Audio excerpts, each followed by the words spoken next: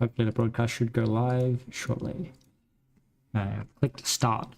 Hello, welcome. Snake.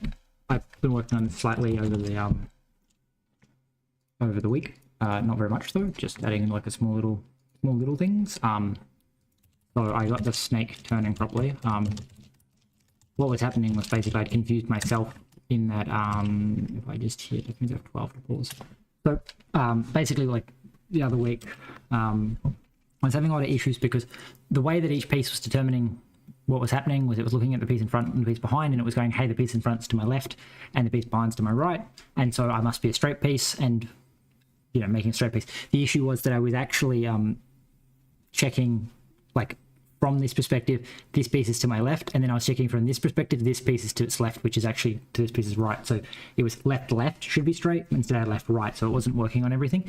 And it made the like corners really confusing because it was like, this one's, you know, so you're right, you're going right, and so I was going right down, but it was actually right up because it was this piece was the second piece. And then I realized that because each piece is tracking where it's going, I can just look at the next segment in the line and know what the direction of the current segment is from there. So like I literally just removed all that, because it also didn't work with screen wrapping, because the way I was checking how let's see if I can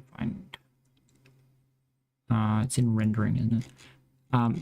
Update snake texture. The way that it was determining which segment, oh, it's dumb. All right. Yeah, so this bit. I was doing this, which is like the moving it, so it's like it's taking in the head's position and the body's position, and the segment's position, and determining if the head was to the left or the right by going like X.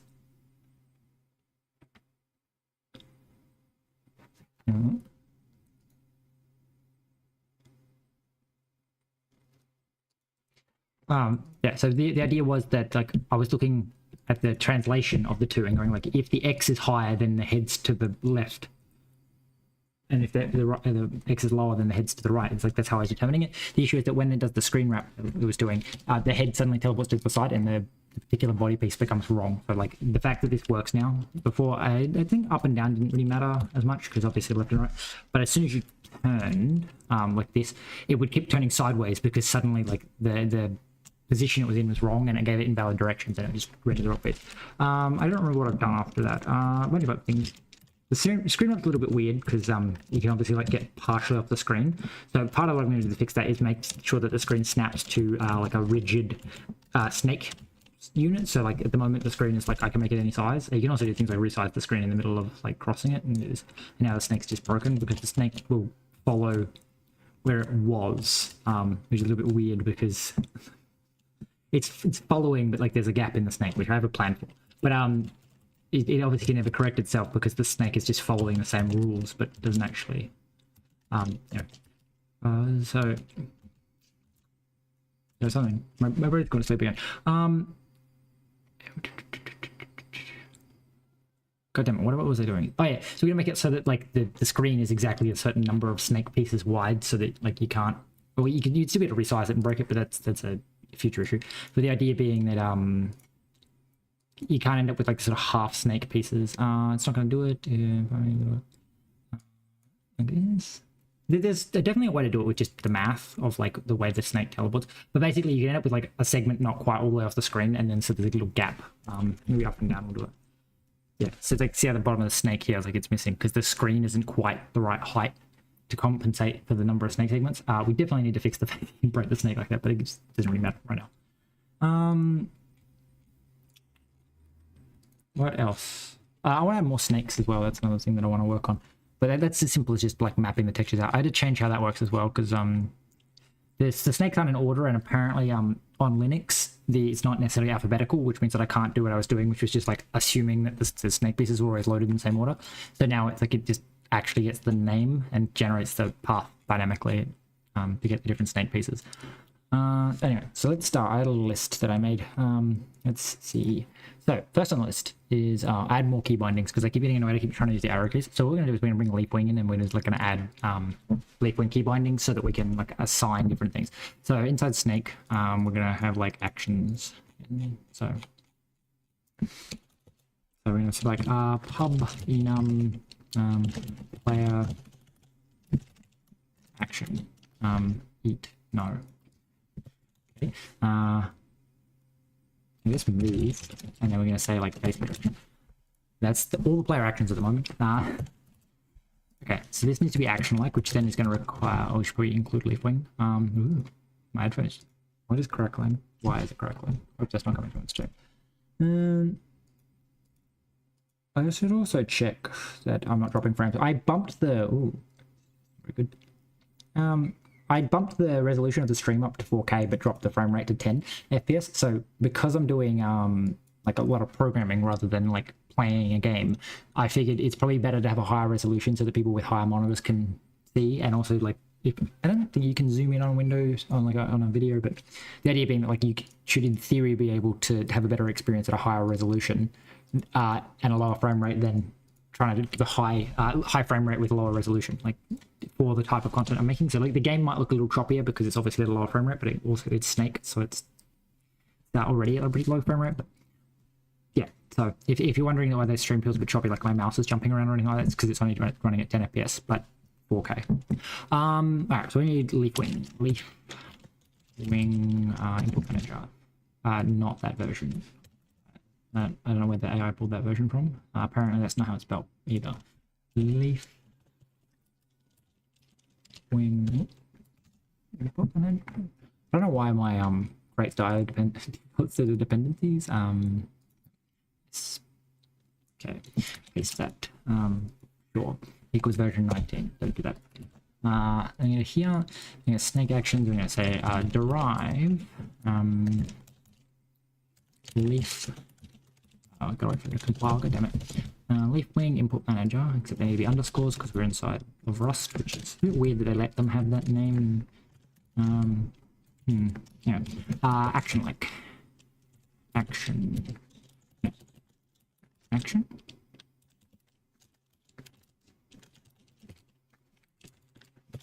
Oh, it says action like, but I don't actually remember. Okay, action like. And then it's going to complain that it's missing a whole bunch of traits. I think it needs to be like clone, partial equal, reflect, hash. But we'll find out. God, versions published? Really? God. They need to stop publishing so many versions. I'm assuming it's got more downloads of older versions because Leaflet's pretty popular. 18's also only got a few hundred. Other. 19 must have only just come out. Came out on the 1st. That's a lot of the versions, 38 versions. Alright, so it's apparently not in there. It's action like. Clone, copy, hash debug. Okay. So it doesn't have reflect apparently. Reflect. Okay. Does not import. Okay, yeah. That's because facing direction doesn't have all these traits as well. So you've got equal, par equal, you need hash, and you also need reflect.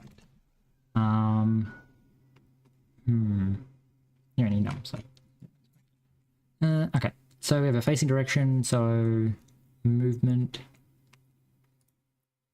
I do feel like we need to make like a separate player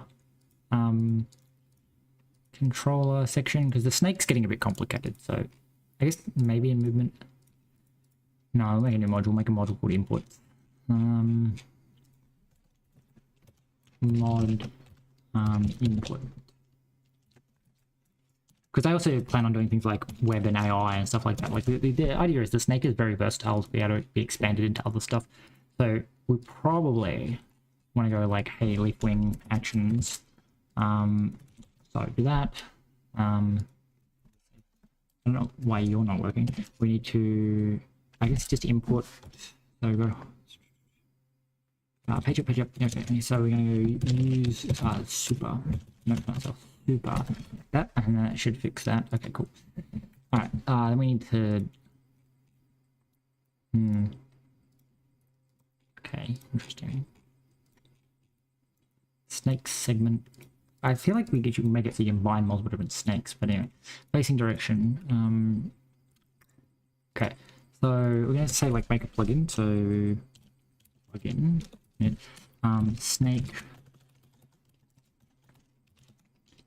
import plugin. Right, like this, and then we're gonna go, hey, can you be like, I need like a, I import player action. I'm gonna say fn get default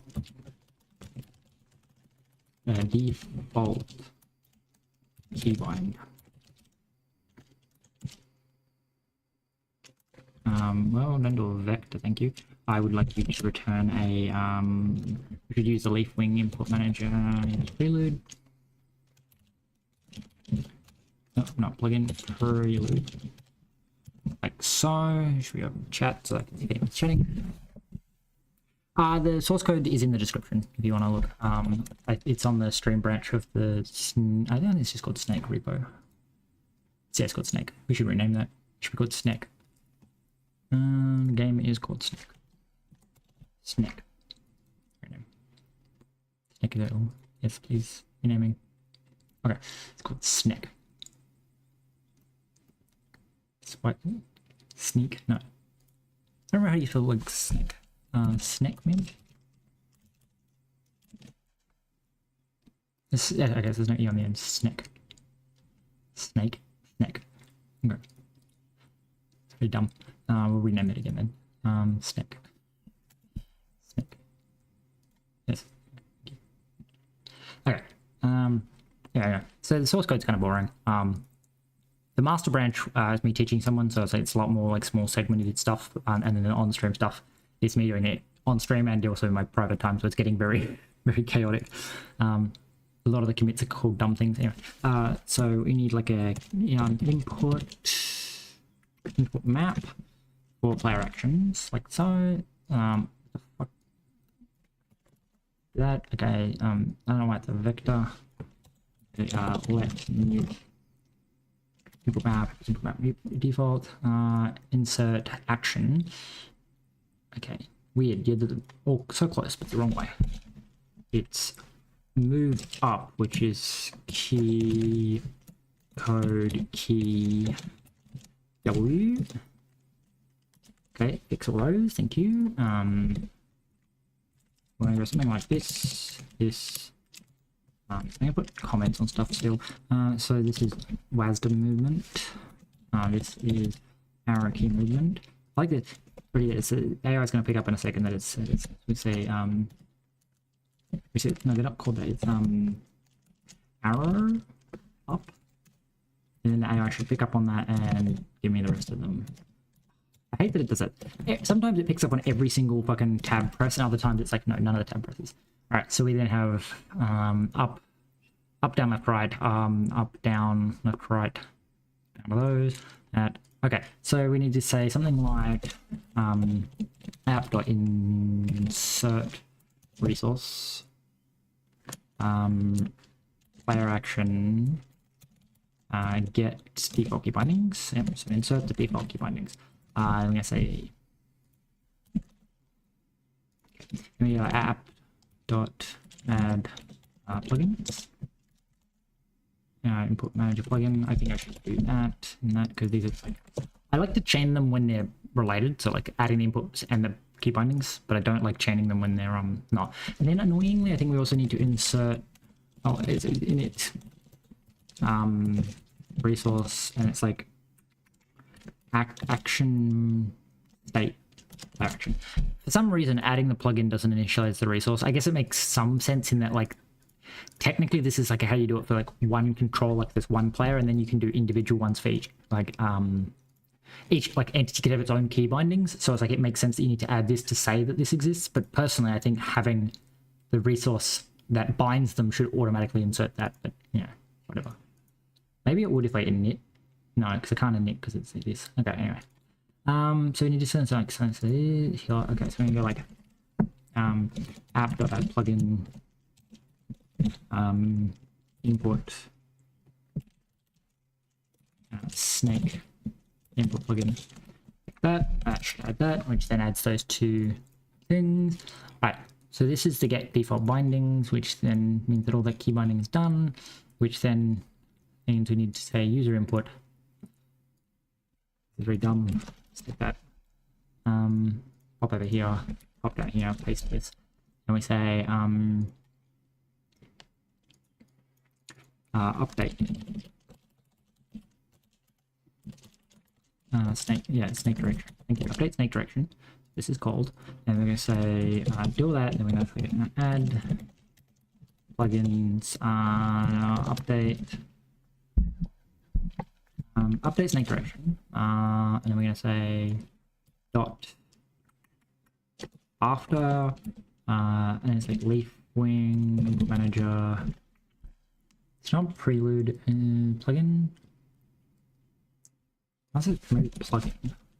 And then there's manager system,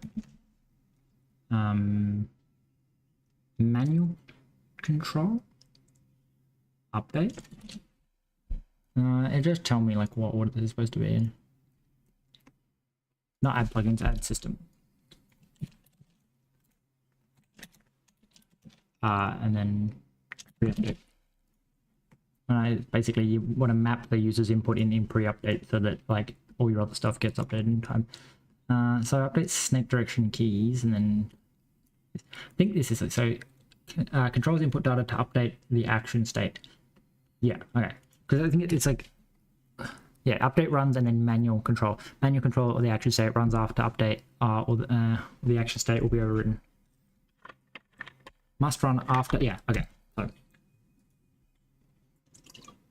I said if you map your own key presses in, you have to do it after leafwings run, or you'll or they'll clobber your data.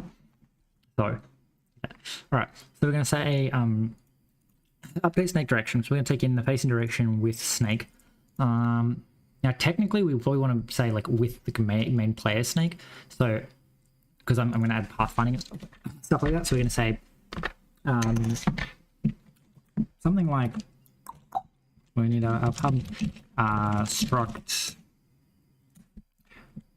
player snake, and this is just going to derive component like this, like that. And we say player snake, yes, with player snake, like that. So instead of this, it's going to be res action state. Action state. No, not player action, snake. Wait. Oh, I did call it player action. Never mind. Player action. So no, we're gonna say for action in keys.justPressed. Oh, yeah, that should work. So we're gonna say actually single. Like so. Yeah, say like snake direction equals direction. Why can't you do this? What is your issue? So sound enum facing direction expected snake. Oh, I have to probably dereference it twice. Okay. Left pattern will always match. Yeah, I don't care. Maybe we'll do like a reset. And then there's like no way to trigger a reset, so fuck you. Okay, so reset. Cool. And then player move direction, action, snake direction. So this updates the snake's direction. That should let the player be able to move the snake. And the snake moves the player. For the input, and we update the snake's direction, which means the snake junction. Okay. Then we're gonna go check, make sure this works, I guess, is the next thing to try. Go like, hey, did this actually like do it? We also need to fix this snake image issue, which is currently when the snake gets longer, I'll do that while this compiles. Whenever you have a new snake segment, it doesn't update the sprite in time, so it renders as a white square until the update snake texture runs, which is not the best. So one thing you could do is make it render below the previous snake, but that would still make it flash white around the outside. So what I'm thinking is, because I know that it's going to be a tail, and I know that it's going to be facing the direction that the previous tail is facing, I should probably look up what the previous section was.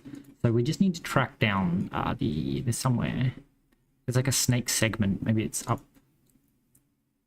upper layer in mod, snake segment, facing direction, snake segment, impulse, so on add. So this is technically a rendering thing. Anyway, so we're going to say, hey, get siblings, get children of the parent snake. Get children of the parent snake. We get the last sibling, we get the transfer of the last sibling. We're also going to get the facing direction of the last child as well. So we need to say ampersand let facing equals facing direction of pre. So this will give us the facing direction, and then we can say, hey, you equal this. Ooh. Here's the issue with that. We want to probably not do that, and then we want to say move you down a line and say if. Okay, something like this, because we need to still have access to all this information. So we're going to say like if let actually we should probably stick our own facing direction in. So we like oh, we also need to update the translation. Actually, we don't want to update it yet. No mind, that was fine. I was thinking we're going to like update its facing direction, but we don't actually do that because otherwise it'll be stuck underneath because it'll be forever moving in the same direction. What we want to do is we want to also say that your segment.rotation equals facing.toRotation, like that. So basically we point you in the same direction, and we need your sprite to be equal. So we need to say your child of this. So we also need to say I want to get the snake type, so we can be like let snake let snake type equal. Okay, so apparently that because I'm fucking around in here, that's why it didn't work. Well, get snake type from parent copied, unwrap or white spotted. Okay, yes, thank you. I should probably say all default because that way if we change it later. Okay. So snake type world.get snake type parent copied. Okay, so that does all that. Cannot borrow world mutable because it's already because I need to get you copied. Okay. Alright, so we do that, we get this, and we set the transform, and then we need to say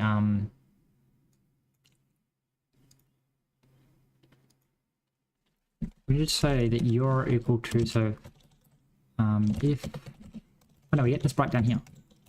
So we set the custom size, and then we can say let. Okay, we need to. Before we do that, we need to get the thing. All right, so maybe we do that right at the beginning. Maybe. I feel like I should do this like just before we need it. Like as a general rule, you get the information just before you need it. So we're gonna get the snake type, and then we're gonna say let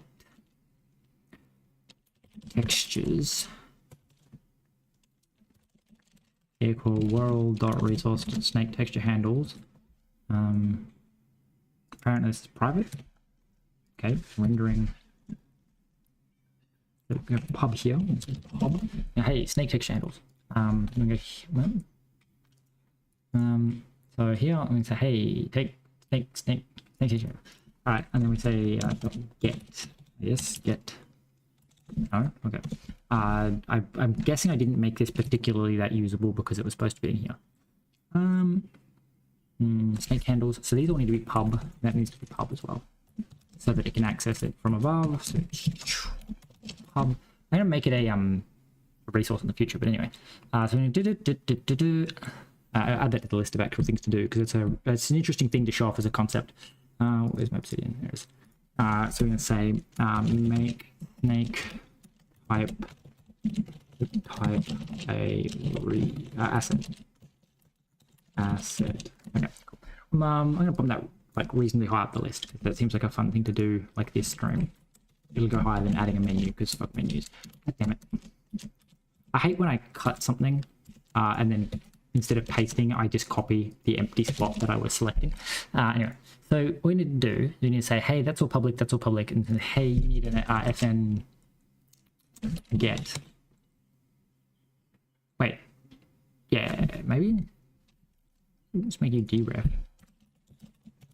Do you reckon like this? I think that works. That should then make it have all the access to all everything. It's like it will now act like it's a thing. So that's like get, and then we pass in snake type, like so. Lovely. Okay, and then we say down here if let texture, well, assets equals textures, and then byte dot image equals tail dot clone. Cannot borrow world mutably more than once at a time. Right, get, I think it's dot clone. Oh, do we want to? Oh no, that's dot map.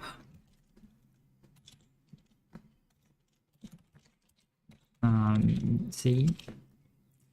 I'm gonna say c dot tail dot clone. I think that should work. So now we only have a handle to an image if it exists, and then we just say tail. So we just say so we say no, this is called the tail then, just to make it clear what we're doing. So make the tail a tail. So we say, I'm just gonna put some comments so that the people that want to follow along. So we say get the snake type from the parent to determine textures. Then we say textures. This is like where AI is like fucking great. Get the texture for the snakes. Get the textures for this snake type. Use the tail. This will probably always be the tail.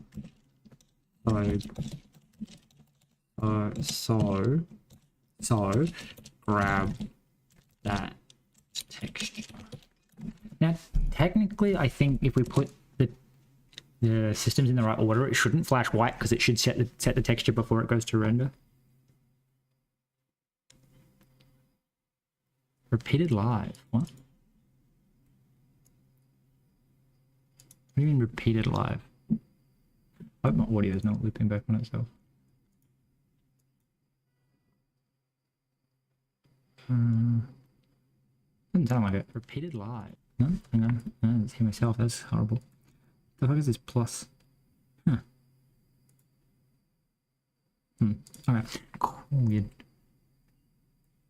I mean, technically the thumbnail does look extremely very, like, similar, but it's slightly different. I changed the text in it and the title of the stream, but it is the same picture. Maybe I should twig it to be a different snake. Sure, we'll make it the eyeball snake because it's funny. I like the eyeball snake. I'm dying. Battle snakes. The fuck is it? Snakes. Snake sets. I say it's like 22. Gonna reveal and explore. And then we're just gonna drop that in here. I'm just gonna scale that up. Scale it down. Put it there. Yeah. And we're gonna select the bits that are pretty obviously like not part of the image that I want. Why can I not select you? Why can I not delete this? Don't delete the bottom of those eyes, so I guess. Okay, like that. And we're gonna go export as, yep, export that. Yep, place that. Export. And then we'll do this and this. Not this. Do that and that.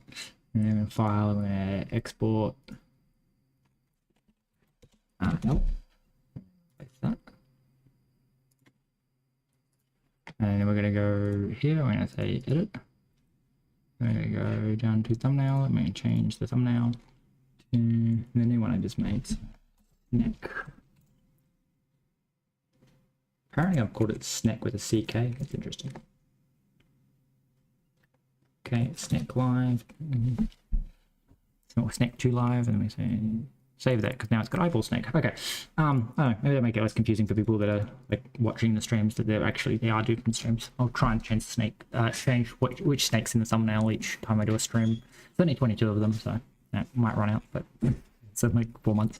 If I stream more regularly, I wouldn't. But yeah, working. Anyway, so what the fuck is going wrong? Why mutable borrow occurred here? You gonna stop complaining because I think I fixed that. This should stop the violent bright flash. I don't remember what I was actually changing. It is fixing. So first off, now no keyboard input work, so that's fun. So why is input not working? I'm assuming we get to here. I'm assuming we set this in resources. So, oh, we haven't called it the player snake. That would almost certainly stop that from working. So spawn. Let's stop calling this new snake and call this player snake. Player snake. All right, and then we're going to say, hey, you need to be a player snake. Okay, so this is a player snake, which comes from snake import. Well, we'll just call it snake player snake, and we'll just re-export that in here. I'm going to say pub use import player snake, like that, and then that should then re-export to here, and then okay. All right, so actually I'm going to control this snake now.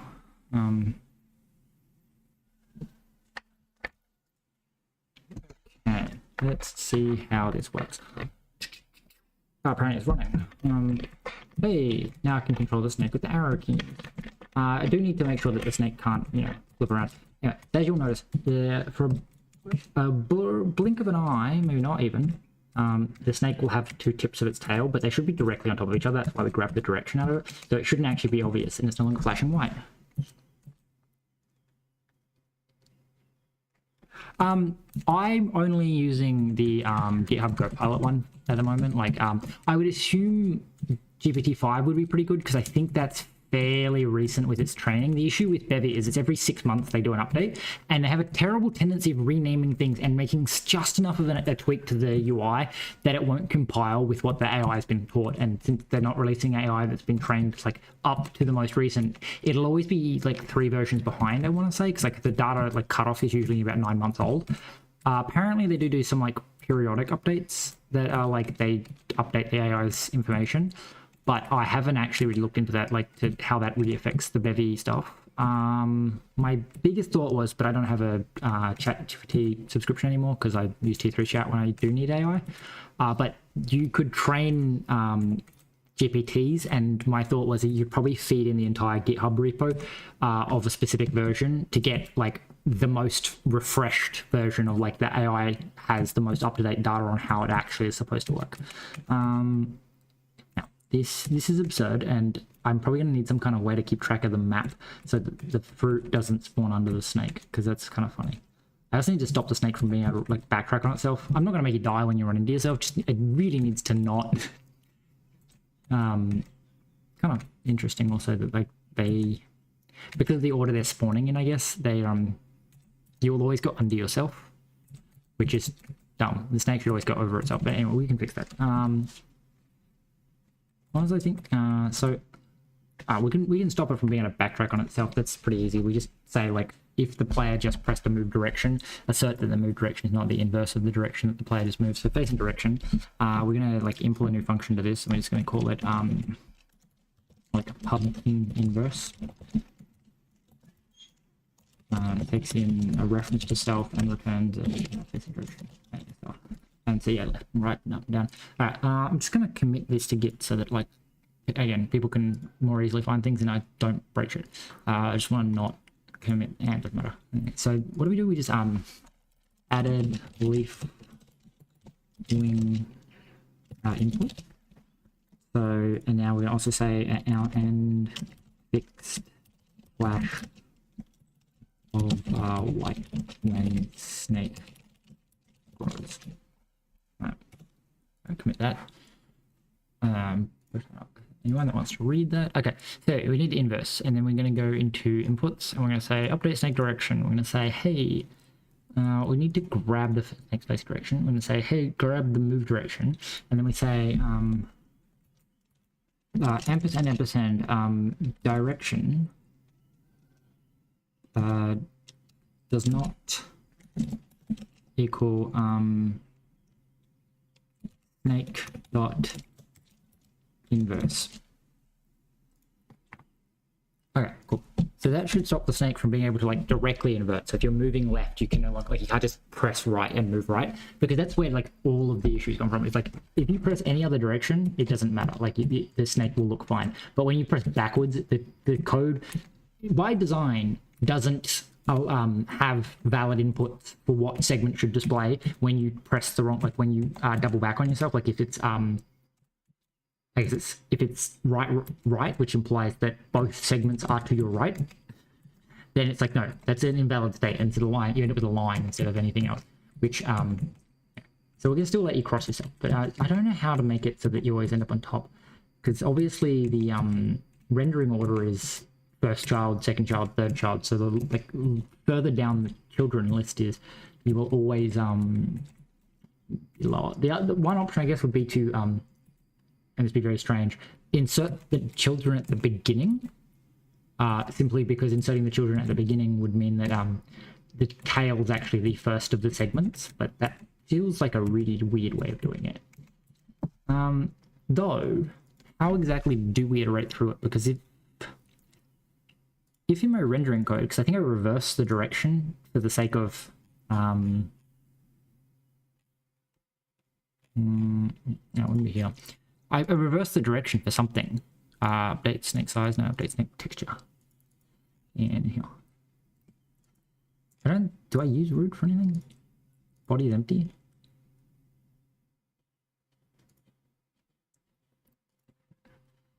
Like, I think the only thing I do is to report that the snake is not working. So I feel like I'll probably get rid of that. But anyway, in here at some point, so we say for length greater than 2, window skip. So this can easily be fixed because I can just flip those directions. So that should literally take nothing. And I don't reverse anything. So in theory, at least for the rendering here, this forward and backwards of the snake literally doesn't matter. The only thing is we add children to the end. So that does technically mean that you would need to make sure that when you add a child, it goes in the end. So maybe, oh yeah, we don't want to do that. Okay. Well, we have access to the number of children, I assume, when we do that if let stuff. I think. Right. So siblings. So we would have to add an extra if to get into here, so we could actually keep siblings, because I don't think you can take 2 pieces of information. But the idea would be that we could use the length of siblings to set the render order to either negative or positive, and that would mean that the later segments of snake always render on the bottom. No. What did I change to work out? Like, do I commit that change? Oh yeah. So this is just like stop snake being able to double back. Okay, I'll go with that. That doesn't need pushing because it's like 1 line of code. So. Yeah, so get children. So I think what we're going to do is like this, and then take this down to here. Then we're going to go if, so that we have access. Oh no, because that's going to then tell us that we can't access it mutably at the same time, I think. Maybe not. It might be smart enough, I don't know. So we're going to say let layer equals siblings.len, like so. So this is get the index of this segment in the sibling. Not necessarily true, because I don't know if it's its index, because technically I don't know if this runs before or after that it will be added to the children's list. I'm assuming before, because I was having a crash where it was saying, hey, the parent doesn't have children, and it's like the only way the parent can not have children and this is running is that this is the first segment. So in theory, this actually does give you the index, but that's not what we're using it for. We're going to be going down here. We're just going to be saying like, hey, can we say something like, what's the, like, it's like render, no, the index. Yeah. So indicates that this node entity, this node, I don't know, because it's UI, okay, node entities front to back ordering is not controlled solely by its location in the UI hierarchy. A node with a higher z-index will appear on top of siblings with a lower z-index. Okay. UI nodes must have the same z-index with the same index appear in the order they appear, and blah blah blah.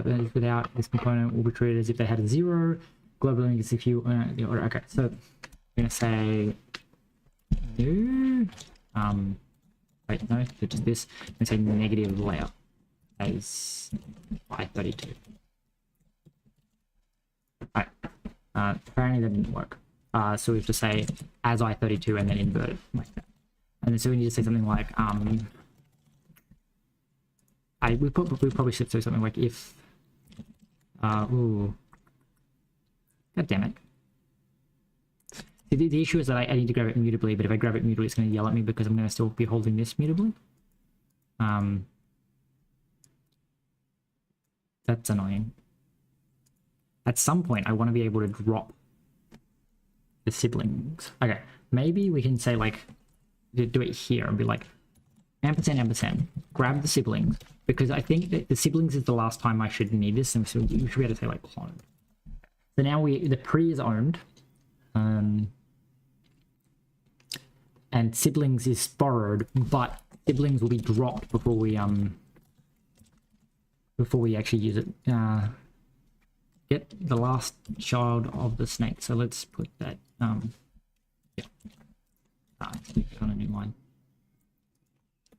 Very weird. Alright, so get the pre, and then we say the layer is this, and then we say, hey, we say if let some z-index, and z-index 0 else commands empty insert z-index. That's a good way of doing it, but we need to just say that a snake segment just has z-index. I don't know if it's going to work because I don't know if z-index, it specifically says UI node, which makes me worry that this won't work for sprites. Cannot be referenced, yes, because it's owned now. I just copied it. Thank you. Except we're going to say that you're now. Oh, we probably didn't actually need to. We can not if let it, but anyway. That'll work. My system specs. What are my system specs? Unnecessarily high because I used to do a lot of games and didn't have high expenses, so I like the only thing I really spent my money on was my computer. It's a little bit old now. Hilariously, I have apparently got 50. I'm using 50 gigs of memory, and I currently have 64 installed. And then sitting on my desk is 128 gigabytes of DDR5 6000 megahertz RAM. So I just haven't installed it because I had a funny idea for a video, and so I didn't install it because I'm like, I need to do some running tests before I install the RAM because I don't want to like turn my computer on 4 or 5 different times, like testing stuff. So like test it, swap it out, or like record a little bit I need for the video, swap it out, new RAM, and then like do the rest of the video. But so I haven't got around to it. My ability to do things is terrible. Anyway, so we're gonna 13th generation Intel i9-13900KF, which I think is the non-graphics card version. I don't know when it came out. Old, apparently. Must be a few years ago. Let's look it up. i9-13900KF. When did that come out? Up to 5.8 gigahertz. Ooh. Lithography, Intel 7. When did you come out? 13th generation. Total cores, 24. Number of performance cores, number of... Ew. It's got so many efficiency cores. I didn't need that. It's got 32 threads, but I would have rather 16 performance cores and 8 efficiency cores, thank you. But anyway. Turbo frequency and the cache. When did it fucking come out? Launch date Q4 of 2022. So it's like 3 years old. Memory is 400 megatersecond. So yeah, 4,000 megahertz. The new ones are 6, so it'll be faster. They're also like twice the size. Non-cached. Then this hard drive, so most of them, the HHDs, they're just old ones that I haven't moved everything to the SSDs, and then the 2 NVMe's because I got one I bought for YouTube, like because I was having issues when I was streaming and recording something because I was like, I'm gonna make a video of this, and it was like, it would mean that Rust took like 10 minutes to compile because the hard drive was getting capped the fuck out. So I was like, oh, I'll move it to an SSD, and then it was like, well, to buy like a normal SSD or an NVMe is like, there was like $50 difference, and I could get one that was like absolutely massive. Oh yeah, this one was the one that when I bought the computer, I put an NVMe in there. I was like, I'm gonna get one specifically for YouTube. All the videos and everything will go on here. And then I haven't really done any videos since then. So yeah, I'm terrible. And then the graphics card is a 4060 Ti, which again isn't like it's top of the range-ish when I bought it, I think, but it's not like the greatest now. So let's go like 4060 Ti. When did that come out? Probably the same time. I don't remember if I upgraded or not. That came out in 2023. So that obviously must have been upgraded after I bought the computer. Yeah,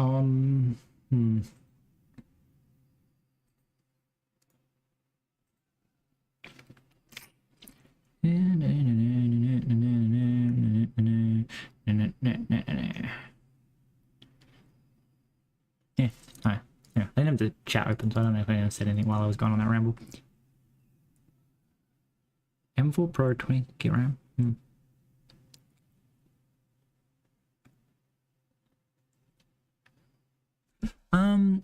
Okay, so I'm planning on getting a MacBook. Now, well, there's your first mistake.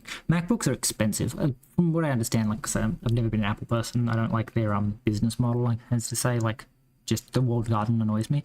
But I've been told that, like, in industry, it's like they are the best because everything just sort of works with everything else because it's all Apple. The same as, like, Adobe has that thing of, like, everything's Adobe, so Adobe works with Adobe, and so, like, if you want to be in industry, you just have to use Adobe. But anyways, we get the M1 Max, 4GB RAM. So there's M4 20 will both cost the same in my country. I'm planning to do some serious Rust development in Bevy.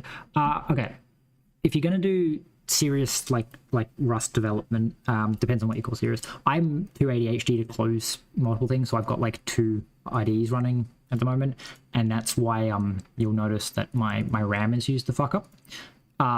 And Chrome does that too. Like I have how many? The 4 Chrome tabs, and each of those probably has 4 Chrome windows, and each of those probably has like 50 tabs open. So that's using a lot too. But if we go to performance and we say sort by memory, you'll notice that Visual Studio Code is at the top, and we've got that open. The Rust Analyzer is using 7 gigs alone. So definitely go for the more RAM if you're planning on doing like serious Rust development where you're going to have more than like 1 project open at a time, because each project will consume like at least 3 gigs of RAM just for the Rust Analyzer. Will compile and then like load into memory all of the state, I guess, of the Rust program to do all its like checks and analysis, which is just so much memory.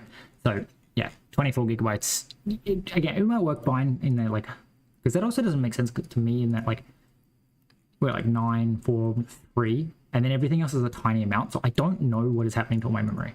Where the fuck is all the memory? What the fuck is using up so much memory? In use, 40, it's 50 gigs, and 20 gigabytes of it is compressed. Like, what the fuck? Anyway, I'm trying to do the mental math. That's 10, 14, 18. It's 18 gigabytes. So I don't know what the hell's using up all that memory, but that's what I found is that like when you start opening multiple projects, boy, is a lot of the memory consumed by VS Code. So I would definitely go for the larger memory rather than the faster computer, because you'll spend a little bit more time doing like the first time compiles and shit, but it means that you can like have 2 projects open and like not have to do certain things. So, but that's my personal preference, is to have lots of RAM because I don't like to close things. So I get an index of the siblings. And then set the z-index based on inverse of sibling index to ensure head is on top. Okay. So that should work because like, I think I'm pretty sure it said the higher numbers render on top, which means that like, if we cross that off, we need to collect some food so longer. Why did that not change my direction? No, I like that. Ooh, like I think I've got that. It's we're not running that, and it doesn't feel as responsive now. Also, how the fuck did I measure that? Did I break something? So apparently, like. Also, again, we're still going underneath. Why are we still going underneath? Oh, because yeah, I wasn't sure if the index was going to affect sprites at all. So yeah. Oh, I think I just need to change the transform.z. That's actually even funnier because I can just say here and say like segment.translation. Oh, translation. What the fuck? No. Translation.z equals layout. Negative layer as f32. What? No, just I'm pretty sure that sprites are rendered like that, so I can probably just get rid of it. Or we still need that. That's different from commenting out. How the hell was I crossing myself though? Oh. Okay, so I bet I can. Yeah. Okay. Now how the wait? I don't get that. If I like, right. So what's happening there is we should probably like check the first sibling, I guess, which is the actual direction we intend on moving before we because what's happening is if I press two keys that then back and forth.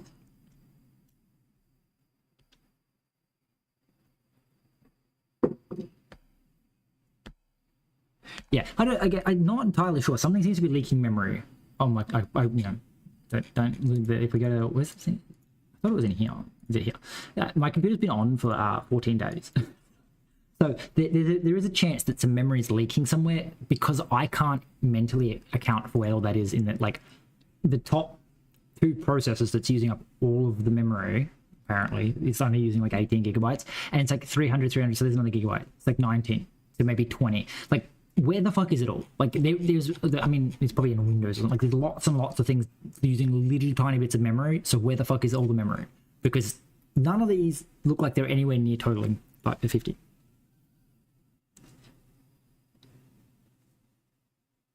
No, I haven't used any other editor than VS Code, mostly because every time I've tried to use something else, I've like not liked it. Set like familiarity enough with VS Code that like I just stick with VS Code.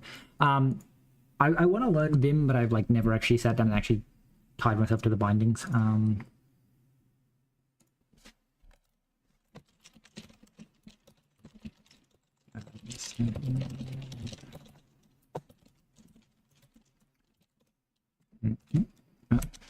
What the fuck? Apparently Control P opens up a list of key bindings. That's cool. Okay, so yeah. Anyway, my point is like something's leaking memory, and that like there shouldn't be 50 gigabytes used by how much this is claiming is actually being used. But yeah, but it's still a valid point that VS Code uses lots of memory, and it's not just VS Code; it's the Rust analyzer itself. Like, it's not like VS Code's bad. Like, Chrome was just bad. Like, Chrome is... They actually fixed a lot of it because we'll like see how I go all in efficiency mode because like I haven't touched those tabs in ages. Chrome used to keep like every tab loaded in memory all the time, which meant that Chrome was using like as much memory as you would give it. But yeah, it's the fact that it's the Rust analyzer means it's not just that VS Code's bad. It's like if you use the Rust official language server, because they officially endorsed Rust analyzer as the like this is our language server that we recommend you use. So like you're gonna have it on every editor because it's the language server that they're saying use that one. Yeah, we need to fix that. So the way to fix that is to say when we update the position, we only update the position. Because what do I do? Facing, I believe when we go to like movement, we load the user input into head here. I mean, technically we could just check here because this is like before we move. So what happens is we'll go spam a bunch of keys. What can end up happening is it will only record the input that's different, but if I change it twice, I can now point in a different direction because it recorded a different one. So it's actually not when we're recording the input. The recording input player action in key code getting. Okay, so it's not you that we want to do that. We just like set the direction, but it is in movement. So head direction. If let okay. Ampersand. Okay, direction, head direction. Okay, so wait. Head okay. Direction does not equal head direction inverse. I think it's the other way. Head direction. It doesn't matter which one we do. It's more just that like direction dot inverse.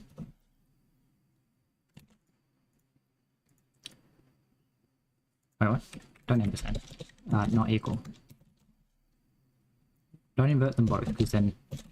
So if the old head direction, maybe it's dot as ref. Okay. Nope. Like par equal maybe.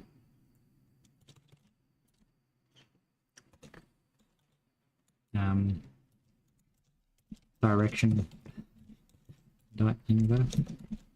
What? Why are you dereferencing? Oh, I reference to the inverse here, and then do that. Right. Not that's any EQ. What the? Okay. We have to like. I don't know what it's called. So we're gonna like import par equal. Partial equal. And then it's like it's if and any. Okay, so it is any. Not equal. Not new, not equal. Lovely. So we check it here, which means that like you can click in as many different directions as you like. It's only when we actually go to update the movement that we check, which then means that because we update that and then immediately move, it can't have that issue where we can change it and then override it to an invalid position.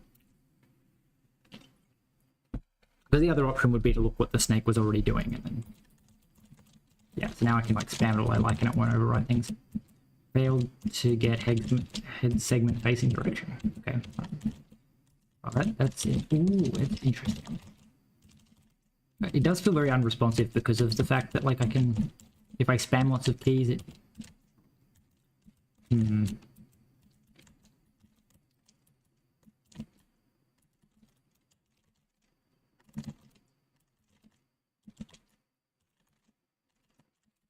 That's very strange. I feel like what I need to do is if the player presses a direction, just immediately do that, like as a snake thing. Like the snake should move, but if you press a direction, the snake should immediately advance if it's a valid direction. Because what I keep doing is pressing like a direction, and then it's like you have to wait a whole tick for the snake to then move, which feels very unresponsive. It's kind of like how Tetris, you can press down to make it go faster. You need something like that, so that like when you press like left, the snake immediately turns left and starts moving left. Like don't wait until the end of that tick, but that feels like I have to write extra logic to make it like not do that. So we're just going to call that good for now. So what are you doing? Well, apparently we're setting z index like that, which is incorrect. Hilariously, I didn't even actually check.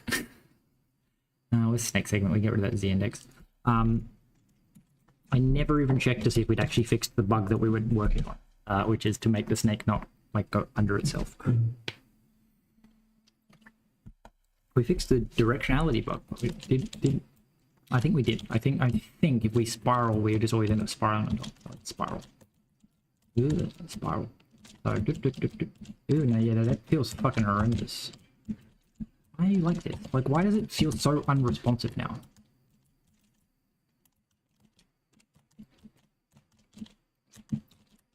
Probably because I can't just, like, zip around in a circle.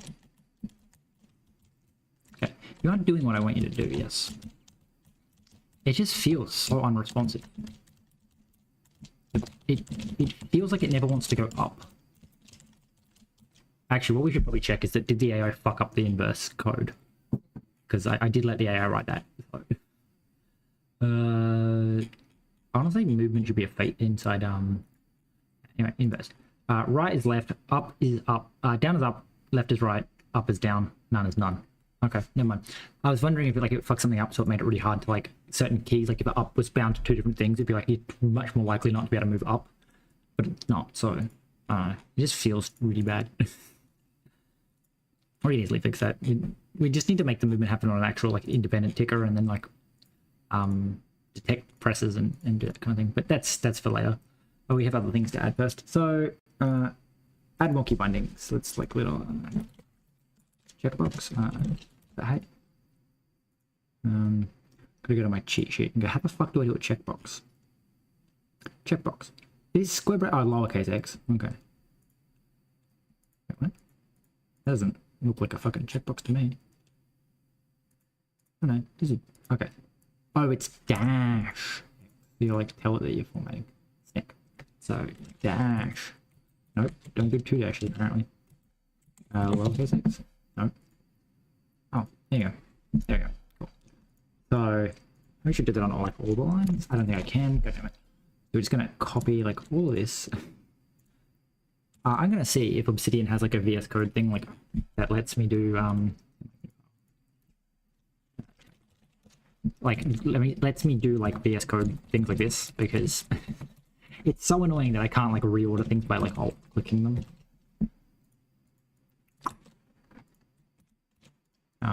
Ooh, that's so close to actually fucking working. So like undo that. Paste it back in. Oh, don't paste it twice.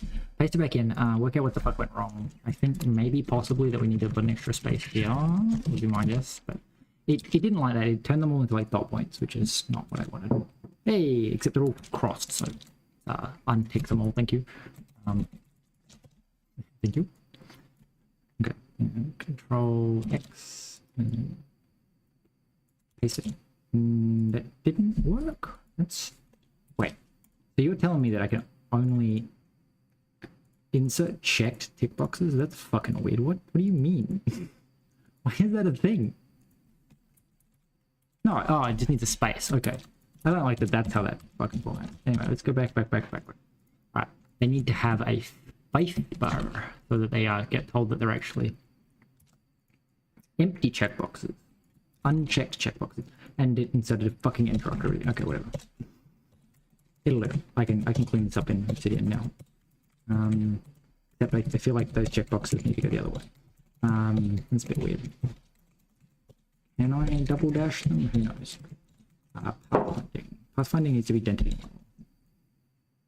I can do that. Do this. Go here. Go here. Can we do like dash space dash?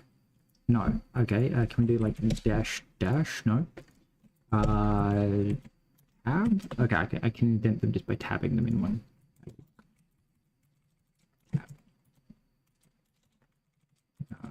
Tab.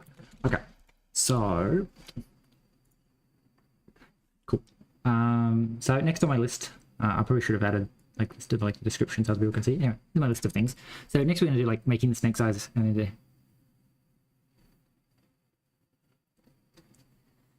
I don't know if it would be faster in EU5, and just purely from the fact that the slowness has nothing to do with the engine and entirely to do with my brain not working and me fucking around. Like, legitimately, I can't see how it would be faster in Unreal Engine 5, especially because that's a 3D engine and this is 2D. Like, you could probably claim that this would be faster in Game Maker, simply because in Game Maker it would already launch with an editor that you could just drop the snake in and make it move. But, like, the speed has nothing to do with it being Bevy. It's to do with the fact that I keep getting sidetracked, spending like 5 minutes trying to fucking the checkboxes. Like, can't blame Bevy because I don't know how to use Obsidian. Like, it's a bit weird. Make snake eyes. The other thing is it would almost certainly be slower because I don't know how to use EU5. So it feels like a bit of a like, if you know how to use the engine, then you probably could do it faster than me, more because you know what you're doing than because the engine's better. Yeah. So we're gonna make snake size I think I'll make snake size an enum because it makes it significantly easier to like force certain sizes. I made it float because it was like float. I was gonna make it an int so that like you could set any snake size, but then I went like, but really they're gonna be powers of 2. So we're gonna say like snake size. And we're just gonna say like small.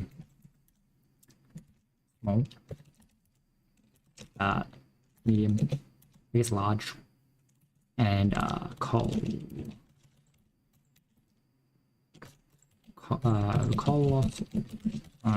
Can't spell. Colossal. All right. So I'm going to say that the default is small, and then we're going to say deref can't be used. Yeah. You can't. Yeah. I think it's as ref, isn't it?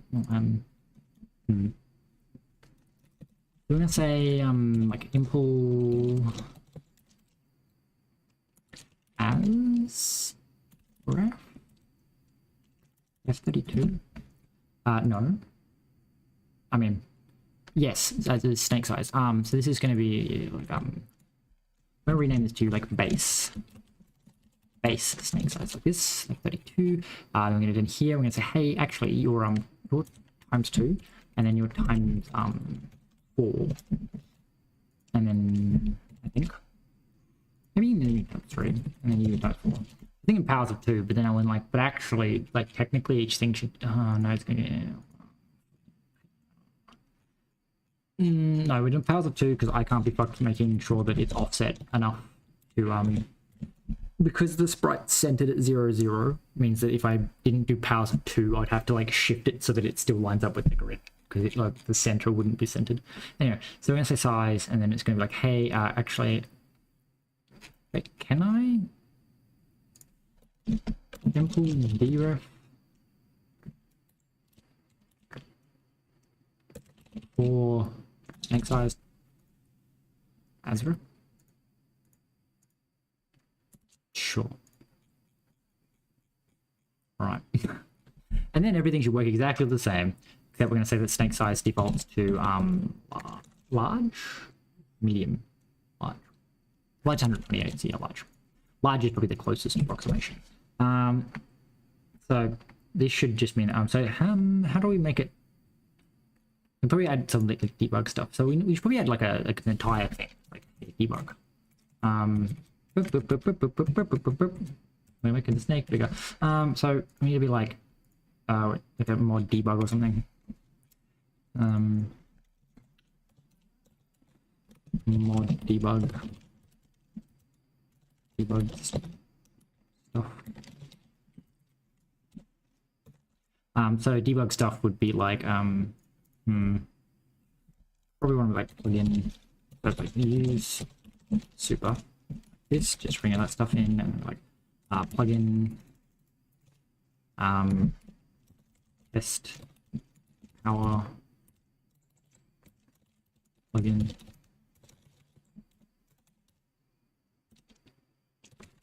like so, and then we go here we go down here and we go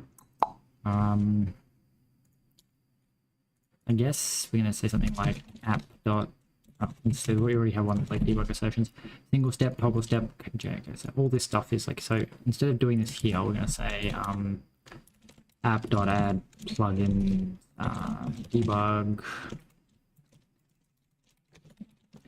time power plugins.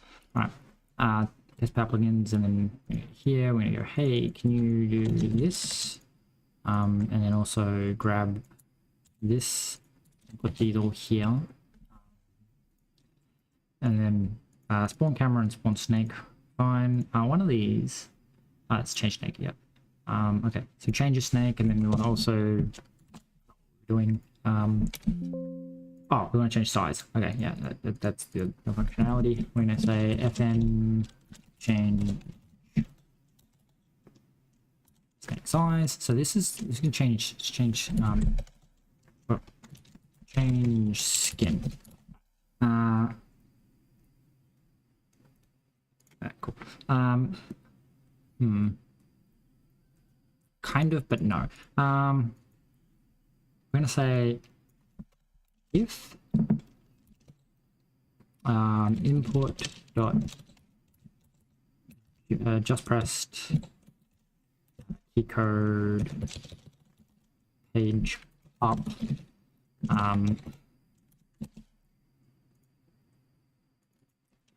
up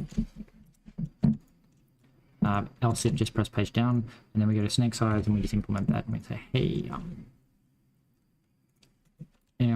import snake size. I feel like snake show should probably be inside rendering. Anyway, up, so small goes to medium, medium goes to large, large goes to colossal, and colossal goes to colossal.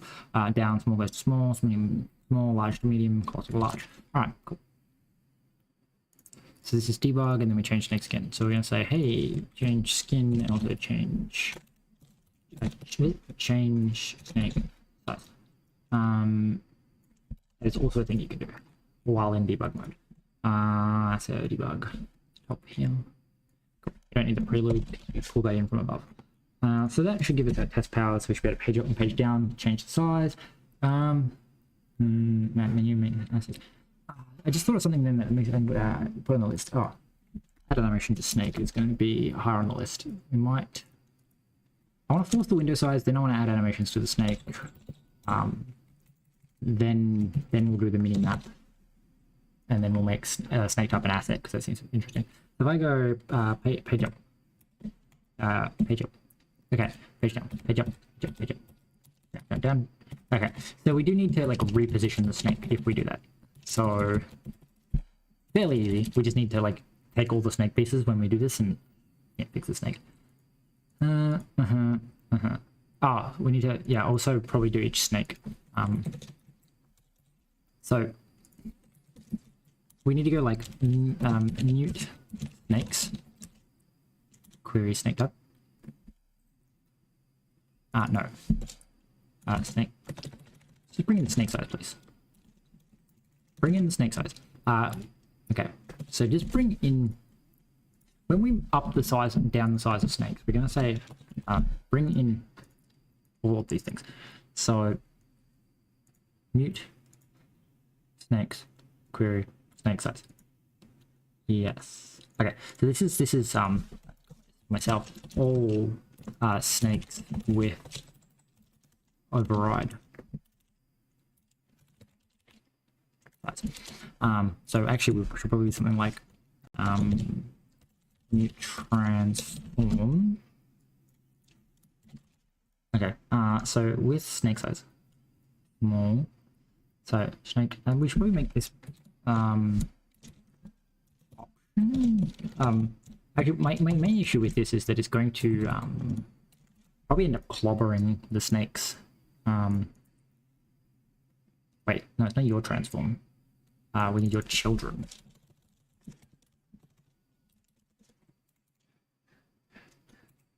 Your children, and then we need to say mute seg. Wait, we have an update size thing, don't we? I think it's in rendering. Update snake size. These should probably be in charge of dealing with the size of the snake. Ooh, you're a pain.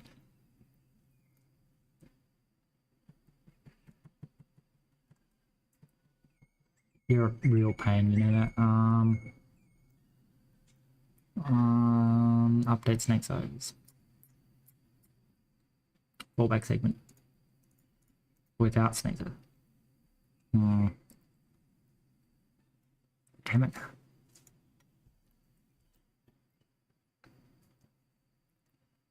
She'll be right, she'll be right. Theoretically, they should be in change size, but then we'd need to know, because I was going to rescale the snake's position when we resize it. But maybe not, maybe we just assume that it doesn't move. Because I think, like, theoretically, the changing of size would be about scaling the world, but no, maybe not. So segments, and this is without snake. No. Why would you be without snake? You just need this. We just need the transform. So this is segments, and we say, hey, if you just press that up and if you just press down, alright. And then we're going to say, I guess else return. Like that. Okay, so we're going to say, so that updates that. Oh, we also need to, like,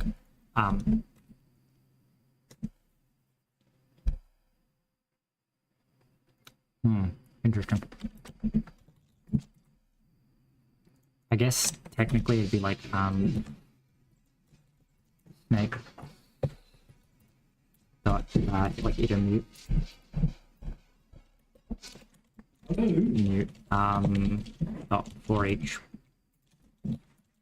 underscore comma can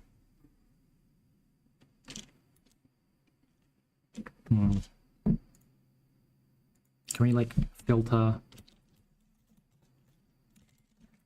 underscore s dot is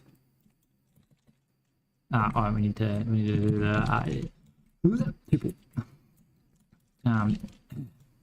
s dot is some is it map maybe filter map. Can we just like filter map? Changes an iterator that to both filters and maps. Returning iterator yields only the values from which the source of sum. We just say like okay.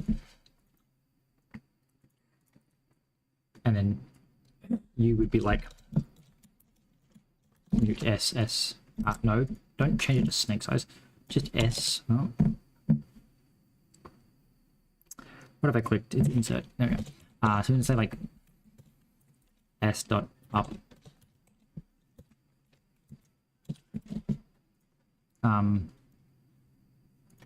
Okay. Can we? Okay. So technically, there's s dot up and s dot down. And we're gonna say like pub s. No, it's inc. Restricts the mute self and assigns it to deck. All right. Inc and deck are never used. Yes. Okay. So then we're going to go to debug and we're going to say, hey, actually, you inc. Use inc. Okay. And then we're going to come down here and we're going to say, hey, for yep, accept your deck. Thank you. Deck. All right. And then we return. All right. Else we return. So if you didn't press either of those, we return. Then we're going to go something like for body and size in snake. And say snake size is size else unwrap size unwrap. No, just can you like dereference? I think no, maybe just one dereference. No. I guess the size are incompatible. Can we unwrap dot Ezra? Maybe. Oh fucking no. Okay, expected struck found snake. Okay, no. The fuck do you mean? So you're in F32. I think I want to do something like that would be B reference. No. Wait.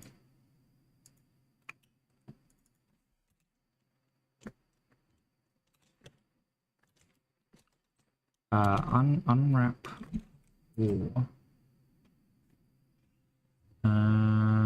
or else. Oh yeah. So size dot size my lack of Rust knowledge. And no then and then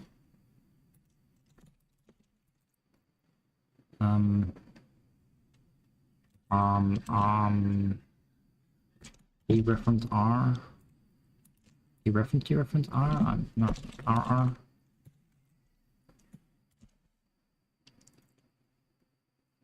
What the fuck does R become? Anyway, we can dereference this and then unwrap dereference snake size. Something like that. No. Dereference snake size. Okay, so mismatch type expected enum option found snake size. Okay, no. So you need to okay. So then no. Dot map. Okay. Mismatch type expected. Okay, so then you become a snake size and then you become an F32. Cannot move. Okay. Okay, no. It's just dereference. And then you're complaining about the types not being the same, so that's dereference, and then it's going to tell me you can't dereference it fucking F32. Alright. Dereference. For segment in iterator, flat, okay, mute, transform, segment, mute. segment get mute segment transform scale flat size. No. Interesting, but no. So the interesting thing here also is that we I'm going to assume the resizing is going to be done fine. Now the interesting part here is we've already overwritten what the original is. So we're going to say like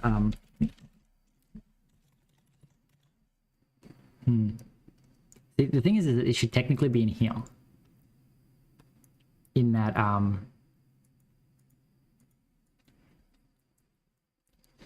I think we need to decide what we're going to do, then run through. Because if I do it when we go to update, we can know what the old size was to scale it down, and then the new size is to scale it back. Because if we go from 2 to 4 or 4 to 2, we're either going to be multiplying or decrementing. Yeah, so we need to kind of do that. So we're going to say like, I don't know if I can declare an enum in here. So it's like enum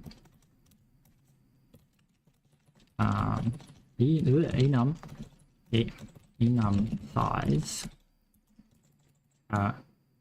change size increment decrement. Okay, I want to say let change equals this. I'm going to say cut that. I'm going to say increment, and then we're just going to say decrement, and then we're going to, and then yeah, do that. So yeah, increment, decrement, okay, okay, and then we're going to say match change. Right. So then that does that, and then this is going to do the same thing, but instead we're going to actually move this entire loop into here, like so. So here's the thing. Yeah, that should be fine. So first we should probably check that it's not already false. So if it and it's up. So don't do this. This is you do this last. Because the idea is we want to keep it the old version is built. So let next. Very cool. Snake dot up. And then snake size is now next. Same thing here. Just say like let alright, let's call it new. New equals this, and then dereference snake size equals new. Same with you. I'm gonna call you new. Alright, so we're either up or down. Okay. So then from there we're gonna do this and do that. Okay, cool. So we're gonna say full body. Okay, so let's work this out clearly. So we need to go like if new. Okay, we need to do that actually. But yeah, maybe. See, the issue is we need to do all the ones that have none, and all the ones that have some differently. So it needs to be something like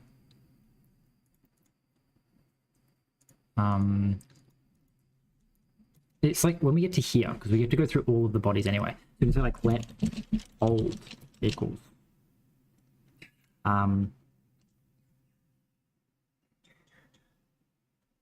that, yeah, and then if new equals old continue. Right, and we do the exact same thing. So let's get rid of this because so this is our new snake size. Wait. So okay, no, you are next. We say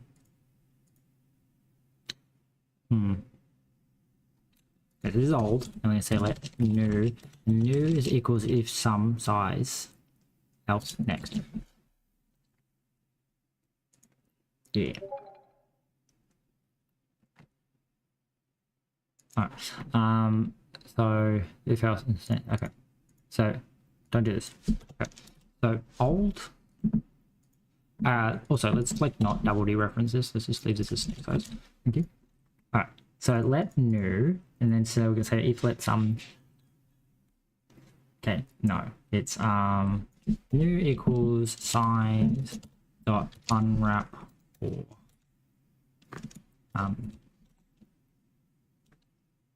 next. Right. So no, size dot map.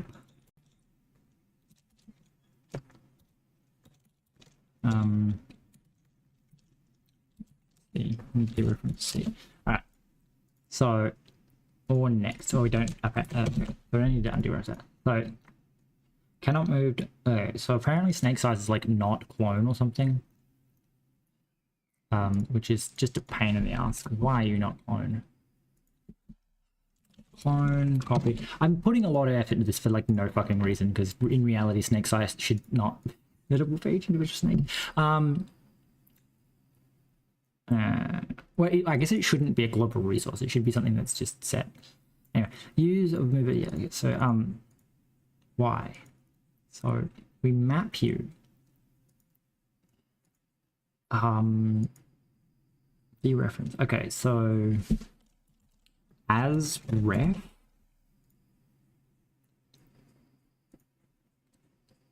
And this is a mute snake. No. Dref as dref. Yeah, as dref. Okay, wait. Can I then just I don't have to map it, right? We can just say I think I can also use you as dref. Alright. As ref. Right, and then we can do reference. And then okay. That is the way to go.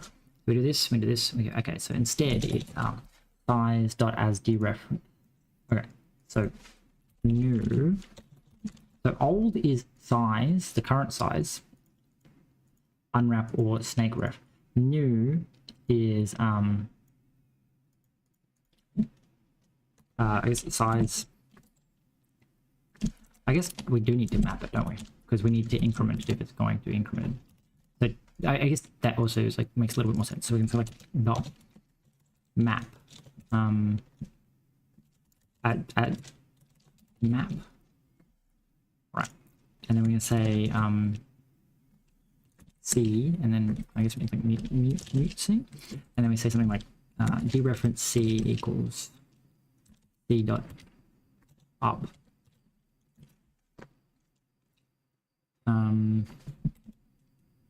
Wait, it's C dot inc.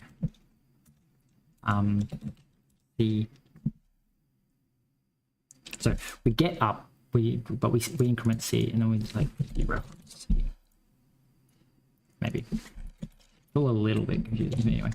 So we're going to do okay, and then we're going to unwrap or next like that. Option snake size. Okay, don't dereference it here because we want to leave it as a snake size, and then we say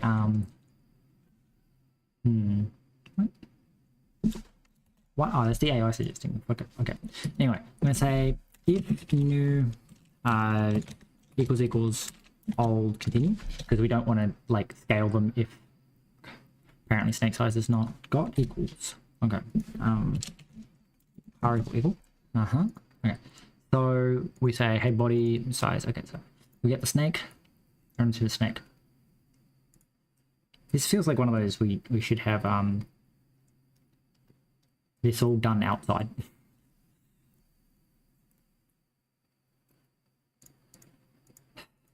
Anyway, because it's all just repeated code,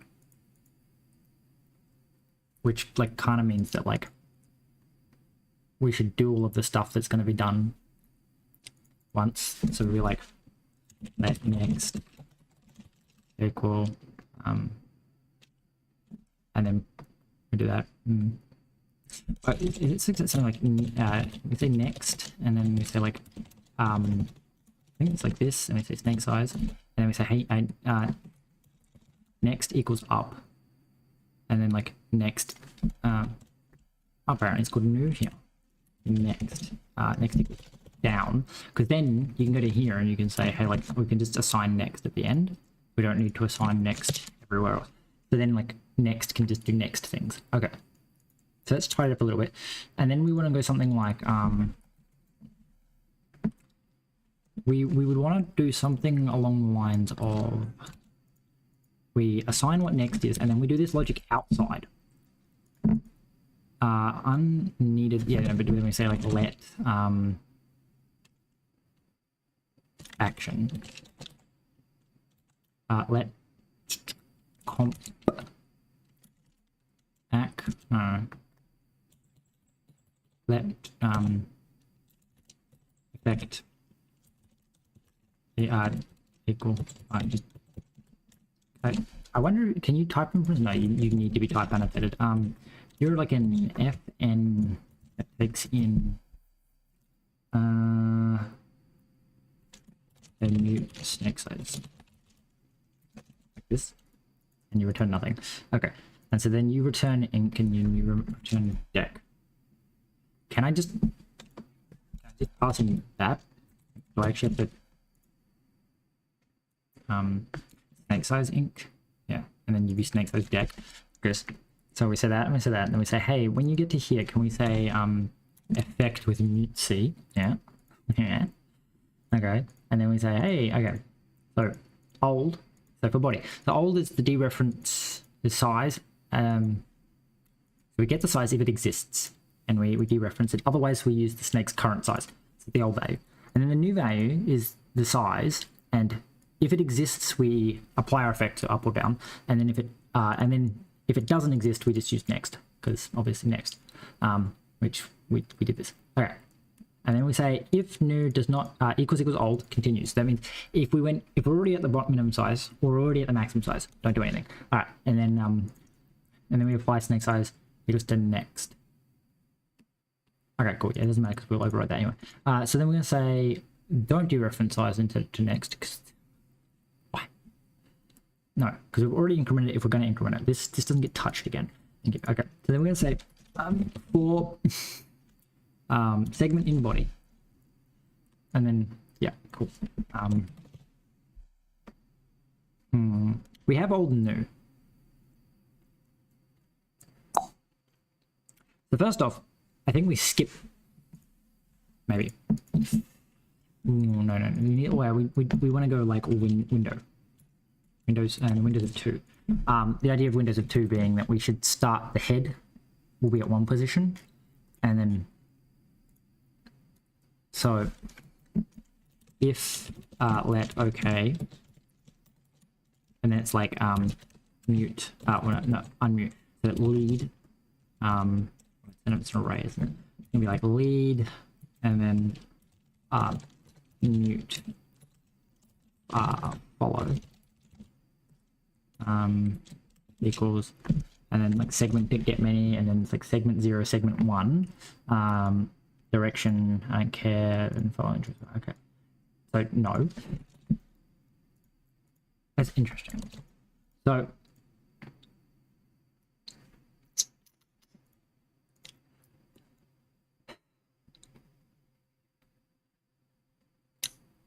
I think the thing is we want to scale them by like a fixed margin. So it's actually more like we don't want to do the window. We just want to say let head equal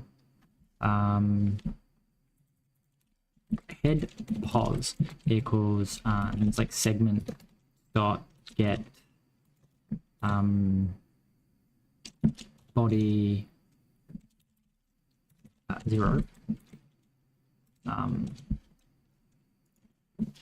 Now hilariously it will crash, but that'll be fine.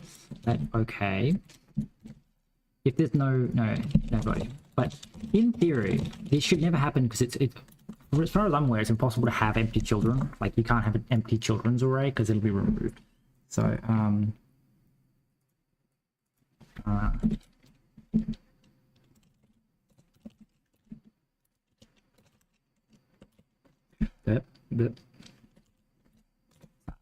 still arranging for my co-host to join me. All right, so we get the head's position, which is to get the transform. Then because we're going to need the access to it mutably, we're going to have to like dot I guess map, and we're just going to like t and like t dot translation. although this is like terrible way to write code. That's dying cool. Spoopy. Hello, I'm working on weird stuff.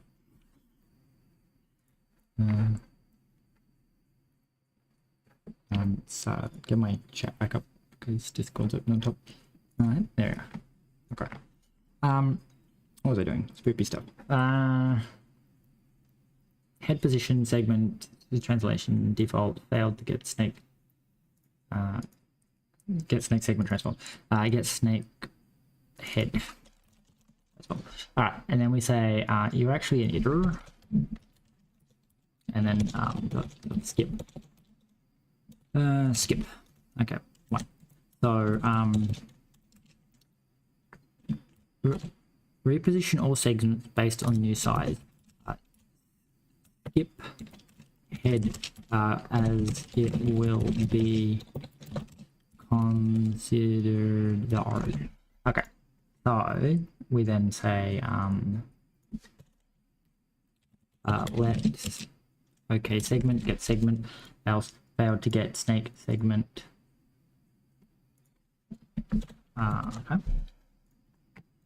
Okay, let direction, we don't care about direction, we're just going to give that now. So we've got the segments positioned mutably.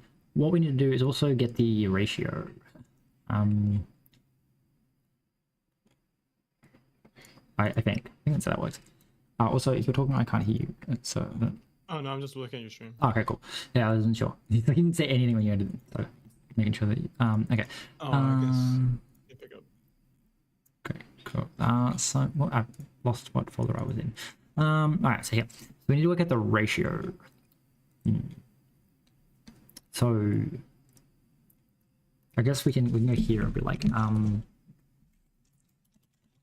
let's see. Let factor equal new as ref divided by old. I don't think that's going to work because you're going to say that you can't. Apparently, you can't divide anymore. Divide by as ref. I think I can actually just dereference it, can't I? Deref. Yeah, I don't need to as ref them. Just deref them. Okay. So then we say factor is new divided by old. I was going to double check that that's actually going to work. So we're going to like. So if we were 32 and we divided by 64, this should give me yeah 0.5. So I think that's backwards actually. The new size is 32. No, that's right. The new size is 32, and then we were 64 means we need to move everything by half. That's not number anyway. It means we shrink everything by half, and then if we were 64, and now we're 32. No, that seems backwards. Calculate. So we were 64. New size. So we're now 32, and we were 64. Yeah. Okay. And in a sec, we were 64, and now we're 32. No, other way. We're now 64, and we were 32. I mean, it's double everything. Okay. Yeah. Cool. So then we want to say something like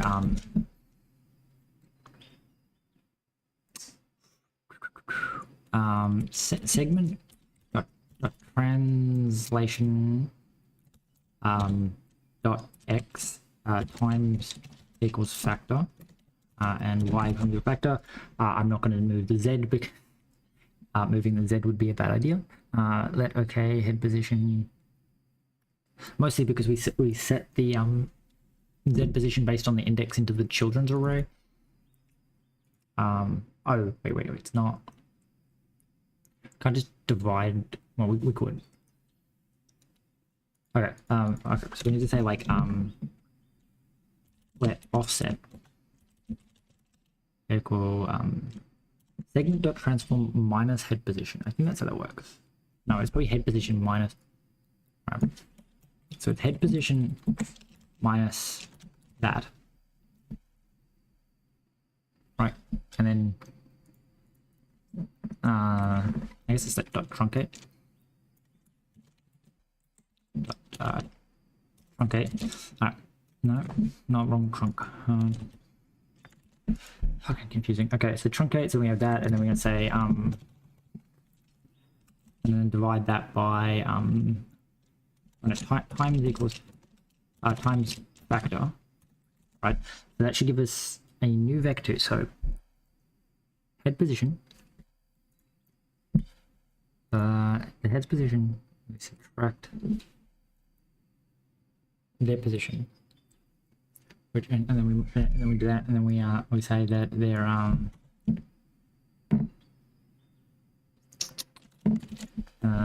extend okay, so then it's head position. I suppose it's going to be plus, right?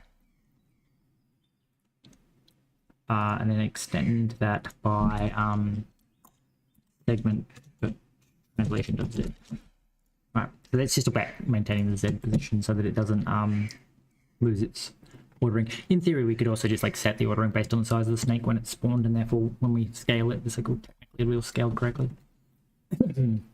When I press page down, okay. Strange that I've now made the snake backwards. Kind of funny, to be honest. Or it doesn't like that either. And apparently, I can't, because I was going up, I can't point down. Right. Yeah. Okay. So, I mean, it kind of worked. Well, I mean, once the snake's been inverted, so I guess maybe it was correct that it is actually minus the offset. That doesn't really make sense to me, but yeah.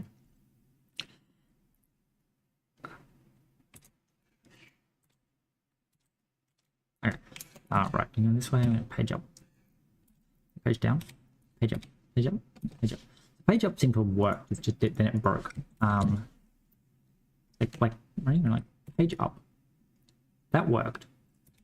We should probably start the snake smaller then, because I want to know if it works every time.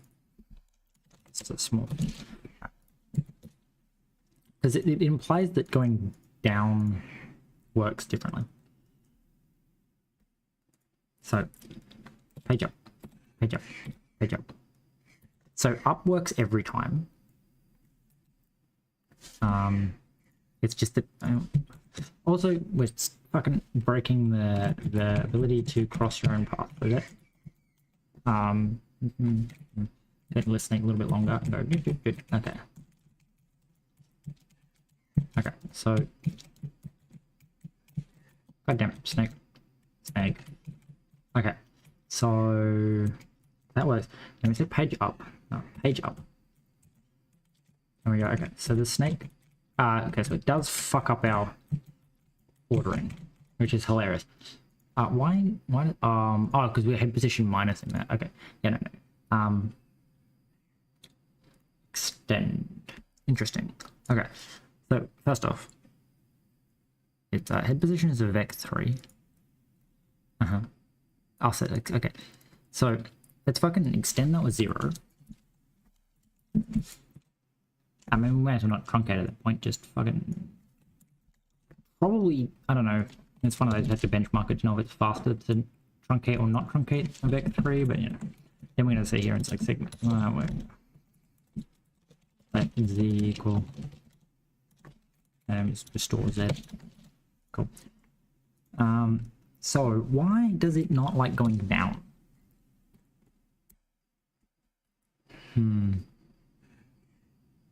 Probably because one of these is in the wrong order. So we go up, oh, down.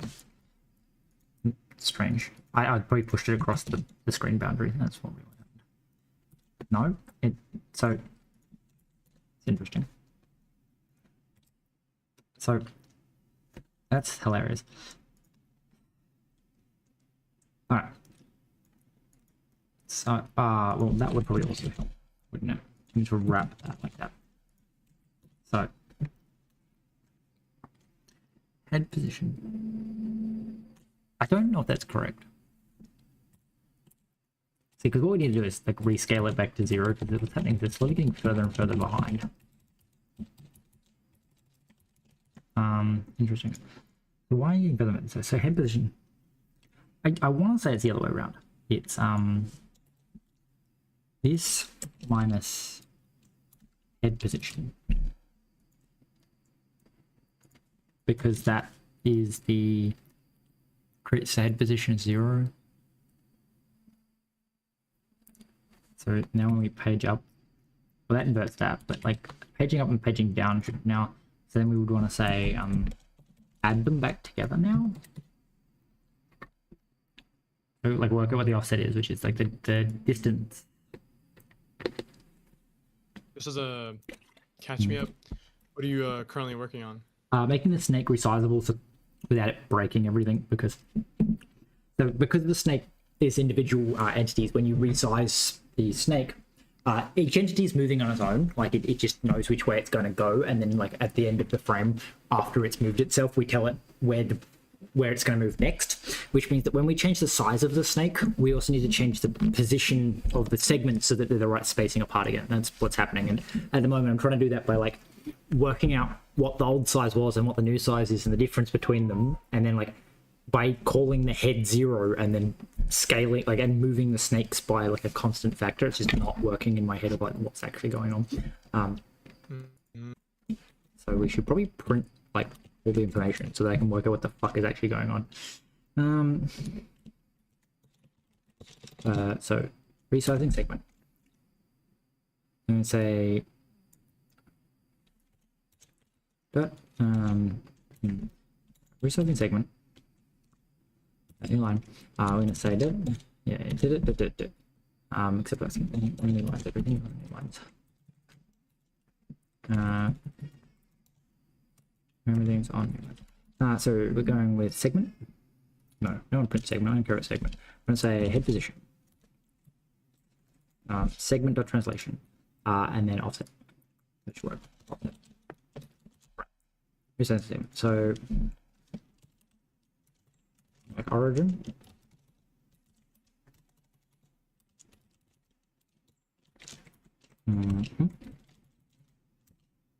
This feels like it's the kind of thing you'd ask the AI and it would actually fucking solve really easily. Change snake size. Right. So, we need to like F to this. We're gonna go move this into the middle of the screen so we can see it properly. I'm gonna page up. What did it fucking say?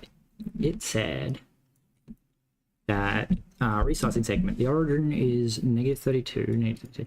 So the head's always at -32. Yeah. And then you're negative. So you're 95, which means that you're more to the left. Yep, that makes sense. You're 64 segments. That doesn't make sense.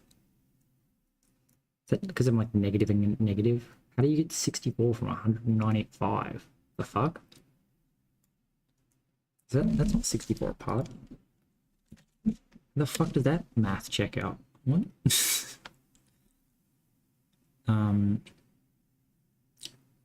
segment.translation minus times factor, and the factor we need to print the factor as well.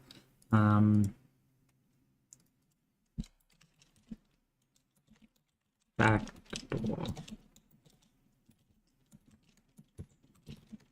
So the difference is probably 32 would be my guess, and then so the factor is that, and then we pass in the factor here. So the factor is probably 2. Yeah, let's continue working on it before we print that out. So what happened? So it says, and yeah, so current and the offset is 64, which means because there's 32 difference in the 64. Okay, and then resize segment. So then you're that, and then you got the 64 difference and so you're 128. Okay. And then this one just says resize segment origin. Apparently that's a bit weird. Having a bit of a stroke there. Why is this being run multi-threadedly? That's weird. Anyway,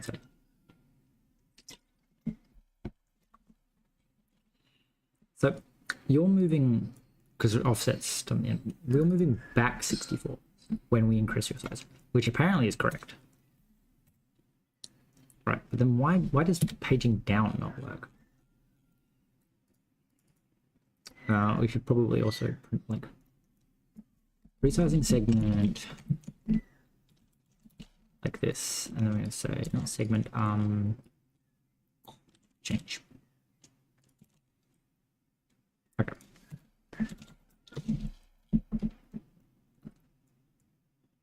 hilariously, I could probably put the change. Also, wait. That would probably be why. Yeah, we don't have a bit of code that like fucking does the same thing twice. That's not always bright. I need to track this down, drain charge. We just need to write debug on you. Thank you.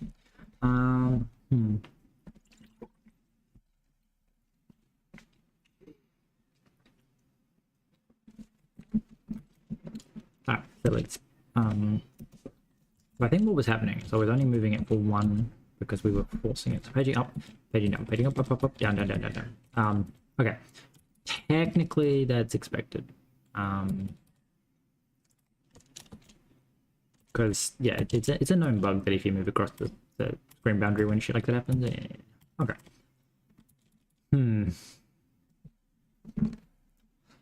I'm trying to think if it's possible to fix that. I think the only way to really fix the ability for the snake to be broken like this would just be to stop each segment from just moving like a segment, and instead just to make each segment just teleport to where the segment in front of it is, because that means if it does break, it'll like only break for a single frame as everything teleports across the gap. That probably seems like a smarter way of doing it anyway. Interesting. Yeah, I need to point that out every time. Okay, so we tracked down the issue. The issue is that I'm stupid.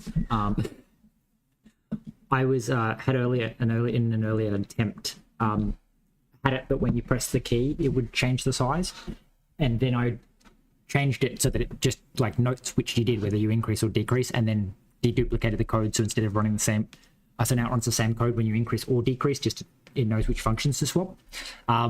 And I left the piece of decrementing code there, so when you went up it would increase your size, but when you went down it would decrease your size twice. But the code only checks and is only able to decrease it once, so that's why it was breaking like that. Is because it was, if I incremented it would only increment by 1. If it decremented it would decrement by 2, but only know that it decremented by 1, so it would only adjust by 1 step. So yeah, little bit broken. I am curious if I can tidy this code up before I commit it. In theory, if I move this like next and effect above here, I can assign them and say like next is snake size next equals snake size dot up, and then next equals snake size dot down, and then you would be effect equals inc and effect equals deck, and then you would yell at me because something's like mismatch expected type found change size. Okay, yeah, anyway, do that. And we don't have to do this at all. We're going to say, hey, like if you don't return, I've assigned those. Okay. And done. Ta-da! Okay. Well, we should recheck that it still works before I congratulate myself too much. No,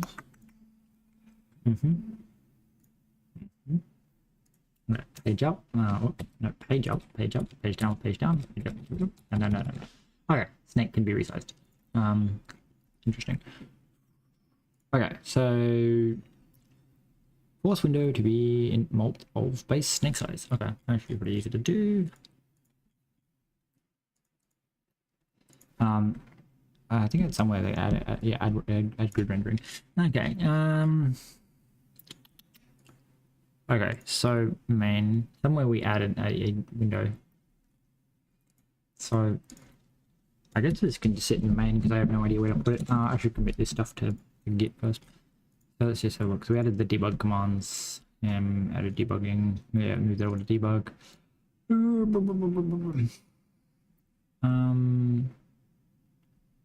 Oh, this is just about making the snake not bad, double back, but still feel okay. And okay, so we're gonna say, what did we do? We make snake size enough.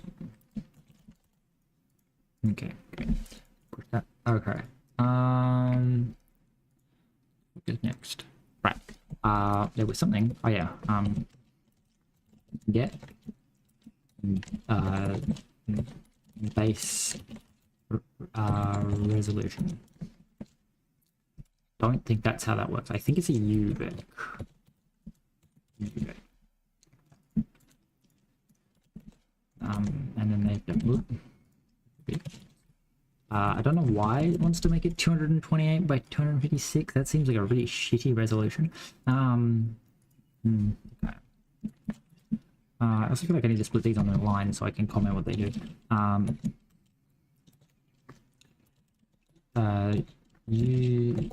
Use no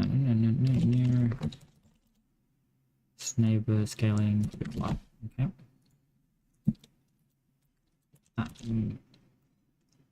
So yeah, set that. Okay, come down here. Like set. I think that's like a window plugin, and then primary window, window, and I guess not default first. Yeah, you got any questions about what I'm doing? Right? Just watching. I'm just watching, see what's going on, because I kind of missed how you started. How did I start? I added key bindings so that like we already went through that in the private stuff where I used leaf wing to make it so that the like you can bind multiple things to the actions. I did it slightly differently because you know how we had like a different action for each, like a different enum for each action that you do, like move up, move left, move right. I did so player actions. So instead I have move, and then I can pass in a facing direction. So just because it's like slightly more compact, and that means that if I like do come up with like other directions you can move, you don't have to make like a whole bunch more enums. It's like if you give it a direction it can face, then it can move in that direction. Okay. I think that's it. Anyway, like I did commit everything like as I've gone going. So we just look at the commits. So added leaf wing input. I stopped the snake from being able to like double back on itself. So like you could move to the right and then you could press left and it would just like immediately turn around and head to the left. It's like I disabled that so that like you can't just go back the direction you were just coming from, because it breaks all the rendering because there's no sprites for the snake has turned around. Right.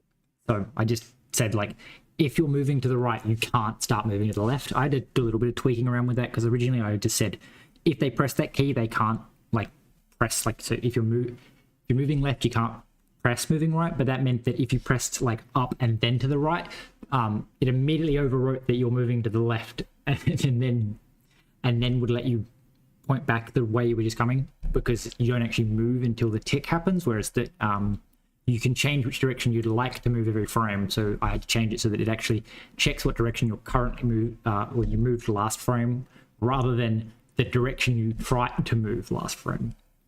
Because otherwise, yeah, you could double up by pointing it in a different direction and then back again. So you like override it. Okay. Yeah. It's just like one of those things. It feels really weird now. I'm not sure, like maybe it's just in my head because I've changed something, but like it feels less responsive now. But I think it's also because like if the last key you pressed was back the direction you just came, it just doesn't let you do it. So yeah, it's not the best because it doesn't feel as responsive, but I also feel like part of that's because we only tick I could up like at 10 hertz. We only tick at 5 frames per second. Now it's 10, which means that like it feels unresponsive because it doesn't move as soon as you click. So what I'm thinking is like if it's only going to be a single player game, because the tick thing's more about making it multiplayer, I get compatible. But if it's single player, what I can do is if you press a direction, you immediately turn and start moving in that direction. And the tick's just about like you can't just not press a direction. Like you'll move forward 5 times a second, or if you turn, you'll immediately turn and move. But that's like a maybe if it feels better. I don't know. It's gonna like call it snack.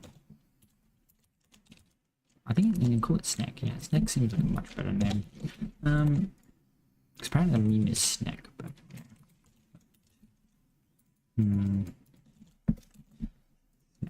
yeah, I think it's gotta be snack.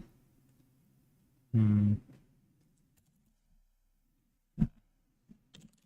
gonna like go to like a text-to-speech website and see if there's actually a pronounced how I think it's pronounced. What's a UVec 2? Unsigned vector 2. So there's 2 unsigned numbers, which just means it can't be negative.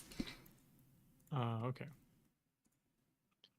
So you added a collectibles. Oh yeah, I did that last night. That was that's the apple. So it uses a collider. Like, I mean, I didn't tell anyone on stream about that either. It's just an apple that I can pick up. So it uses a collider, and if you're close enough to hit the collider, you pick up the apple.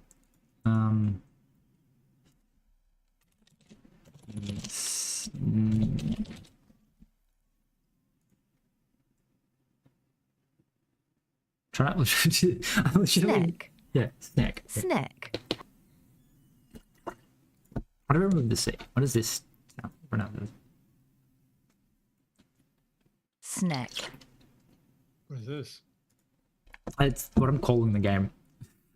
So I'm gonna rename the GitHub like the 3rd time this stream.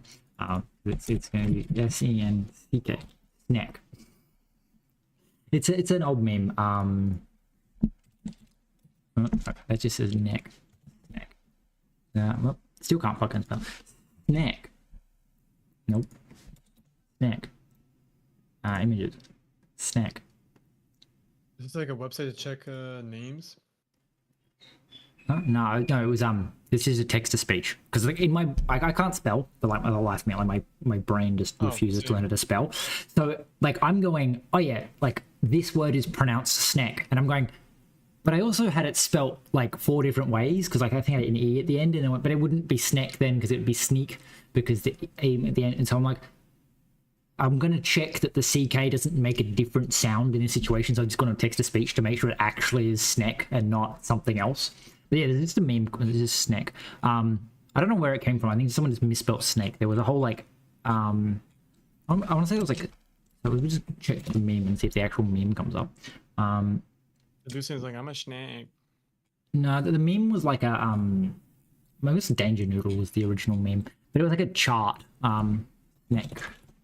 Chart, and it was like the different ways, all the different snacks, and it was like going through the list of snacks, and then one just was called snake, and it was like, don't touch that one.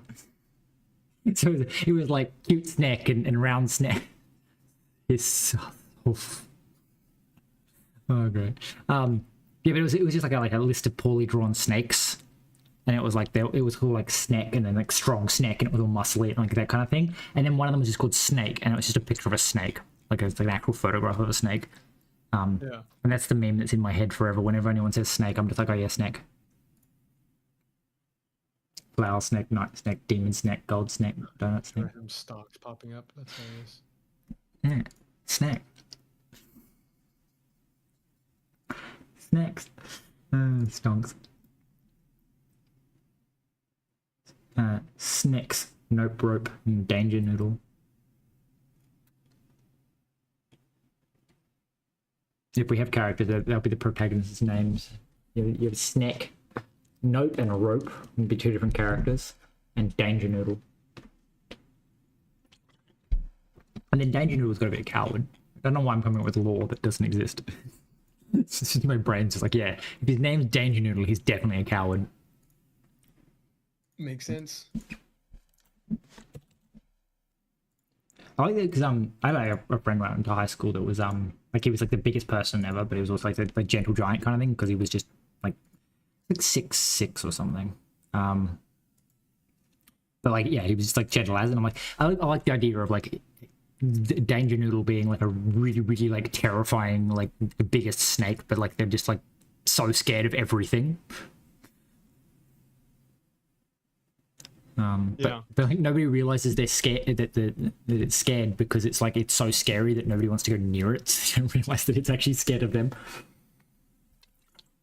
Yeah, I'm making up lore for a game that will never exist. I'm just going to make Snake, and then I'm going to put it on Steam, mostly because I need like an excuse to do a video about how to put games on Steam, and to actually like be able to research that. And I think you get a whole bunch of perks for putting games on Steam, like access to the Steam network, so you don't have to like pay for a server and shit, because you can use Steam shit. Oh, that's interesting. I don't remember how it works though, but it does cost like $100. Steam had to put like price tags on things because like lots of people just kept uploading shit. Did I rename the GitHub? Yeah. Yeah, they kept putting up like free games. No, Snack. Yeah, Snack. Anyway, so now the window is called snack, which is funny because it does literally nothing to snack. The string, okay. Resolution. What? I don't know why the AI just picked a random base resolution. Oh, fuck. Resolution. Resolution. Fine. Get base resolution. Don't times it by anything. You fucking. I also don't understand why the autocomplete decides that apparently it needs to return a window resolution. It like knows the dot default's a thing, but yet it still puts a comma at the end of it and then complains that I've got a comma at the end of my dot default.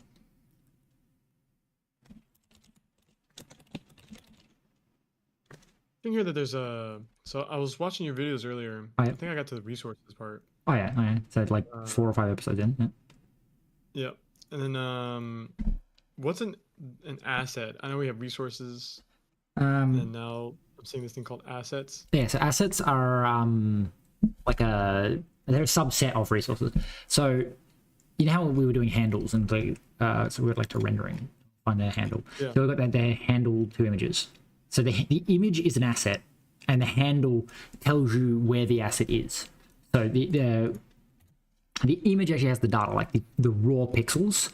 But rather than just keeping like a copy of every image everywhere we need it, we just keep a pointer. And then when we want to access an asset, because at some point I'll make the snakes an asset rather than because at the moment we have a resource that we then look up in that resource inside a hash map to get our handles, whereas like we can actually just let Bevy take care of that. So I need to find like a system. We'll just make a test one. So if I went like res, so we'll say like meshes. My brain does 3D a lot, so it knows how to do this. So like res, and like assets, mesh. Okay. Yeah. So well, we should probably make it mutable, but yeah. And then like res. So if we wanted to add a new mesh to our game, we could call the asset server and go like, hey, load this file. Or we could grab the assets resource and then with the generic mesh, which means like, so we want the assets for meshes, which is like a collection of all the meshes. And then we'd do something like meshes dot add, and then we'd be like cuboid, new 1 by 1, and then into, we don't need the into because it takes an into type that. And then we say like let cube. Right. Then so now with the meshes we add. So when you add it, it's anything that can be turned into that asset type. So the fact that cuboid implements a 2mesh implementation means that it'll convert this into a mesh and then put it into the collection and return us an asset that points to it. So it'll give us, I think it'd be a strong handle. I would assume it could be a UID. I don't know. I'd assume a strong handle. So it returns the handle to this asset that we just added. So basically, like this is in memory. We'll get like a. So we have a block of memory. Like this is our assets, and then so you can do this individual assets. Right, so we have individual meshes, and then it adds one and then returns. So like we call add, and it puts one in, and then gives us a Can I like a dash line? I don't use paint. Paint's I want a dash line, please. Okay, no dash line for me then. So then we go like dash line like this. So look, we insert it into this collection of memory somewhere else, and then it gives us like a pointer back to it so that we can use it later. And as I said, like it's all managed. So if I drop this handle, like if I don't use it, it will just like clear the memory and remove it from the thing. And if I remember how it works like under the hood in terms of like we'll track down a handle and like look at the data structure. Mostly because I like explaining how things work rather than having people yell at me that my code's terrible. And someone came in and said like this would be faster in Unreal, and I'm like I don't think Unreal's a 2D game engine, so it might probably be harder to make Snake in Unreal. But anyway, yeah. So we get a handle, and we're gonna go like strong handle because weak handles, from what I understand, are literally just IDs. They're just numbers, so it really do nothing in terms of like fancy optimization. So strong handles and strong handles contain an arc, so that's a referenced counted reference, which just is like, again, it keeps track of how many exist and then frees the memory when nothing's using it anymore. And then atomic just means that you can share it between threads. But inside our strong handle, we have our untyped ID, which is either an index or a UUID, which I'll explain in a second. Asset server managed, which means that does it unload when all the pointers are gone. The path, which is an option. So if it loaded from a file, this will contain a string that tells you like what file it was loaded out of. And I believe it's an asset path type because there's a source. I don't know what the source ID is. Weird. Path and then a label, and the label being that like you can have like multiple things, like see how they're doing it here. Oh, that's what the source is, I think. So the source is saying like you can load it off the internet, or you can load it off the file server, or you can load it off like embedded stuff. So like if it's built into the binary, you can also do it. But you can do this like hash and then player mesh, and then so inside your scene you can like label something player mesh, and then you can just pull that out without. I think it still loads the whole scene, but like the idea is that like you don't have to load. You don't have to call load the scene and then actually open the scene and pull out the piece of data. You can like use labels so that you can like request a handle to that specific piece of the scene without having to extract it later. I don't know what metal transform is. Meta dynamic pointer type unicorn. Drop sender. Drop event. ID. Internalize IDs. Interesting. So everything's private inside this because all that, like, this is how Bevy manages memory and stuff. So the meta transformer, I assume, if we read the fucking comment before we make shit up. Modifiers asset meta. This is stored on a handle because it is configurable tied to the lifetime of the specific asset load.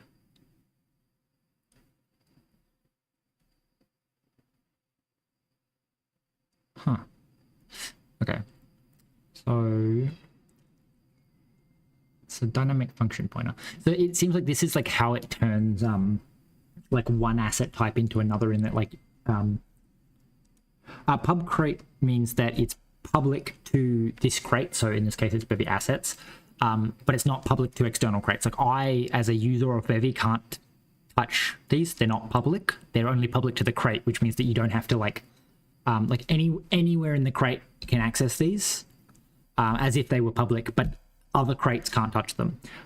Whereas if you said like you can do like pub super, which means that the crate above me, and I think the crate above it, like to the root, can access it, but if you go like up and then down a different branch, you can't reach it. So it's like only crates, like only modules above this one can reach it. And then there's I want to say pub self is also a thing, but like that makes 0 sense because it's just saying like only this crate can, this module can access it, and it's like, well, that's always the case.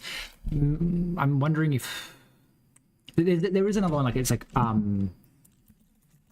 there's one that's like so like if you don't declare it public, you can access it and any sub modules can access it. But I think there's a way you can make it as like only you can access it, like even your sub modules can't see that it exists. But I don't know, I'm not sure, because like the way that privacy works is like anything above you can't see things that you have private, but anything below you can. So I don't know how you shut that off. Like, but yeah, the idea is that you can set things like public to a different level. But yeah, it's, the pub crate just means yeah, it's public but only to the crate, not to everyone. Okay, anyway, so asset meta. Yeah, so the meta transform, I assume, is so when you load an asset, you can also load the metadata. So it's like you can like tell it to load an image, and then the like in the metadata might say that it's a PNG, so it knows to use the PNG loader or something like that. Like you can like load data that changes the asset once it's been loaded, kind of thing. Like it's like a modification. And so apparently you can like hold a handle to this, in the same like they have to do it through a pointer because the metadata is specifically tied to this load of the asset, not every load of the asset. So that's why it's attached to the handle and not like to the asset type.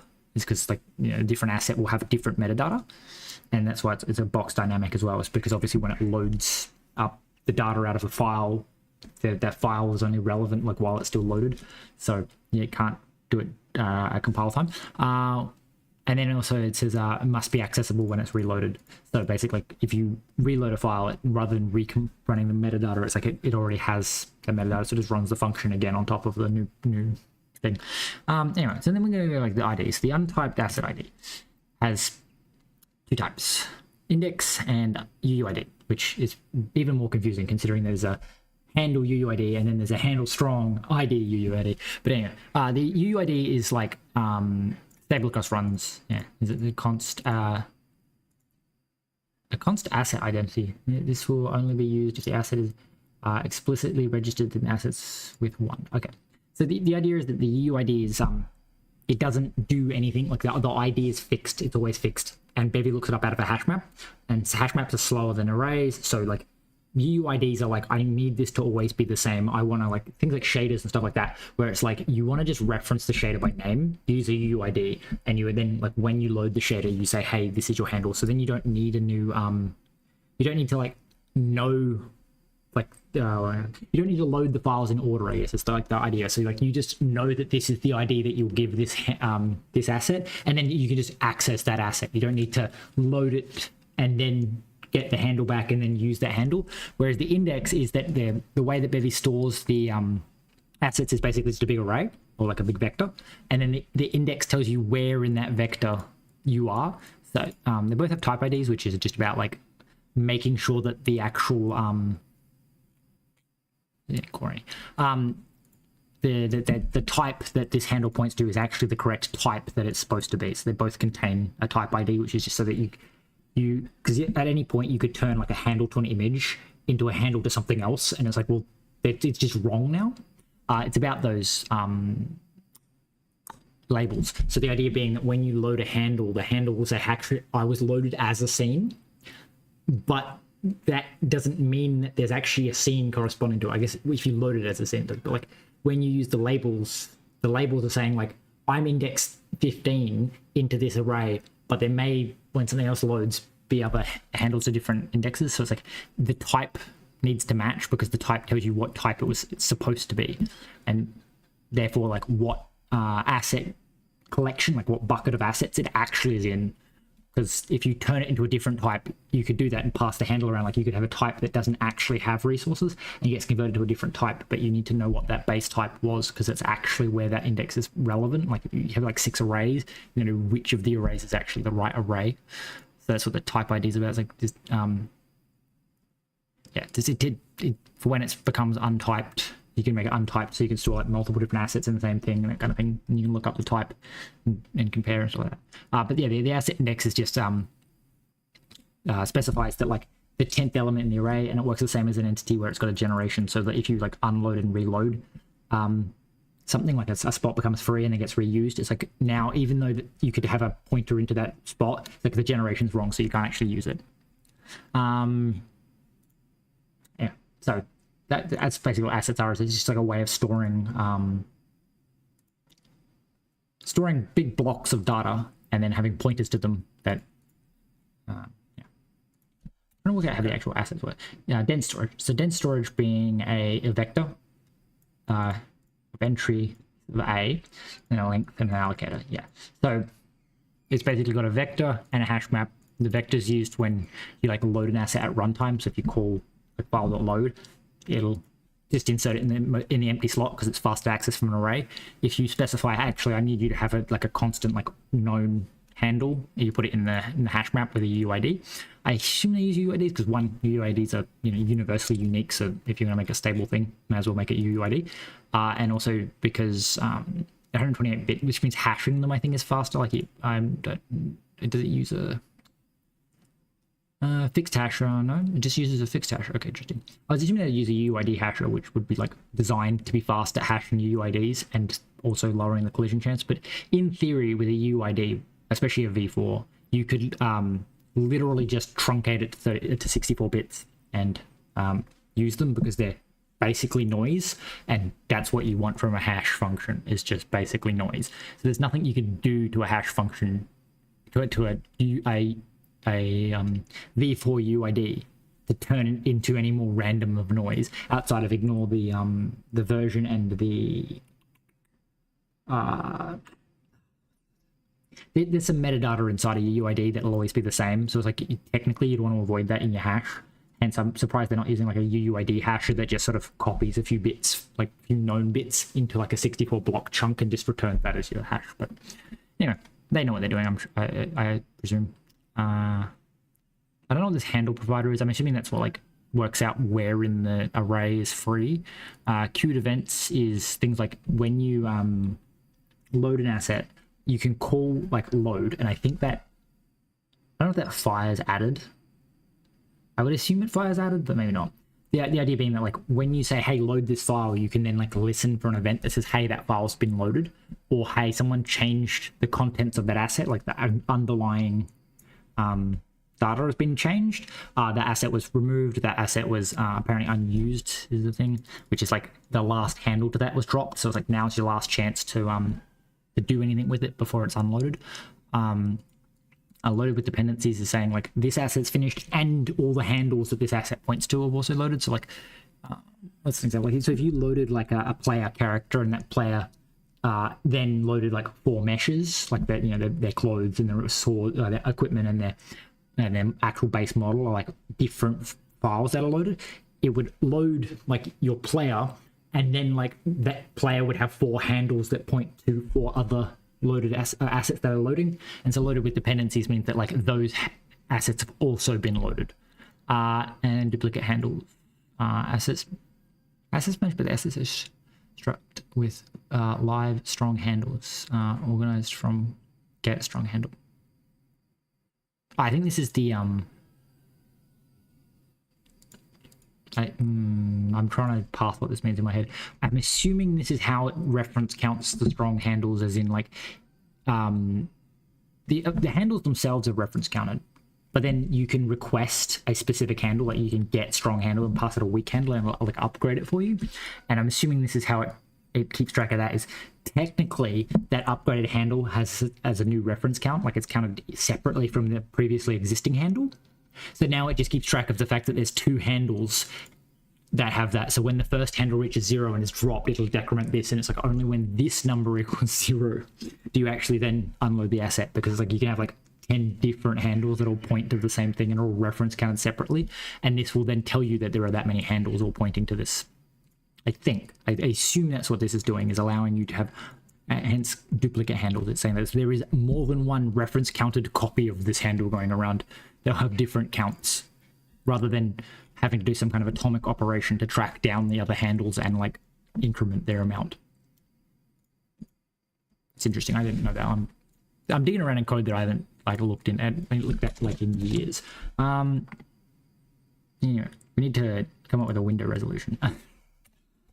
I don't remember how to ask the chat. I can bring this up maybe like what would be a good resolution for a snake snake game. The snake segments are 32. 32. I'll see what it says.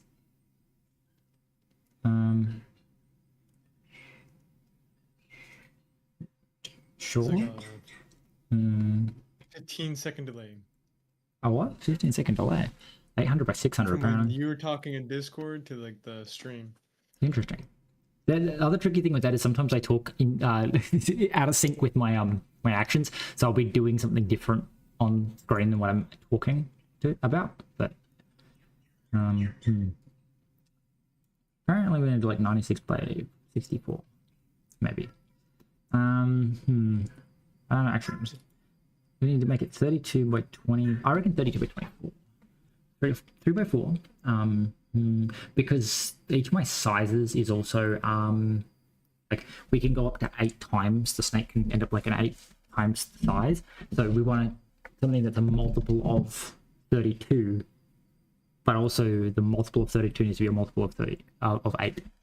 Oh, divisible by 8. So I think 32 by 24. All right, 24 is multiple 8. 8 times 3.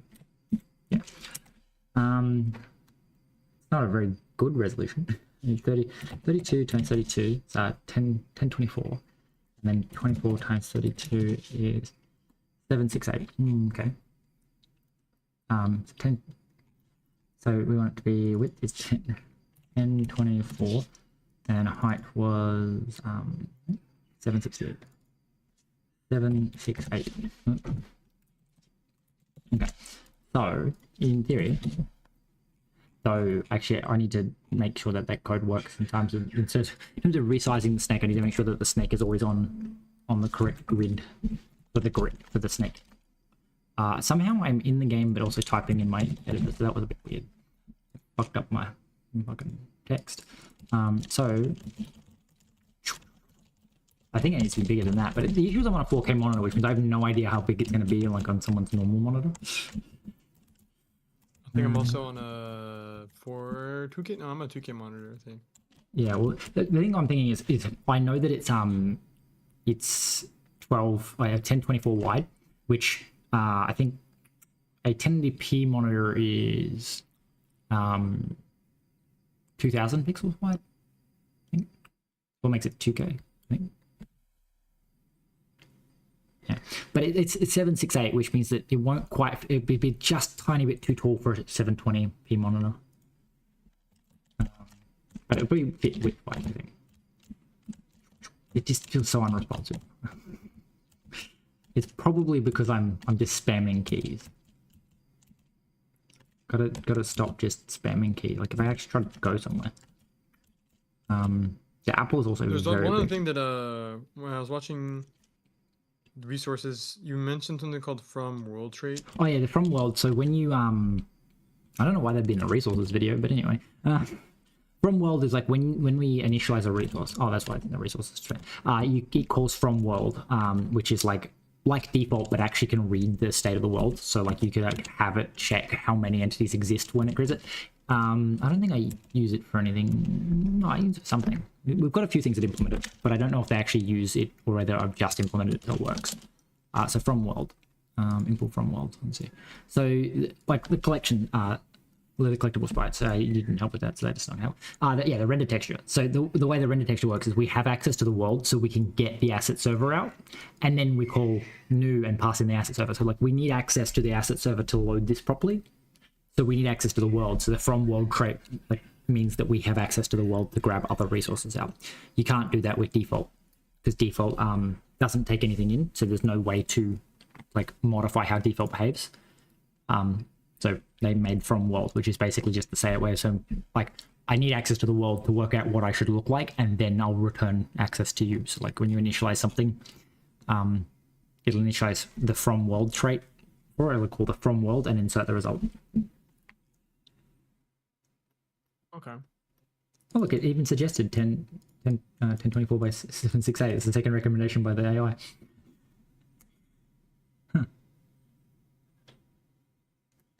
Weird. More room for longer snake. But I have found that increasing the frame rate has actually made the snake feel even more sluggish.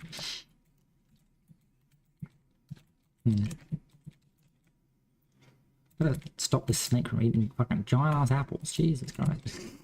The apple is like 3 times the size of the snake. Page up, page up, page up. Now the snake's gone real fast because it's so dumb.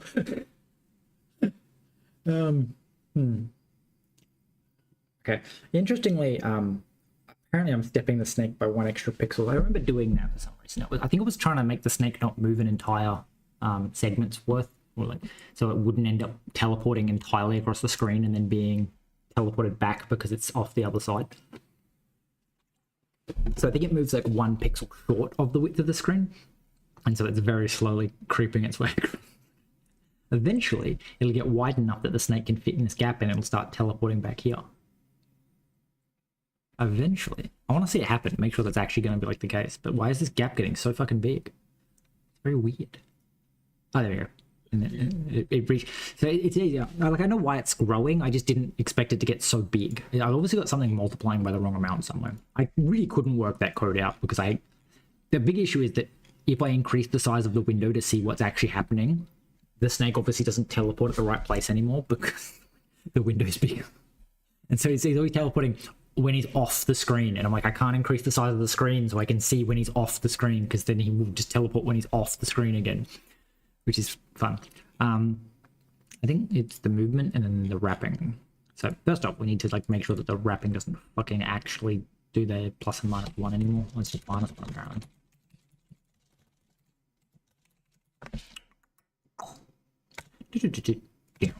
Okay. So he's gonna say something. This is like the jankiest code ever. I don't know what I was doing. I was just like constantly increasing it. I don't think I want to see it. Like I want to round, but I'm not actually. I also kind of wish that I could calculate these outside of this function, but I can't because the snakes could have different sizes.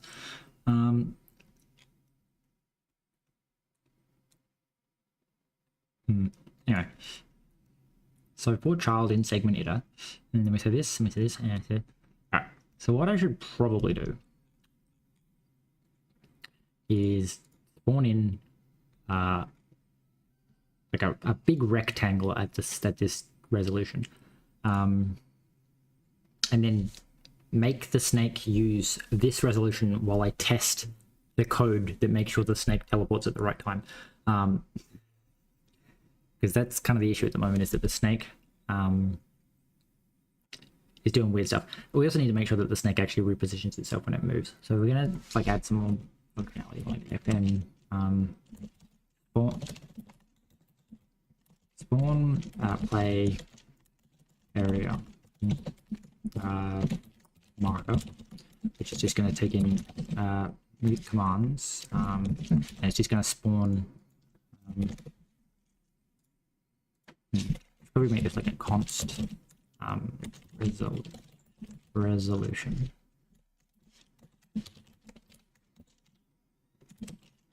Which is the tuple.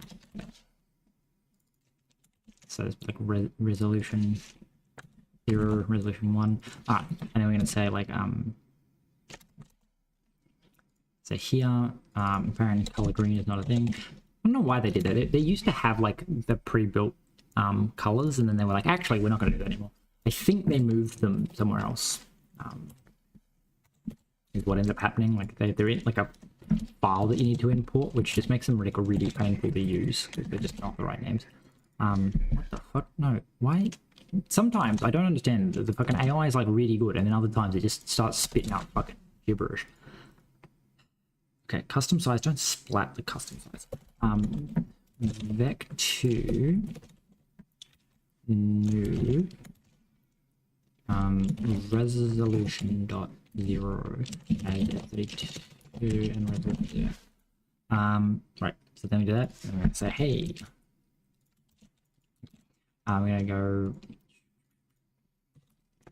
Actually, if I have a section down here, like this is the shit that just needs to go. It's like purely for testing purposes. So we're gonna say app.spawn and startup. Oh god, sometimes the AI nails it. Fucking weird. I don't get why it's sometimes really bright. I mean, it's fucking stupid as shit.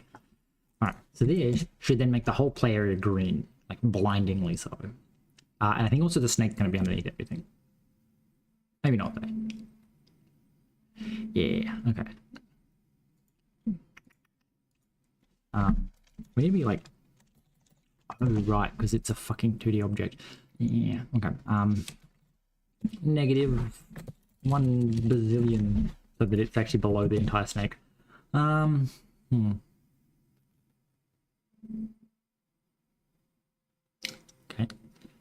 Well, apparently negative a bazillion is too big of a number and it just doesn't show up. All right, negative like 100. If the snake gets to 100 segments, then it deserves to go behind the background. I'm gonna like check my fucking list of shit that I'm supposed to be doing. Down task. Yeah, force window to be in mult of snake size. Okay, so now we have green, and then when I no, don't close the game. When I increase the size of this, the green rectangle stays in place, which means that we can now go to the movement code and be all like, hello movement code, screen wrap. Can you not use the actual size of the window? Instead, we're just gonna like cheekily like comment this out. We're gonna say let half width is actually create resolution dot 0 divide by. There should be an even number. Because it makes no sense if it's not. It's supposed to be multiple 8, so it has to kind of be even. Yep, and then like that. And then same here, we're going to say, you're going to like let width equal height equal, and like as f32, except we're going to say like resolution. Create resolution 0, create resolution 1, then we're going to say, hey, use width and height, and we also say that you use width and height, so your width as f32 divided by 2. Technically it would be faster to do it the way I was doing it, but yeah. My brain's always just trying to optimize shit for no fucking reason, but yeah. I need to flip the order, make sure these are top, like that, and then oh, yeah, it already floats. So we do that, and that, and that, and we go, okay. So we have a width and a height, and a height and a width, a half width, half height. Yeah, so now we're not using the window, which means that we can actually see what the fucking snake is doing. Which means we can work out exactly why the snake can get the fuck out of the screen like it does. So we're gonna have 12 so that we can pause time, and then we're gonna move this, we're gonna go like, what the fuck happened? So the snake ends up, first off, how does the snake end up not? Okay. So, interestingly, the snake can end up like more than half a screen width off, which means that it teleports back. So it needs to teleport slightly further for one thing. Kind of wish I could make it run backwards. That would be nice. All right, we should probably start again with this. Okay. So, if C, the fuck is C? Snake segments. Okay. Okay. Apparently each segment has moved on its own. Nope, child. All right. So we have to, because we need to make sure we get the snake size. Yeah, okay. So for, well, technically we could probably pull the size out of the snake itself. I don't know if that's a good idea. Kind of need to make sure that you happen after we resize the snake then. But that seems like a much better idea than having to fucking... Sure. Let's make each snake segment like just completely independent. This seems like either a really good idea or a really bad idea. Mostly I'm just tired of fucking having to constantly pull the snake information in. So like sprite, like this. We can just ask the sprite what the fucking size of the segment is. Actually we might need the snake size. I mean, fallback size. I'm going to use that just in case it doesn't have a size. Then we're going to say for transform and segment in snake segments, I'm going to say, hey, size is equal to sprite, a custom size, unwrap or splat the fallback size, like so. Apparently you're casting 2032 for no reason, that's fine. So then we say get the damn it. Oh no, I still have them. Okay, never mind. Okay, so then the let size half size X and a half size Y. Sure. We're just gonna like see if the AI managed to get it. And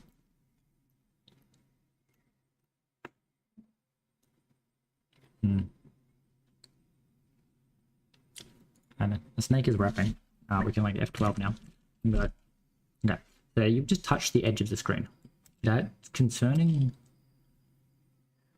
Okay, first off, the snake can get too far off the screen. That's. I want it to not be able to teleport. You're not supposed to be able to hide off the screen, you bastard. Now I know, like, let it go at full speed to the other side of the screen. Okay, so if you can get more than a fucking width of the screen. So I think this half size is unnecessary. I think we just need to. Well, we need to work out the number of steps for one thing. But... Okay. So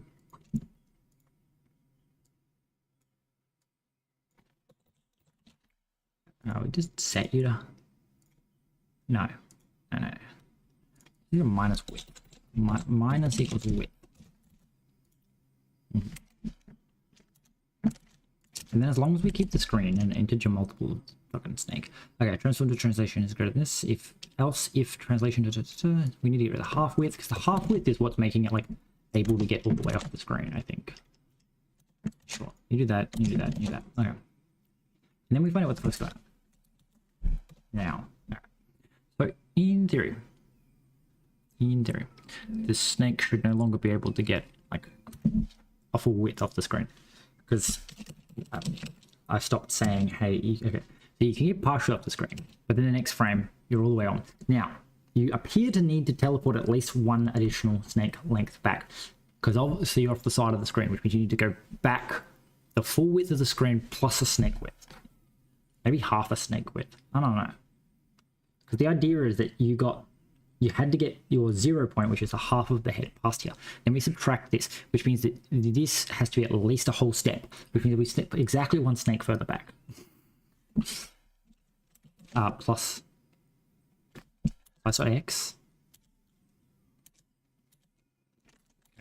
Alright, you almost had it there. Alright, so we need to step like the width of the screen plus the snake's width, because we only move the snake when it moves an entire width off of the screen, and it's going to have stepped an exact width back.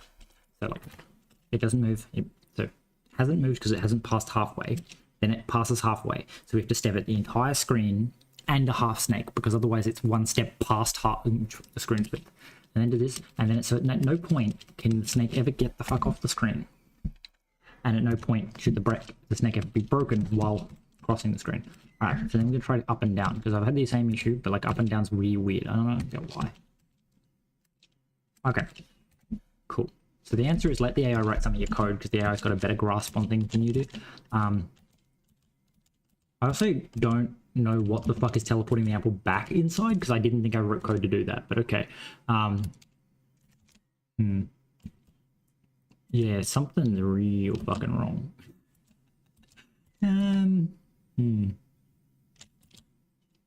Interesting.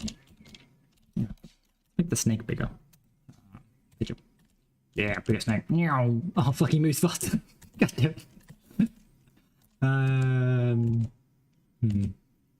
Oh, okay. That apple just came from nowhere to somewhere. Whoa. Yeah, so what's happening is I guess my code must be hitting the apple, like the wrapping code, because I don't think I'm what says, yeah, anything with the transform and a sprite. Okay, well we need to also say like with snake. Admittedly, probably a good thing, but you know, snake sequence. In that, like, it meant that food couldn't spawn where I couldn't reach it, but that's why it's like blinking all that, is because if the food is outside of the window region, it flips one screen width, and so like if it then ends up inside, it's just by coincidence, by I guess the ratio between the screens. I don't know what the fuck's going on with the snake at the moment. He's been a bit weird, to be honest. The fuck is going on? But yeah, so the food was just like teleporting back inside and then outside and then back inside, and it's just that the window is not big enough to have let the food spawn somewhere where it would just teleport back and forth 2 places outside the window, so it always ended up somewhere where I could reach it. But I don't know what I've done to get the snake somehow to like, well, first off, it's like in a quantum state where it's ripped itself in half, so half of the snake's on the top of the screen, half the snake's on the bottom, because it's teleporting back and forth every other frame. Well, I guess it's teleporting back and forth it's teleporting back and forth every frame. That's weird phrasing. How the fuck is it doing that? But why aren't you teleporting? I guess because you ended up far enough off. I guess that makes sense, doesn't it? Yeah. Oh. Wait a second. Something went wrong. You shouldn't be able to do that. I changed your size. That's what's gone wrong. You need to not be, you need to be grid aligned. That's what's wrong. And when I double your size, I change where the grid alignment is. Okay, so I think that's a resize related issue. You do that, you know that. No, what the fuck is the movement code that's complaining? Okay, right. Yeah, because we should probably use the actual window resolution. Yeah, good call, good call. No, comment this out because I will probably need that again. But now we can use the actual window resolution. No, don't comment that out, please. Don't comment that back in. Yes. Let width. You know, I do hope the compiler optimizes that away. It should, because it's like literally just calls to the same shit. Yeah, right. You're supposed to be because technically you just get to stay because it's only width that needs to change. Okay, so what was happening? Right, I assume it's to do with resizing the snake. Resizing the snake let us get somehow like off the screen. Wait, what? Okay, so fine. You can derive default, and then we can just default the small thing, and then we can fuck this up. Okay. So what is going on is when we resize the snake, which I don't actually know when we handle resizing the snake. Now resizing the snake's getting into a weird position. Update snake size, where it's like technically it's a rendering thing, but also it's movement related, which means it should probably be done in movement, and then rendering should just deal with it. But it's kind of both, mostly because I'm using rendering components to store the size of the snake, which is just not the way to be doing this. But okay. I mean, now it works. Like I probably just actually go back to using the snake's actual size. But anyway, update snake size. Yeah, we should do that actually, because maybe that's what happened. Maybe it's not actually a bug with that. Maybe it's just a no. It's definitely well, it should always be moving 32. Yeah, it's either moving 32, 6400. So I think actually what happened is that we probably had the systems run in the wrong order, like the frame that it was resized, which meant that it could move 32, but then update its size to being 64, then wrap it at 64. Yeah, it's probably wrapping. Okay, which means we should probably use the actual snake's size. You know. I feel like we still need to grid a line somehow, because I feel like that's what's happening. Is it's getting out of sync because the snake can get bigger, which then pushes different bits of the snake off the screen. But what we're going to do is we're going to go back to doing it the way we had it before, which was just like snakes, which is a query for children with snake, and like an option snake size. Well, that's the way. Option snake size, like so, like so, like so. And then we're going to say something like force snake for body size in snake. And say let size equal size on ramp. Then we're going to say that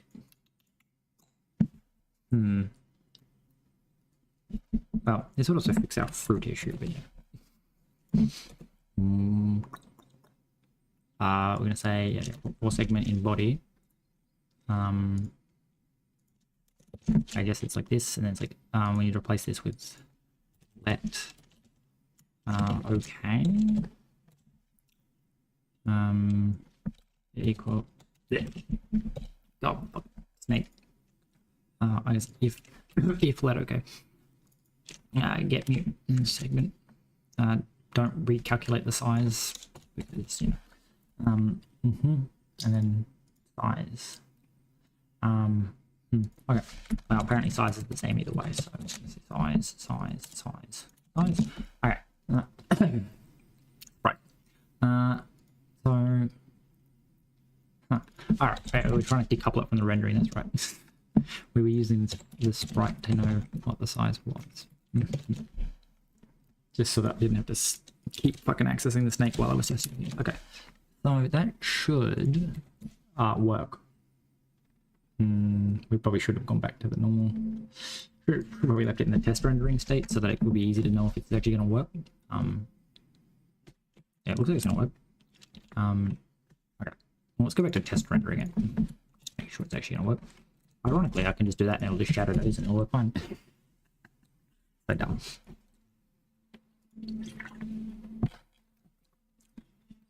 Okay, resize that. Go hello, pause. No, F12 pause. A bit far away. Resume. Okay, space. Okay, so the wrapping's working properly. Space. Working properly. Now, if I want to go really close to the edge, and then like increase your size. Okay, you're still wrapping properly. Okay. Now if we make F12, are you still wrapping properly this way? You look like it.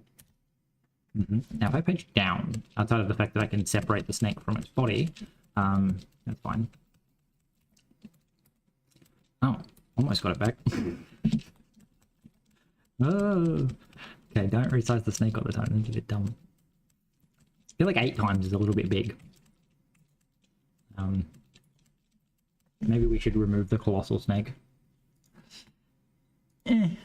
Actually, never mind. Let's leave the colossal snake. It's dumb. It's dumb enough that I think it's worth leaving. Anyway. Okay, actually what we need to do is work out, I assume that maybe there's possibilities for errors to happen if I like resize and we move to like within like, 2 frames. We can page up.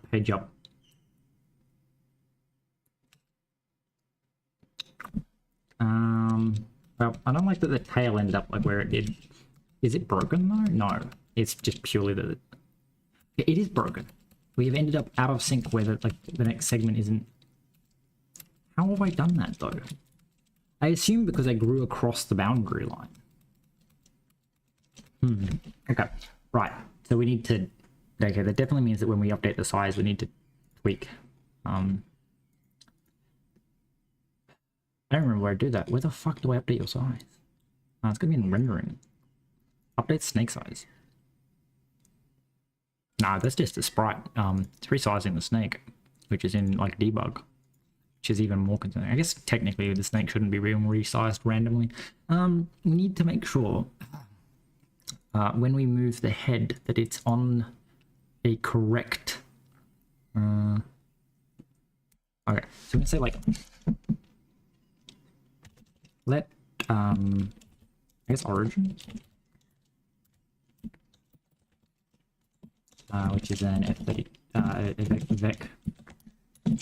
vec3. Okay, I'm gonna say like if let okay mute I guess technically it's like we can do like let mute and then get mute, and then apparently we're mapping the transform translation. Yeah, we don't need to do that. You can say else. All right. So we now have immutable transform. So we can say origin equals translation. But we did it before or after. Kind of like have to.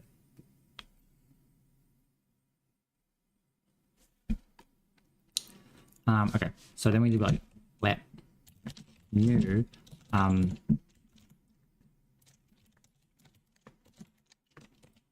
origin equal something to do, I guess to do calculate new origin. Yeah, cool. So then this is all going to complain that doesn't exist. So we say offset is equal to this, which is minus -8%, no, it's minus origin times factor, and then we say new origin plus offset. Right. Cool. Right. Lovely. So to work out the new origin, we need to somehow like divide the head by something. I want to say 32 to get it into the grid, and then multiply it by. So can I say like origin divided by new? Can't divide. Oh, do left two. So origin divided by new. And it's gonna be old. Divided by old. So if it was on a 32 grid, we will get the grid location. Then we need to multiply. It's this origin is, and now maybe. The issue is it's going to push the, like when you go bigger, it's going to be really far away.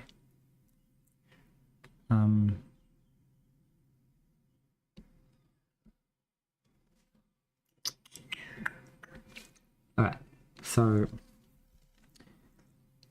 we then, I guess, want to like divide you by factor and then times you by no, maybe.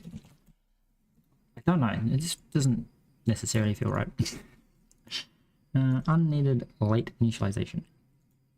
What do you mean unneeded late initialization? Oh, because then we need to say like head position for translation equals new origin.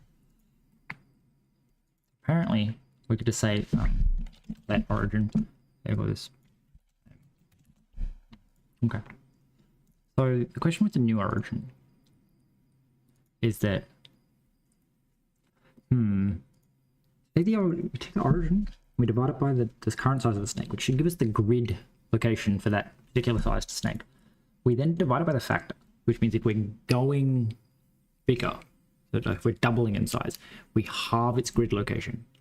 I think we need to floor that. No, cut. Right. There's a certain term for it.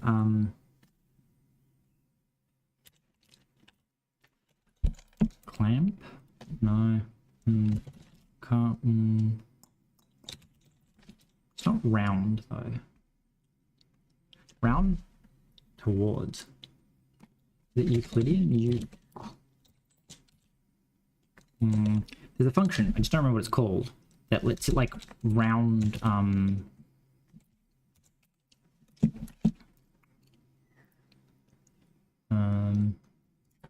we go to T3 chat and ask her. Good opinion. I don't know if I'm logged in. Yeah, sure am. Okay, cool. So it's like new chat. Like, what is the Rust function?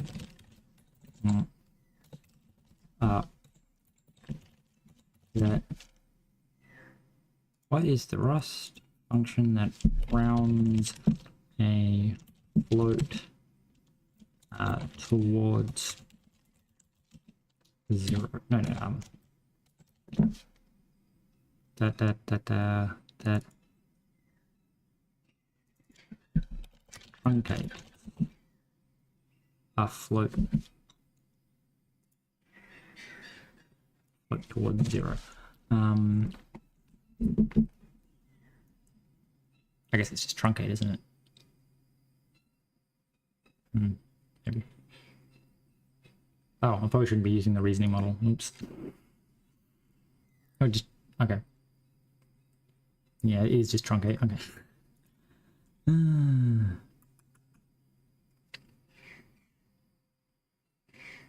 Yeah, just okay. Yeah, that was a good use of a premium token. Got me fucking 2 lines of code.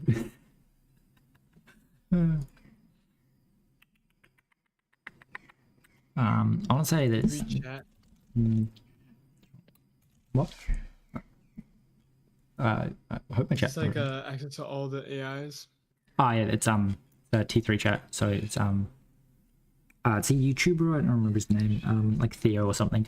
He made he's like made a whole bunch of startup stuff. But like T3 chat's his like AI venture where he just gives you like an API to everything, and it's like $7 a month.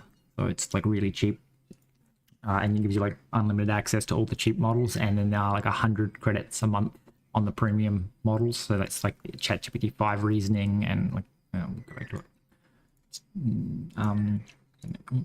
So anyone's that have the little diamond are saying like this model is the fuck? Is that new thread users model? Like apparently banana doesn't work. On old chats at least. So the diamonds are saying like these are expensive to run. So they only give you 100 credits because like $8 is not enough. It's also like apparently really good in that like I should probably refresh because it told me that it was out of date. So the models may not necessarily be correct. Okay, now I know. Yeah, so like he adds like the new models like really quickly. Like there was like a shadow drop of some models, and he's like already had it out like that day, sort of thing. So the models are added really quickly. If you want to like try the new cutting edge stuff, or just try random things. Yeah, That's pretty cool. I do love that sometimes just like asking the questions what you need, because I was like, what's the function that rounds towards 0? And then that's not really rounding, it's truncating. And then it was like, yeah, no, it's the truncate function. Fuck, of course it's the truncate function, because that's what it's doing. Now, just okay, like the non-programmery thing. When you truncate a number, you just remove the decimal point rather than rounding it up or rounding it down. So when you truncate, you always move towards 0, because a negative number truncated goes up and a positive number truncated goes down. Right. Whereas if you use something like floor, means like remove the decimal place and give me the larger number, like move, like round to the nearest whole number down, round down to the nearest. Ceiling rounds up to the nearest, and truncate just says drop the decimal point. And so what I'm trying to do is this where I was doing it? No, surely not. Yeah, or something. What I'm trying to do is like I'm taking the position of the head, dividing it by the size that the head was to get like to a grid position that the head's at, and then I'm dividing that by the factor. So basically, if we're doubling in size, I want to divide the grid position by 2, and if we're halving in size, I want to double the grid position. So that's what dividing by the factor will do. And then I'm truncating that. So the idea being that if we divide by 2 and we get a 0.5, I just want it to be like, you know, so if it's like 2.5, I just want 2. But you can't round, because if you round one, it might go up, might go down. And you can't floor or seal, because if you floor it, it means that like when you get a negative number, like if you're negative 2.5, you'll go to -3. But it's like, I don't want to go to -3. I want to go to -2. Like I want to always move towards 0, because I'm trying to shrink the grid down. And because 0, 0 is the middle of the screen, I want to shrink it towards the middle of the screen.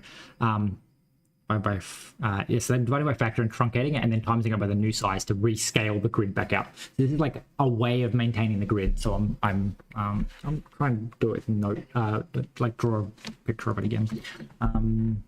We'll do it with GIMP this time, because I'm slightly better at GIMP. So in theory, I'll be able to make a more realistic image. Actually, I can probably just do it with the grid in GIMP.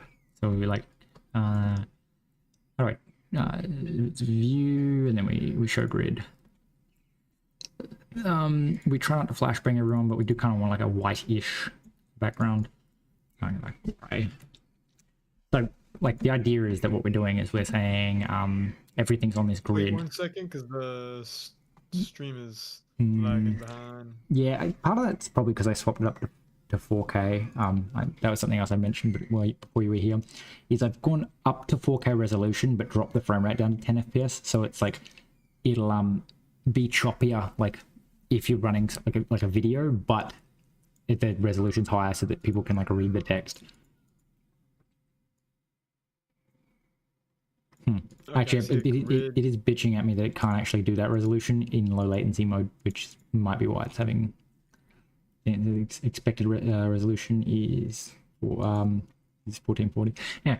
So yeah, it's gonna be annoying because you're not going to see the grid when I change it. So, but what we're doing is it's currently on this grid, and then what we're doing is we're saying, hey, set the grid down to this, and then I'll zoom in a little bit so you can fucking. Ooh, that's horrendous. It's all green. Why is it gone green? Okay. Apparently we're gonna go down to like this size grid. So we're going like we are on this grid.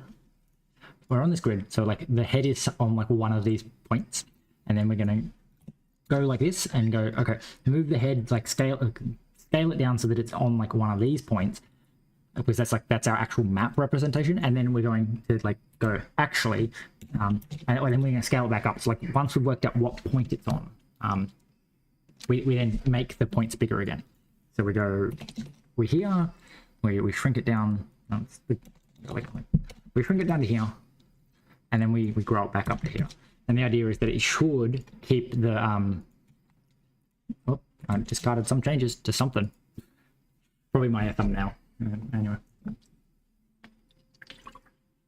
But the idea is that I guess what the problem is if we're too close to the edge of the screen when we change size, we can end up teleporting in like a, or not just we can end up with our like origin not being lined up with like the edge of the screen. Like for example, I'm one space away, so when I page up, I teleported back, which means that like I'm supposed to be one step away from the edge, and now I am one step away. Before we would have stayed there, and that means that like when we grew in size, we actually moved closer to the edge. Whereas now we're still being one step away from the edge, and then the next, you know, it means that and then theoretically paging down, like see how we're like staying on the edge without that rescaling code. I don't think we stay on the edge. Maybe we do, but the idea is that like we don't end up out of sync, because that's what was ending up happening, is that we were the 8x8 was so big that like the 1x1 let us move the 8x8 out of alignment with the grid, and so it wouldn't line up with the screen anymore, and so it could teleport when it was like 2/3 of a segment over. So this just makes sure that as we change size, we stay aligned to the corresponding grid for that size. Oh. And so that's how we like stop it from having that like where it teleports and leaves a gap, because like the segment teleported before the other segment moved, like it could catch up kind of. Yeah. Oh god, that green is so bright. I'm turn it down. Let's turn it the fuck down. I'm gonna leave like a big, maybe just like a lighter green. I don't know what the snake's doing in this green, but he's having a good time. Okay, so we're fucking doing all this and we still haven't done the thing that I was trying to do, which is I don't know. I guess we'll just make like a module utils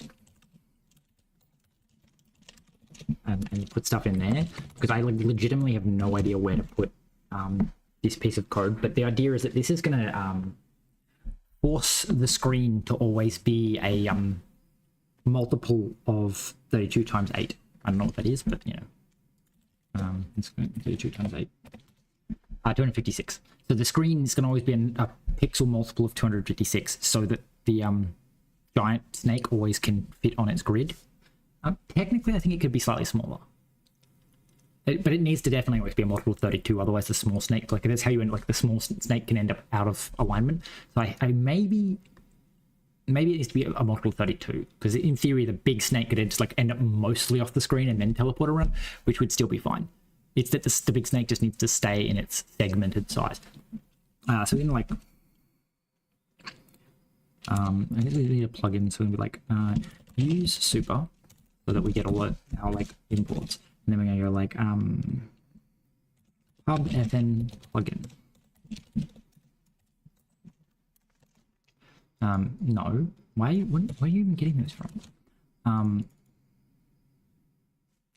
I don't know. QOL stuff. Okay. Like we said, naming shit's hard, so I'm just gonna call it, I don't know. Let's not call it GOL. No, QOL. Quality of life stuff. I don't know. Quality of life stuff. So this is then we're gonna like FN force window to grid to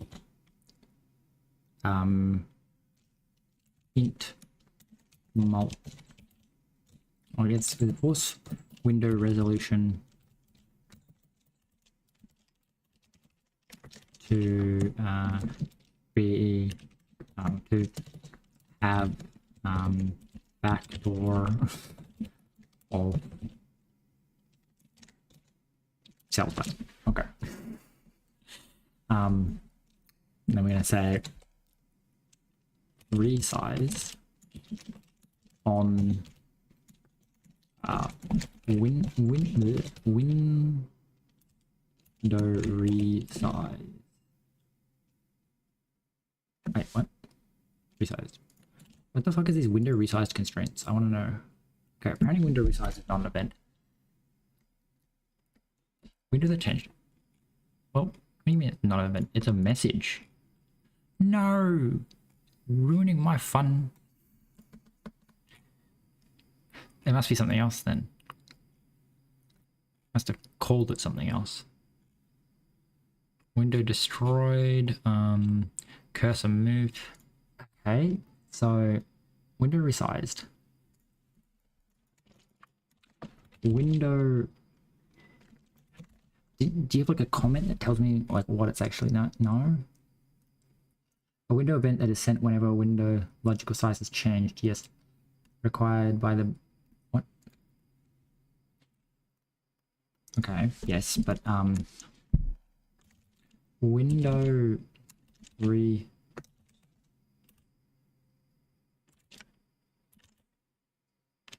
What the fuck is this window resize constraints anyway? Minimum, maximum. Okay. Well, we can set that, but we'll set that later. Check constraints.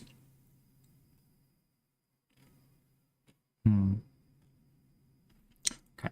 So, annoyingly, that's a message, which means we can't respond.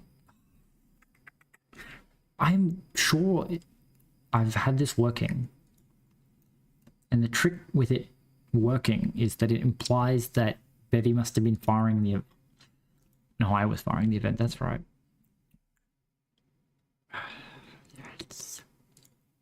I don't know when the resize stuff happens, but anyway.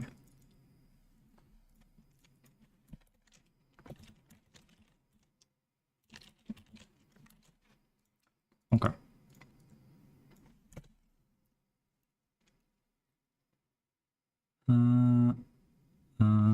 Okay. So it's a message reader, isn't it? Message reader. Window resized. Yeah, I'm pretty sure it was like because I've done this before in another application that every time the window is resized, I recalculated something, and I was doing it in an observer, and I went, oh, Bevy must like a trigger an event saying, hey, the window is resized to let you respond to it before any of your logic can run. But I must have been doing that where I I have a system that just watches for these events and then triggers the resize. And back pre 017, you could do that because event could be either, but now they're like, no, it is a message, not an event, so I can't use it in an observer. Which, fair enough. Which that's kind of the point, is because it does actually reinforce to people that you can't resize, like you can't do what I was doing. But I think when I first did it, it took me a while to work out why it wasn't working. So I'm like, why am I not getting the resize event? It's like, oh, because it's a message. Like it's an event that like isn't triggered, and then I need to trigger it myself so that my observers can see it. Whereas now Bevy basically declares by saying that it's a message, not an event, that it's not going to be firing it for observers. With a primary window. Okay. So the really fucking dumb name for a fucking force window resolution to be factor of cell size.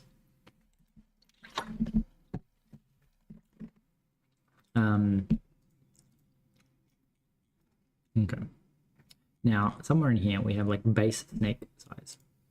So I'm thinking maybe we put that up here and be like const world grid cell size, and then we go to the snake. We go, hey snake, you're a the base snake size. We're just gonna like remove the base snake size and come down to the bottom, and we're like, hey, so find and replace base snake size with okay. Then we go back to here. We replace the 4 of those. Thank you. Except we need to like import it from super. So we do that, and we can we bring it in from super. Cool. Then we're gonna go hey for I want to say well, if let some resize equals latest. No, last. Thank you. I think I have to iter last. Oh, it needs to be mutable as well.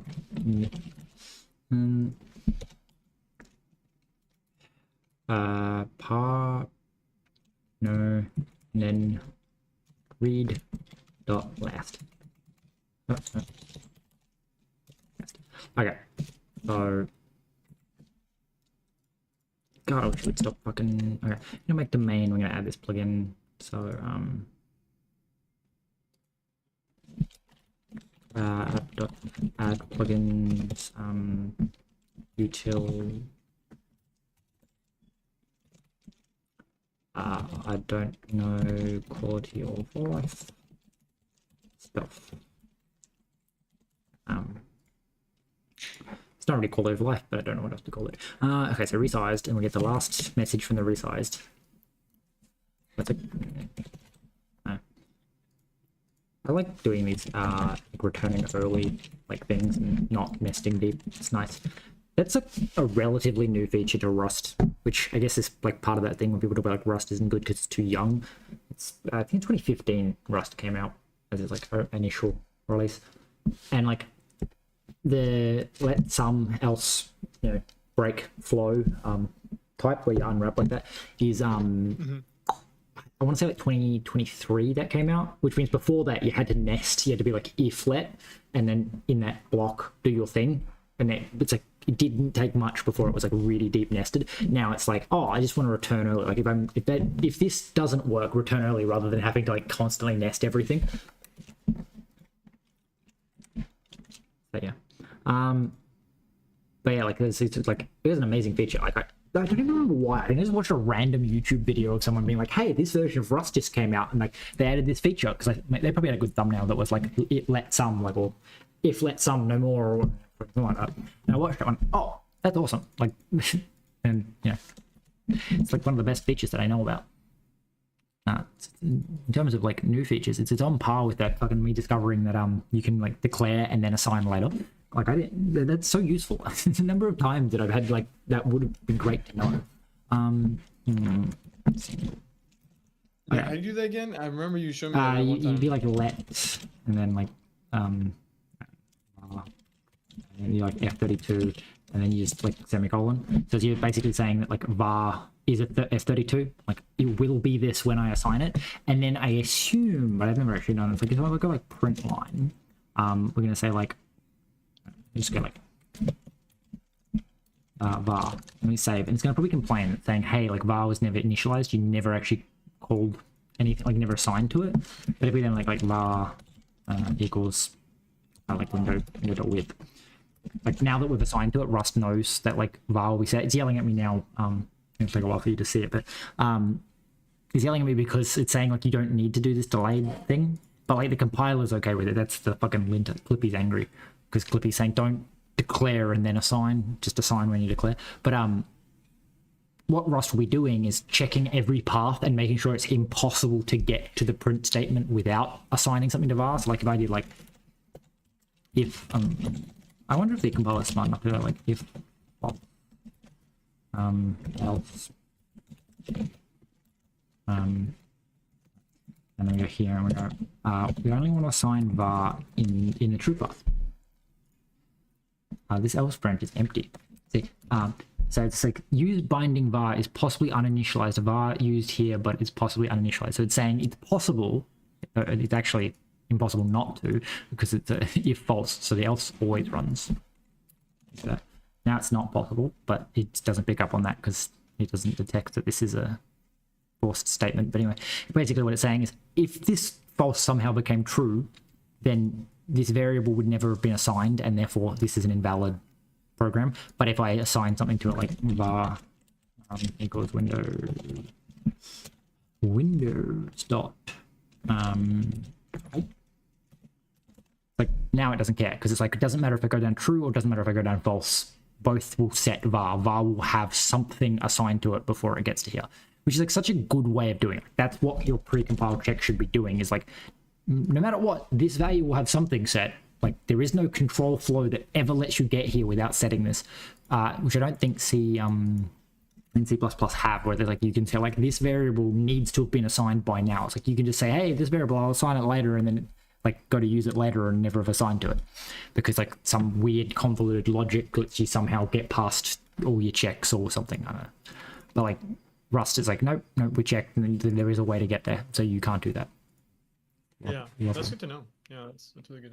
Yeah, it's so useful because I used to do it like where I'd be like, oh, I need to in this for loop I need to assign the value, and then I'd be like, oh, so I'm gonna like let mute size, and then I'm gonna be like, well, what am I gonna do? Like I don't. So I'd be like, okay, we'll set it to none because that's how I know that I found it. It's like it's set to none, like, and then it's if sum. But it's like in reality, like you could just not assign it, and then like first off, the compiler will tell you if it's possible for it to never be assigned. But also, if you're just returning early, then it can just be unassigned. It was to do with like non-trivial types, because obviously like if it's an integer you can just leave it at 0 and you just return if it's not assigned. But if you had like some kind of big bulky type, you'd be like, oh, I'm going to set it to none and then I'll assign it to sum when I find the bulky type, or if it's a reference or something like that, you have to have it pointing to something to be valid. So it's like what you can do is you can do that like let before and then return early if you don't find it, and then it works. Anyway, then just work on the resizing window. What data do I have inside? So it's width, height, and entity. Okay. Interesting, because we can say, actually, we don't need it to be single. We can just let it be query. That's fine. So we're going to say, I mean, technically that means we need to do all of them. Or That's my dog. I barely heard anything. Okay, good to know. To be honest, there's probably more noise going on behind me. Someone's like washing dishes or something. It's scrubbing. Okay. So we're gonna say, oh, that was fucking loud though. I guess she wants something. I'll be right back. See what she wants. Okay.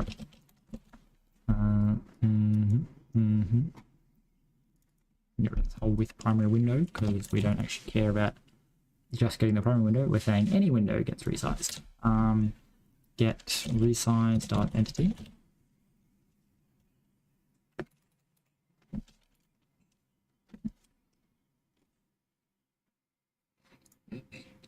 Read. No, it'll read. Entity.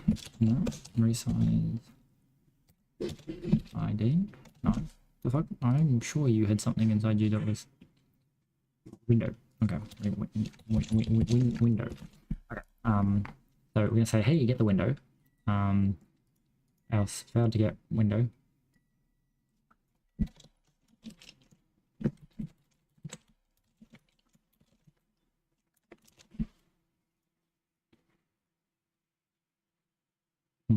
Okay. I'm gonna say resize dot width divided by windows to floor. Sure.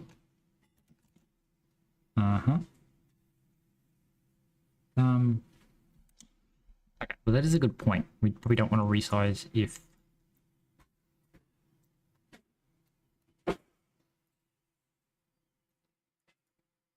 no, we don't want a floor, do we? Node. We probably went around. We went around. Maybe no, actually no. We want a floor because we don't want to like drag it to the side of the screen and then have it get bigger than the screen. So we'll floor it. Now, I don't think we set the resolution. We just say window dot resolution equals window dot resolution. No. Window resolution new new width new height, sorry, new width as use size U32. So that should resize the window. The concerning factor here is this is an infinite loop, I believe, because resizing the window will call the window resized. Let's just actually print one enforce window resizing. So we're just going to do that because I don't know if resizing the window manually then fires a resize event or whether only clicking and dragging a window event that's sent whenever the logical size has changed. So I'm assuming resizing the window and then this resizing the window is going to resize the window. Yeah, so I believe it's probably spamming the console. No, it's not. That's very strange. Does it detect that it's changed? It does fire like 3 times, but then it stops.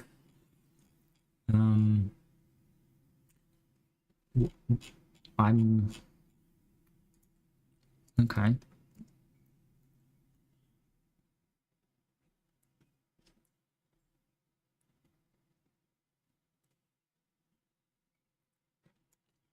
Well, now it does need to be a multiple. I do question. Oh. How come that seems to be smaller? But maybe it's just a me thing. I'm also probably going to modify how the snake moves so that like it stops doing that. Because what's happening is this: it's splitting because it's only moving a segment. Like each segment's moving independently, and they don't care where the segments further in the snake are. They just move by their step, which is then translating to if resizing the window causes them to step past the edge of the window, they will teleport. But then the window's moved, which means that the next piece actually won't teleport with them. So on its next move, it won't teleport. It's to do with the fact that it's moving. So what I'm going to do is I'm going to just modify them so that they move. So we'll start at the end of the snake, and it'll look where it's the segment in front of it is, and it's going to move itself there. And then that segment's going to move, and then that segment's going to move, and that segment, and then the head will move, and that's it. So the idea being that the only the head will actually know where the snake's going. The rest will just move to where the other snake is, which means that if the snake does teleport across a gap like that, and then the window's resize, which means the next snake would move, they'll teleport to where the next snake is, which means that it doesn't end up with that once the snake's been broken, it stays broken. It'll just end up like eventually they'll all jump that gap. So there'll be a gap in the snake, but eventually all the segments will have jumped the gap. The gap won't continuously follow the snake around because it's like an intrinsic part of the snake now. Anyway, it does appear that actually resizing the window doesn't do anything, but my question, especially with the fact that that is not the size that this was, I don't think. Right? Like, this was bigger. Annoying. Okay, but I'm gonna leave this alone. We're just not gonna resize it. I suspect what's happening.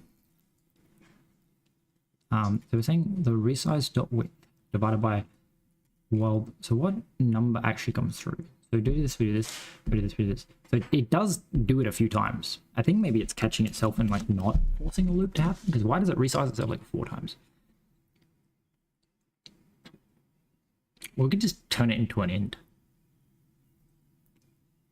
So you just look at the new size, you look at the old size.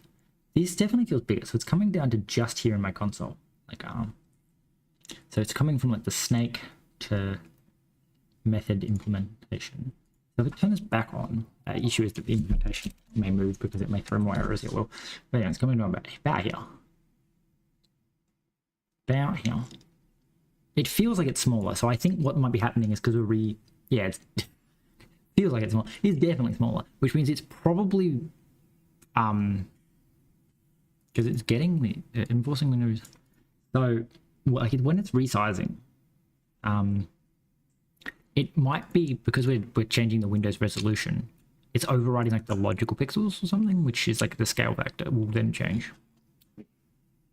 Physical width, scale factor override, scale factor. Okay, so when we say new, well, isn't that what we're passing in though? Like, okay, so can I not just say like window resolution dot? I don't think I can modify this maybe. Window resolution. Surely you have some like way of with scale factor override width, height, size, physical scale, base scale, set. Okay. Set. New width.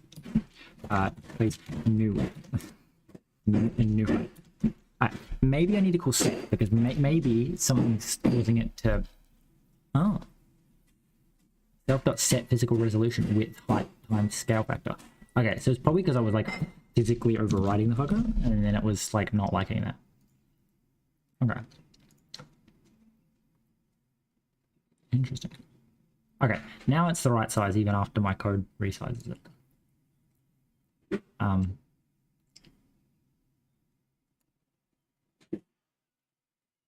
Wonder if it can still get that black bar.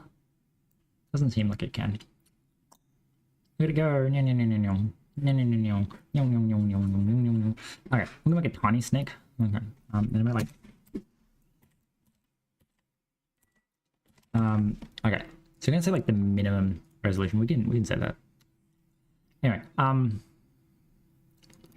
so it's resizing correctly, but what we're gonna do is we're gonna say I think like let we need the window. We can say like let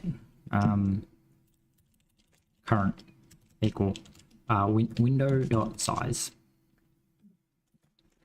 So that's this, right? The window's current logical pixel size. Okay, divided by world grid size.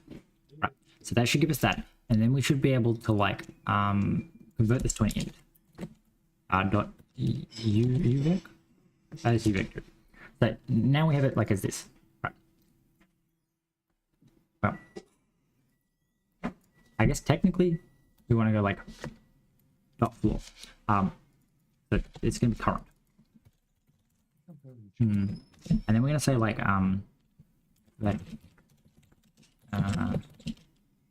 new equals current times the grid size, and then we're gonna say if current equals new. Continue. Yep. I don't like doing so more as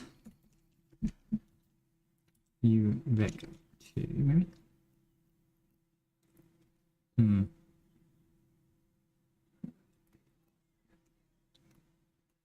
Well, I guess it's more like that old equal window dot size dot as u vector 2.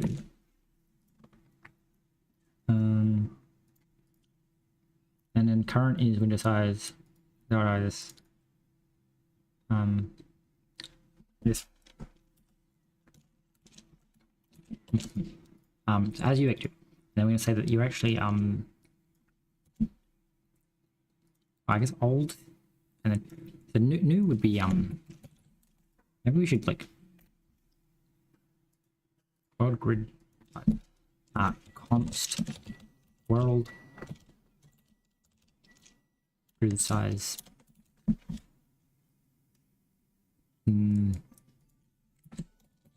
It's quite like u.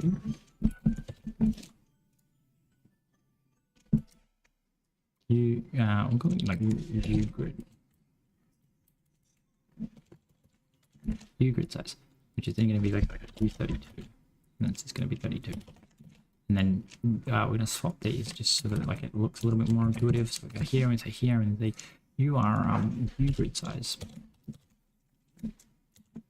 as f32.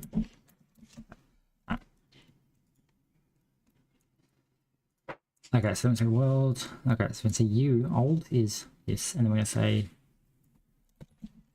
u is old divided by grid size. U grid size, u grid size.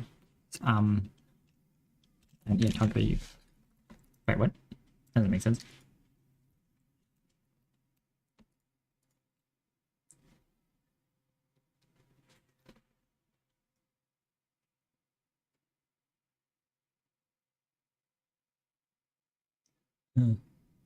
Yeah, I don't think that makes sense. Like at all. What?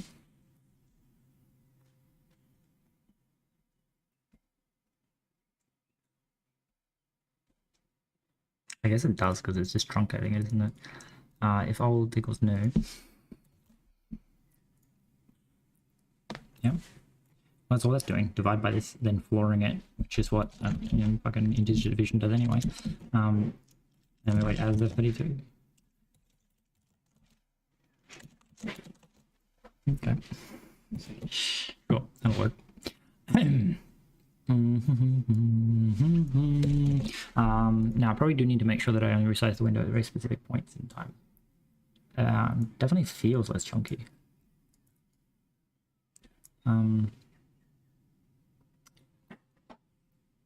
It's also like not resizing itself all the time. I also stopped it printing whenever it does it though. So I guess the trick is we still want to like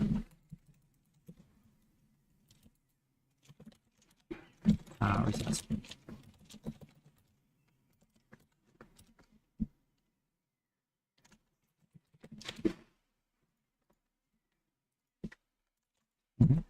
Okay. It's still gonna do like an awful lot. The other option is to turn off resizing the window, but that's no fun.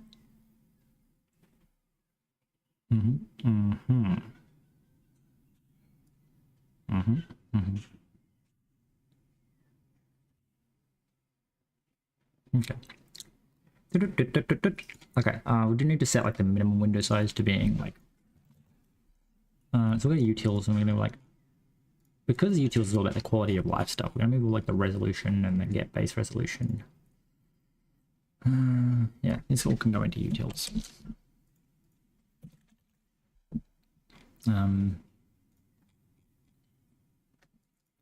So you just like utils, get base resolution.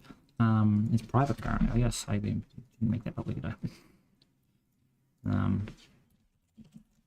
And then I think something else is going to complain because resolution's hidden away. No. This goes inside utils. Cool.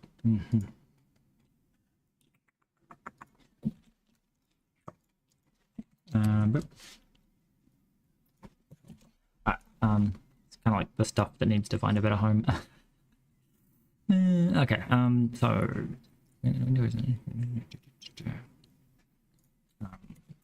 const min window. No, not resolution divided by 2. It's 32 times 8, which is I think 256. But yeah, it's gonna be 2 times 8. Alright, and then we're gonna comment here and say minimum window size is 1 segment of biggest snakes. Okay. Okay, and then when we pub and resize get window constraints, window resize constraints. Oh, apparently they do F32s. Okay. Alright, so we'll just call it world. I don't know why you called it world grid size cell. That's very confusing name. Very repetitive name. Okay. World grid size times 8. Okay. And then this is just going to be F32. So you can be min and you can be infinity. Thank you. Okay. I mean, at this point, just make it effect to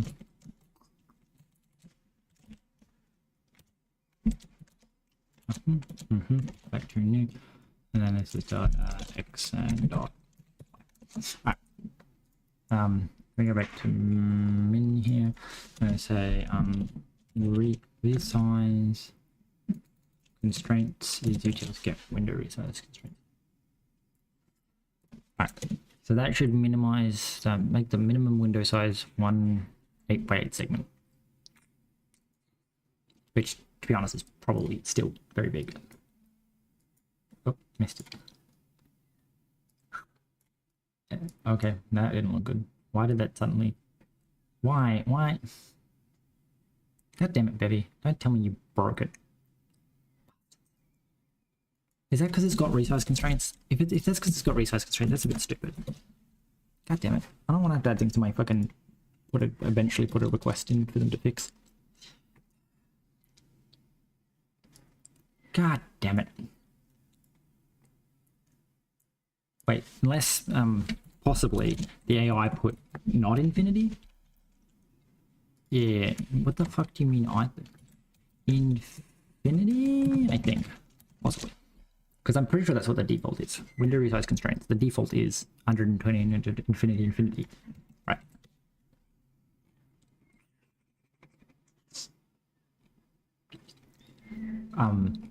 I don't know why max wouldn't work. Okay, that's very confusing. Oh, it's probably just... The fuck is an F32 max then? Okay, it's got to be a floating point precision issue. Oh, okay. What is F32 max? The largest finite F32 value, 3.4 to E 30 of the 38. Okay, so I suspect that it's just like at F32 max, the value is so large that it just rounds to 0. Okay, whereas infinity, I'm assuming it just doesn't check, but there is no constraint on infinity. Possibly. I don't know. Very strange.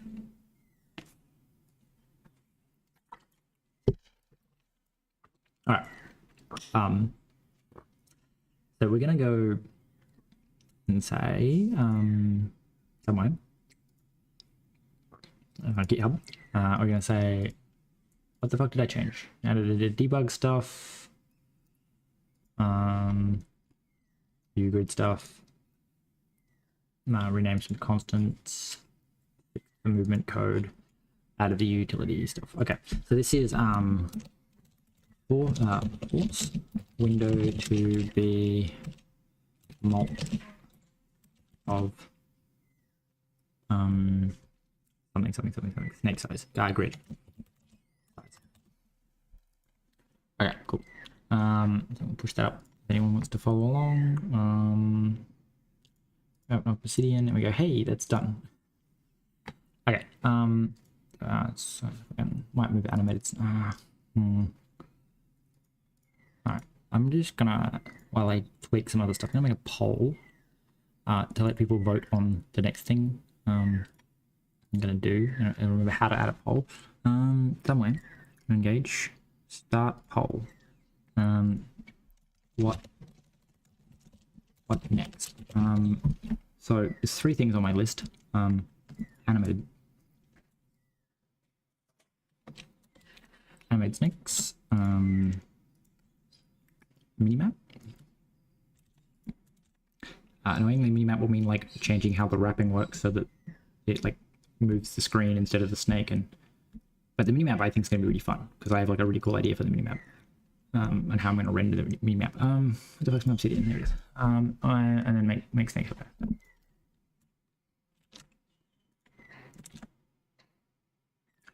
I guess we'll like set add a veto, which I guess is like we'll run a different poll with different choices. All right. We'll let people vote on that. Okay, so we spawned a play area. So here was something that I wanted to do. Because that's why I was going to do the poll, is like to give it like a couple of minutes while I worked out what I was doing. So snake. What else is inside the window? I kind of want to make the like window transparent because I think that'd be kind of funny. Okay, cool. Is there anything else? What was I doing? The image. What was the other? I mean, I could just add some more snakes while I wait. I'm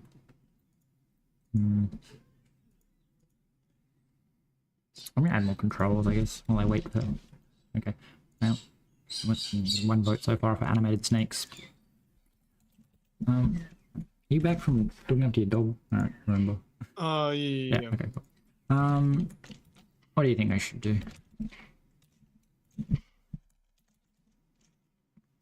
Let's see, I'm gonna pull up the list again that you sent me. I do have a poll in the stream, but it's just like letting people in. Just like giving it a couple of minutes for people to vote. At the moment, like, I'm thinking I'm doing animated snakes because there's like some animated snakes. Oh no. The only thing that's annoying about animated snakes is that they are like going to require a slight redesign of how things work, and then when I do the assets, it's going to take more work to transfer that across. But that should be fine. The minimap I think will be a lot of fun. But again, I have to modify how the wrapping works because there's no point having a minimap if you can see everything on the screen.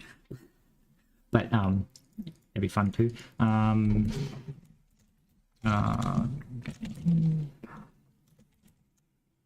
No. I mean, enemy snakes kind of sounds interesting. Well, look, it's just more just like there's in the set of assets that I've got. There's like brains not working. There's 2 snakes that have like a 2-frame animation, so I was like, it wouldn't be too hard to just every frame, or every time we change, just like basically keep track of like whether or an odd or an even tick, and then trigger the animation to tick to the other set. So it just means that somehow we'll have to flag that those 2 specific snakes have animations, and that they like how to store that additional animation, which again, not that hard. My phone is just deciding to buzz me too.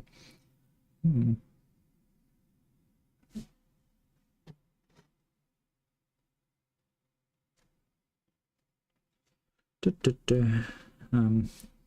probably should continue doing something with my phone. Great stream. Now I'm gonna see if I can work out maybe that input manager. Like when I was saying, like you can do something to. There's like a way to convert axes to buttons. Input axis boxed, insert boxed, dual axis box, multi, one to many boxed, triple axis. What the fuck is a triple axis? So I want to say insert axes, but like the issue with an insert axis is that the axis doesn't convert real. Insert binding between an action and a specific axis like input. Multiple inputs can be bound to the same axes. Okay. Same action. Yeah. This method ensures idiomatic, meaning that adding the same input for the same action multiple times will only result in a single binding being created. Oh, that's cool.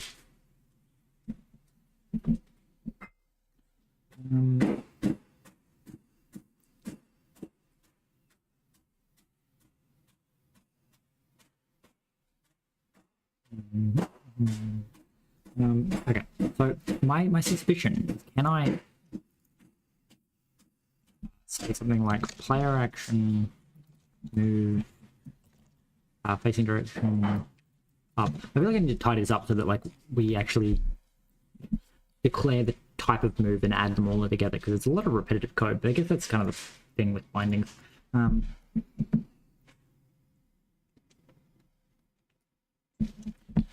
Like we need to make it like action like or something.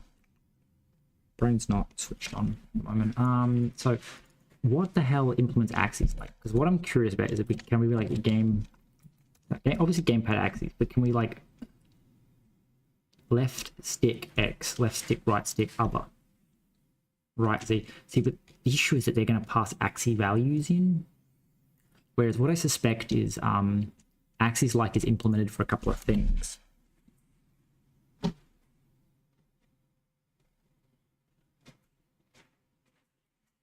So if I can track down what implements axis like, I can probably create used for axis like inputs which provide a continuous value, except I don't want a continuous value. Maybe there's a button variant.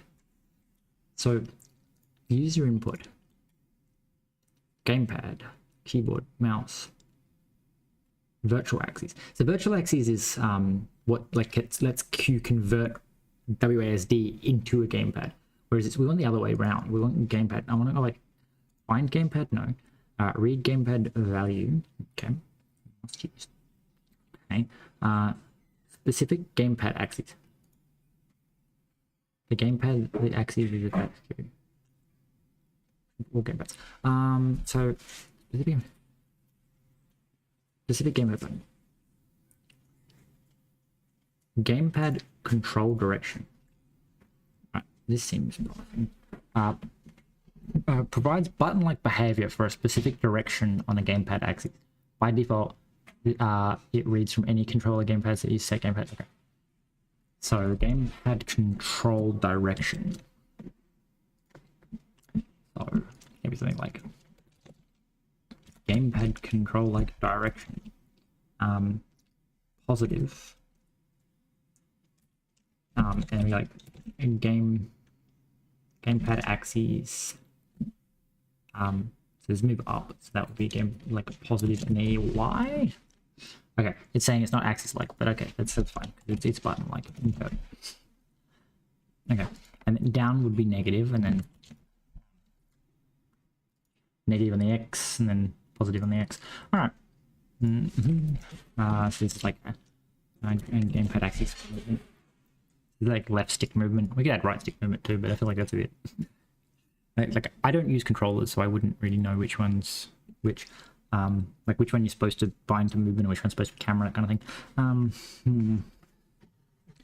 Yeah, I should probably plug my controller in and make sure that this is all going to work, but yeah.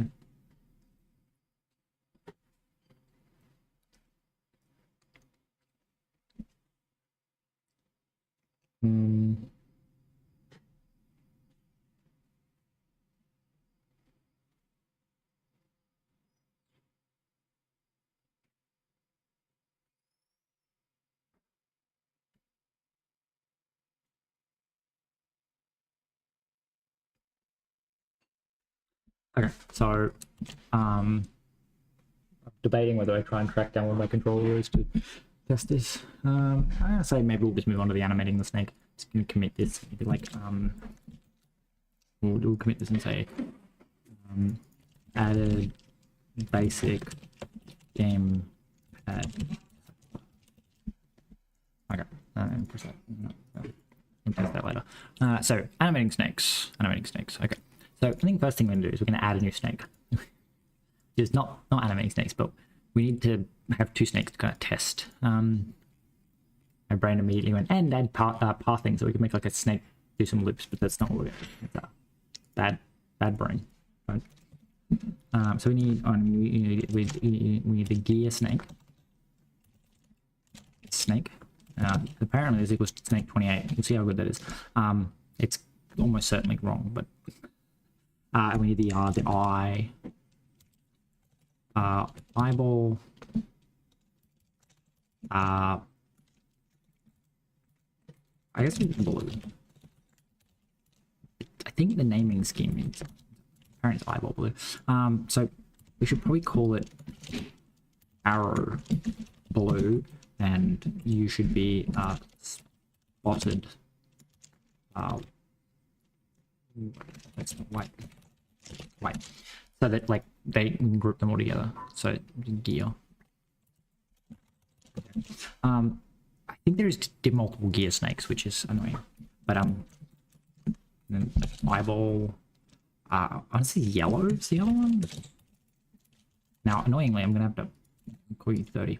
You have to open this on another monitor so that I can see all the snakes. All right. So, also confusingly is like snakes all have like banners for them. Like I'll just bring them in.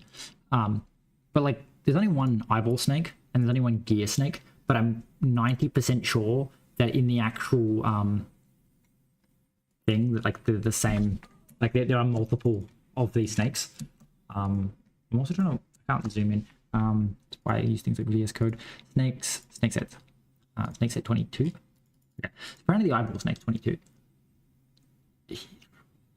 I'm very slightly identifying the eyeballs to work out if it's animated. If it's animated, like if this is the animation. I don't think so. So like what I don't get is that it's definitely animated. Like I have seen if you go to GIFs, like there's 2 frames of animation and there's 2 sets of snake here. There's like this eye and this eye, but they're the same eye as far as I can tell, which means that like you can't use this as a sprite sheet because you'll only have 1 frame of the animation. Like I think it's more obvious with the gear snake is that we'll go to the gear first so you can see what the gear snake's supposed to look like. See like the gears like centered, not centered, centered, not centered, not centered, not centered. Then we go to like the gear snake and we have a look. It's like, but it's centered and it's centered, which means that this is the same frame of animation. They could have put both frames of animation. They have 2 copies of the snake. They just didn't. But there's also like more than 1 gear snake as well, which is like, that's why I'm gonna have it open another window because it's much. I don't think this lets me like view it as like a folder like I can with Explorer. So it's snake segments, and then we go. I actually can bring it in here and be like view extra large icons. I love how extra large icons, but they don't actually make them any bigger. They just space them further apart. Like, what the fuck, Windows? Anyway, there's definitely a yellow eyeball, despite it not having its own thing. But then there's also, so that's the animation of the gear snake. There's an, yeah, and then there's a pointy, like, so there is 2 gear snakes as well. They have 2 different heads. So I don't quite understand. I also, look, there's another 2 heads. So that's an animation. And that's, okay. So there's 3 different gear snakes. But yet there's only one, like, splash card for the gear snake. So, oh no. Anyway, let's move this back over here. Let's go back to like normal fucking large icons. What the fuck, Windows? So extra large icons, you like fucking space them all a million years apart, and like I'm like large icons, and then she's making them fucking tiny. Oh god. Okay. So first, like I want to do like the snake sets and go, okay, so if the gear snake, which interestingly might be where some of the missing numbers are, because like there's a missing set, but it makes sense that if there's a gear snake at 20, no, because there's 3 sets of gear snakes. I was going to say if there's a gear snake at 20, there could be 21 and 22 are also gear snakes, but they just didn't add them. But no, because 22 is an eyeball. I don't know what this person has done, but it's very strange. So we have to go find where are the snakes? What are the snake types? So we have apparently the gear snake is going to be like, okay. I'm going to remove the numbers actually because it's probably just going to break things. We'll keep the white spot as 0, but blue arrow. Did you add an S? That way, yeah, you did, you bastard. Yeah, I just tacked an S on the end. And so the eyeball blue and the eyeball yellow. And this is the gear, and the gear, what gear are we doing? We're doing gear like, so it's, okay, so this is, so we're going to call it, I guess your gear, window, and then your gear, brick, and then, your gear point.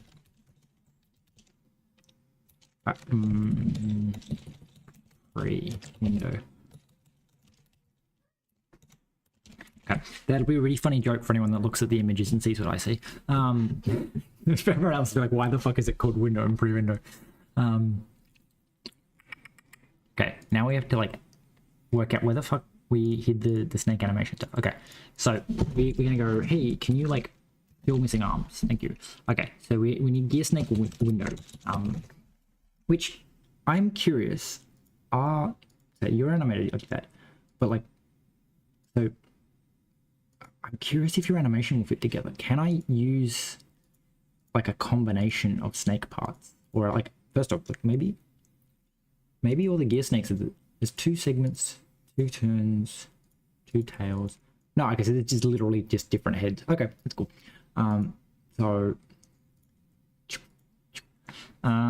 Okay, so interesting. So what we need to do, maybe out of pure laziness for not having to rewrite everything twice, and like have a whole animation system, is we're going to say, hey, this is gear window A, and then we're going to gear window B. I mean, technically I could add a boolean, but that seems like extra work. Not in I don't want to do it way, but like in a, it's also that like bad for the memory, because adding a boolean to an enum in Rust. So at the moment, this enum it's just a number, like it's just a U64, so 64-bit number. But if I add data like a boolean, like that, it now becomes rep r and okay. Apparently I'm doing something about rep r. Anyway. So what this does internally though is it means that it becomes a U64 and enough space for one boolean, which is I think 1 byte. So that's how big the entire struct becomes. It's like now it's, instead of being 64 bits, it's what is it? It's 72 bits. Because all of these will store a bool after them. but only this one's allowed to touch it. Whereas if I just do A and B, then I can just store that as 2 extra bits, and I don't need to store the whole extra byte. Like, it's just 2 different variants. It's not like I'm using them all anyway. No, like I'm Windows Defender. Okay, so we need a gear window. Whoop. A and a gear window B, and can we just like fix? Oh, okay. So if I delete these, okay, sure. Oh no, it almost worked. Now I had it. Yeah. Okay. So you need it to do as well, actually. Just so that you shut the fuck up while I do other stuff. All right.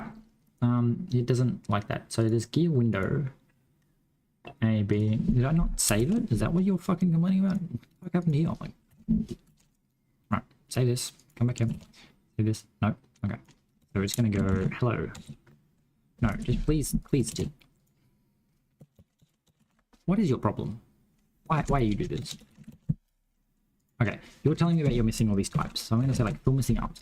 Okay, and then don't complain. And then we're gonna go, hey, while we're in the animation, we're gonna go like, hey, like inline always because I'm lazy. Like the opposite of lazy. I do that all the time because yeah.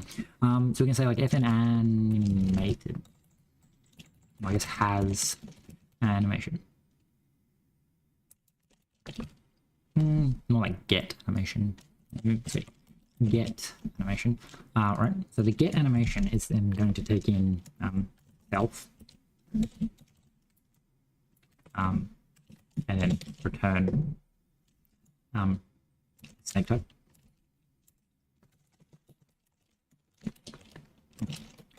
See? And this is just a way of being lazy about it, because like instead of having to store everything, I can just be like, hey, so match. We return an option snake type. Option snake type. Because then, if it returns none, it's not animated. And if it returns some, it's the next snake type to set itself to. And in theory, I could make an infinitely long number of frames because each snake type just points to the next snake type in the frame. And then everything else just returns none. Cool. Method get animation never used. Cool. Okay. Get animation. Okay, so that does that, and then it does that. And this is just going to crash like crazy when I try to do it. Update snake texture. Admittedly, the 2-frame animations may make it impossible for the interesting. Update snake size, and then update snake list. Update snake texture. Okay, so what this is gonna do is we're gonna say, hey, first off, I guess we should we need to add an animation section. Yeah. That's kind of it, isn't it? And technically, I want it to tick faster than like 10 FPS, but that'll do. Maybe not. Maybe that's again fine. Right then, update snake animation frame. Okay. So. What? Why do you just call random functions? Don't make shit up. We're gonna say mute snakes query. Then we're gonna say we just need access to like mute snake type.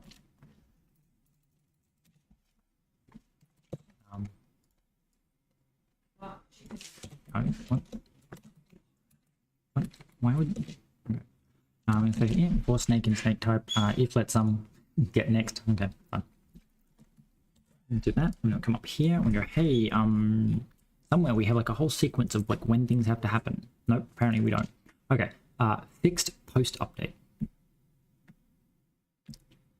Well, that's what? Why is it in post update? That would explain. Put it in fixed update at least. That explains why there was that flash of white that I had to actually go and fix. It's because we weren't updating the texture until post update, which means when you added a new one, it was white for an entire frame. Anyway, we're going to do this. We're going to go here and we're going to go like this. And then we need to chain them so that if there is an animation frame, we will in fact update it. Question. Update snake texture. So we do that just every time it moves. Okay. All right. Now I need to like actually fill in this data. Otherwise, you know, this won't work. So we need to go like gear window A. Okay, so there's a reference. Okay. I also feel like I should probably just like stop this from fucking returning a reference. For now, mostly, yeah, okay, but because it means that it can change types later. Okay, so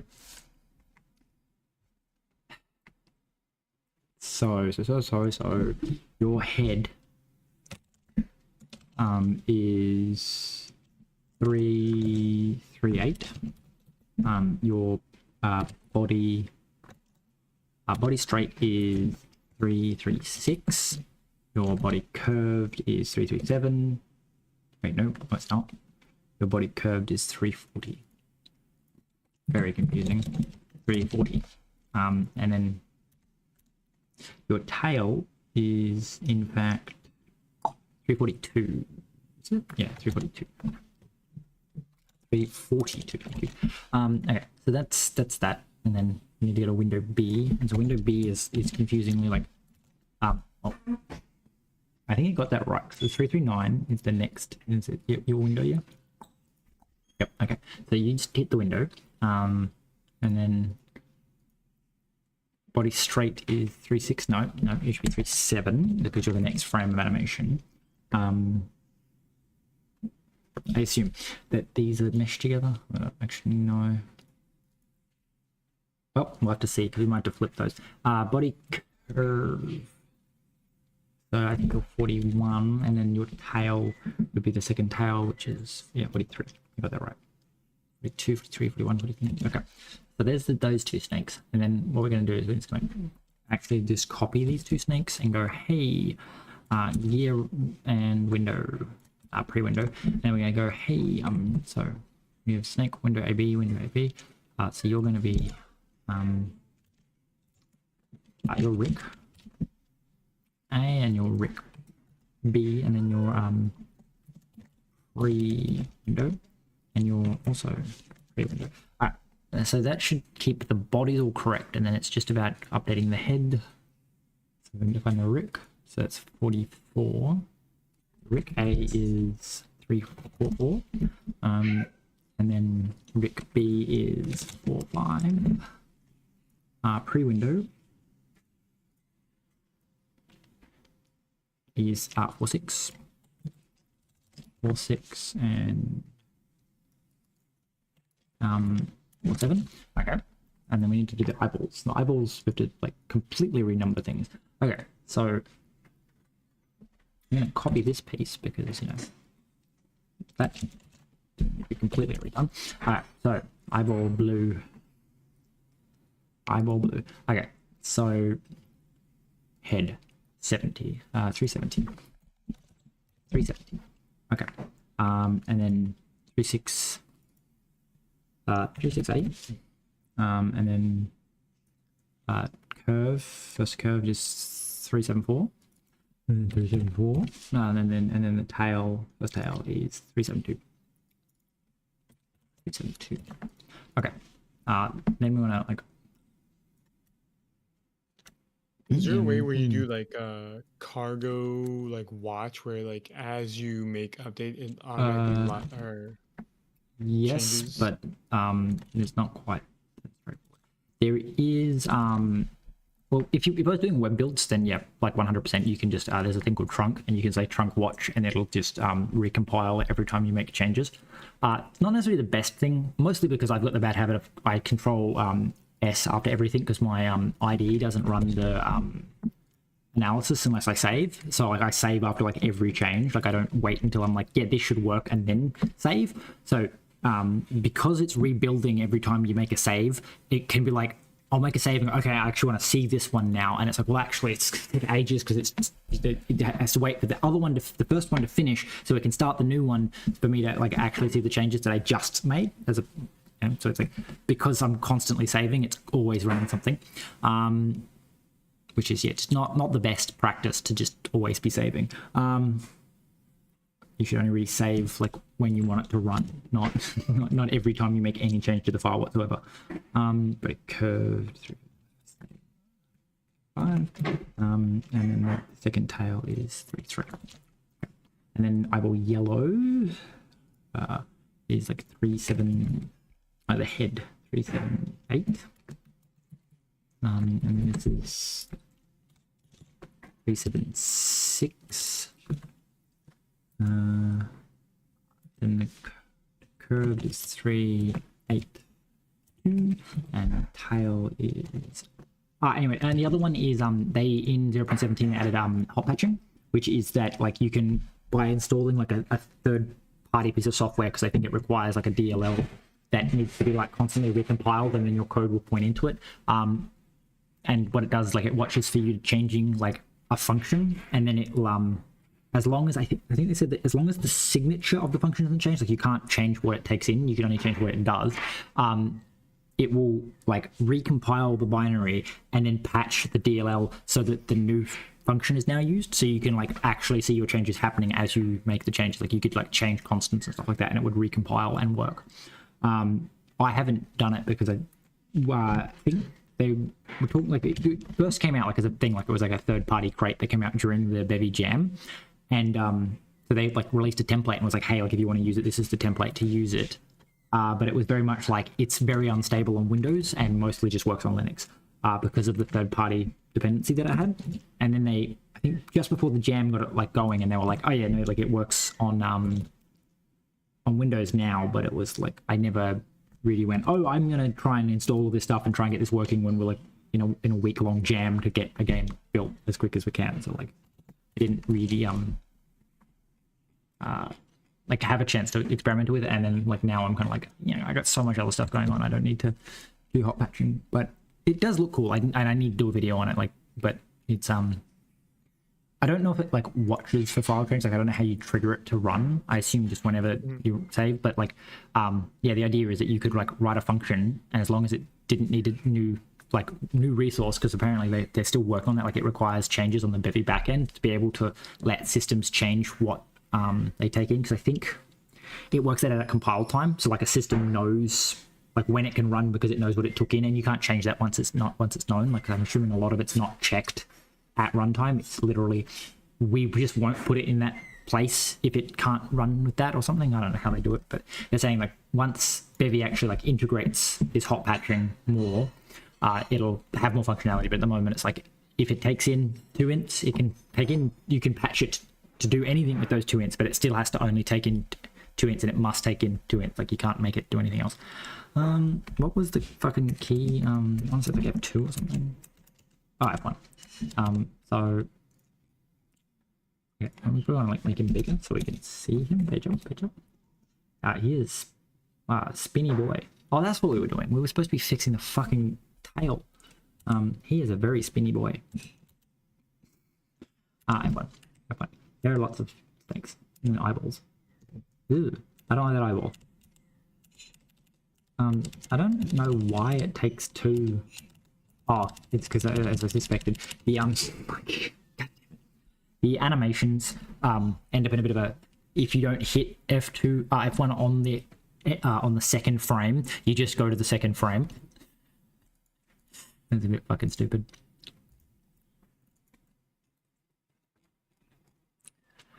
Anyway, so okay, so snake type neck. That's the downside of doing it this way. It's lazy, it's fast. What was it doing? I'm fixing this fucking snake. Okay, so about animations, they kind of need to be slowed down a little bit. I'm trying to think how I'm going to moderate the frame rate. Update snake animation frames. I guess technically this can run whenever it feels like.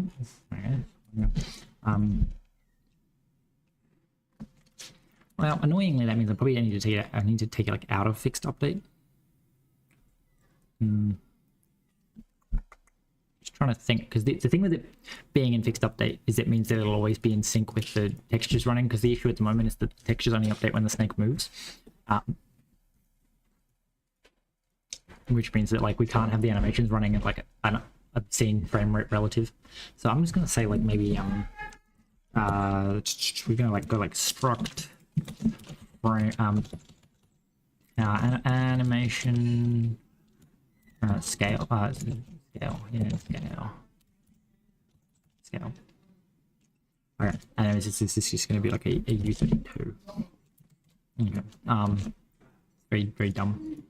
It's very lazy. We're going to say like derive resource. This go import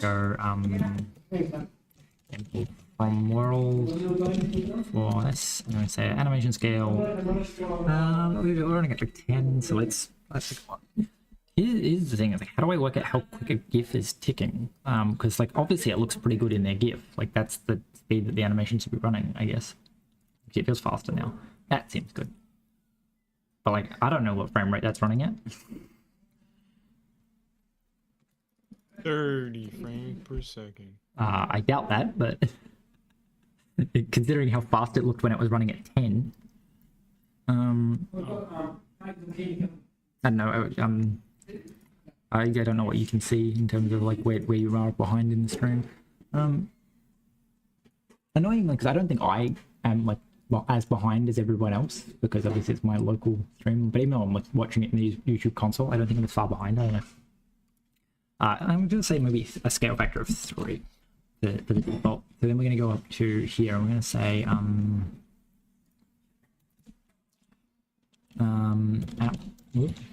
app.init resource animation scale. Alright, so the animation scale is going to be inserted, and then we're going to come over here. I'm going to say animation scale like this. I'm going to say mute skipped local U32.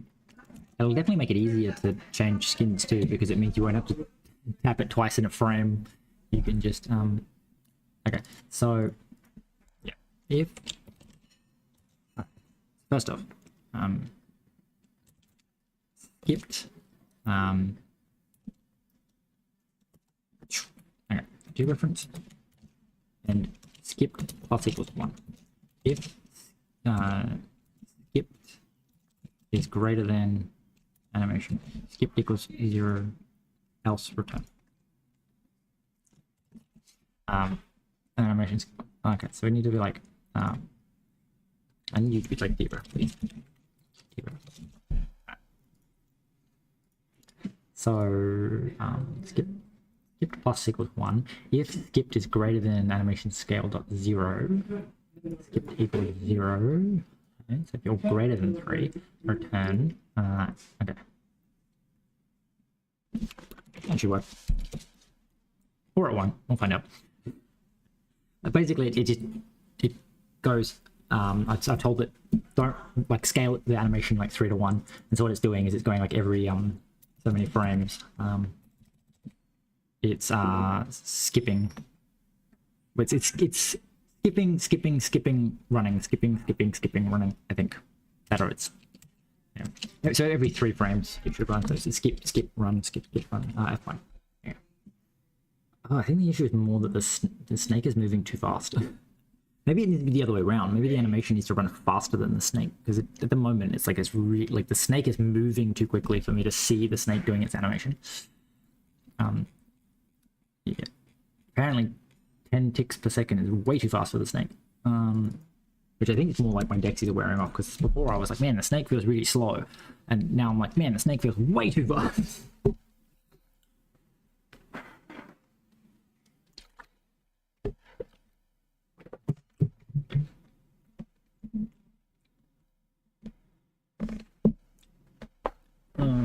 What we're doing.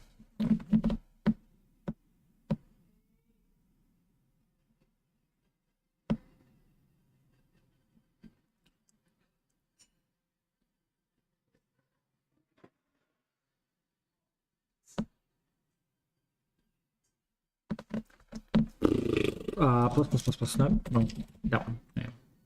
Maybe a bit, maybe, oh no, I broke the snake in 2 again. Okay, I already need to fix that. Okay. He still feels like he's moving real quick. Can't really tell that he's animated. Maybe because of the okay. segments. Like, oh no, we can't because if we F12 then the... Yeah, it's really not obvious that he's animated because it keeps moving. Now, the trick with that, I guess we'll just like uncouple it from the frame rate.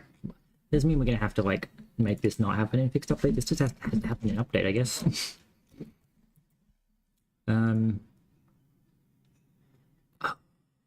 Okay. So I mean, technically, what we need to do is actually go to fixed update. The snake's gonna have to like somehow keep track of like what the segment is. Okay, so we need to like make a second one, like fn update snake shape, I guess. Maybe like an enum snake piece. Which is his head, body, straight, curved tail. Okay, and then we're gonna go hello. So we need to go like you're a component, right? Derive component. The idea of it being a component is that it will allow me to stick onto the snake piece. So we define that fucking snake segment. Where the fuck is it? So first off, we should probably actually swap these around. Mostly because this is updating the shape and this will be updating the texture. So actually no, you can't do both at the moment. Terrible.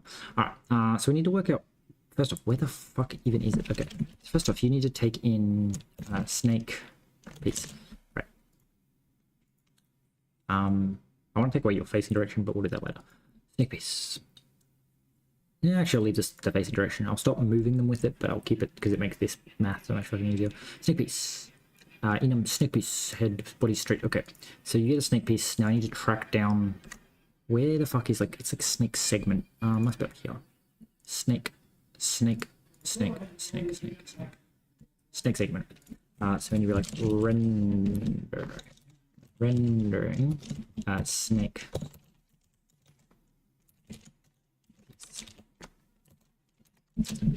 Maybe actually no, we'll pop snake piece out of rendering because I suspect that it could be useful for other shit, and I don't want to do like the child thing where it's like this module exposes something higher up. So like snake piece is like just a public thing. Snake piece.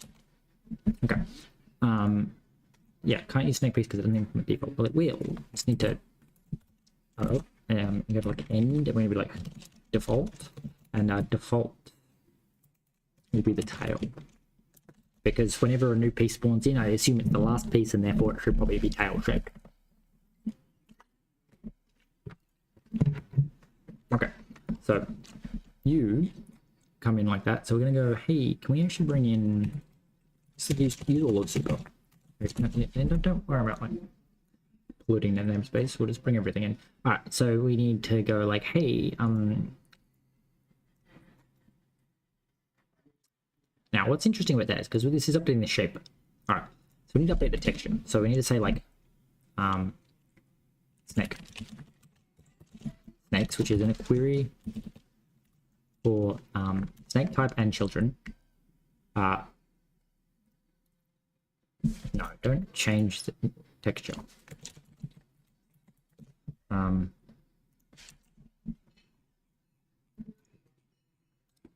mean, I think we can keep the update snake animation frame. So the update snake texture, yeah. So these two work together. These just happen in update, and then this happens in add systems.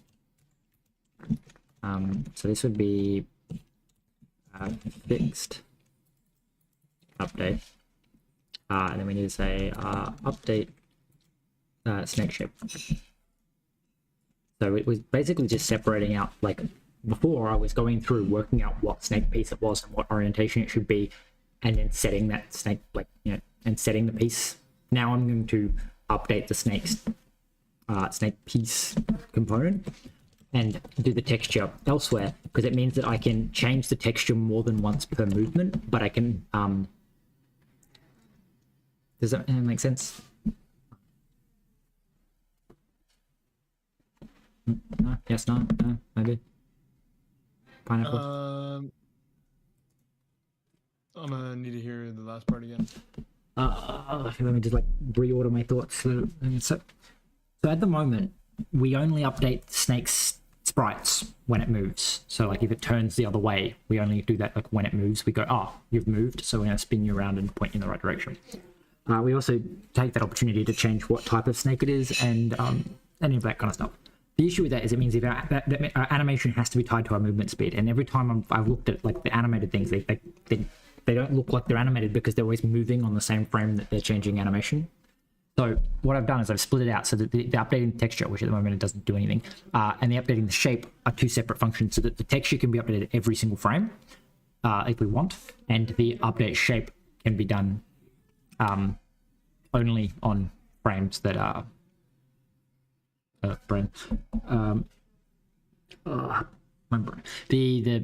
we only update the shape when it moves because it's the only time the shape can change, and the shape updating logic's like quite expensive compared to like just changing the handle of the image.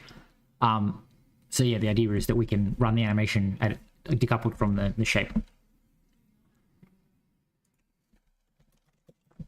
Okay, I think I'm slowly grasping that.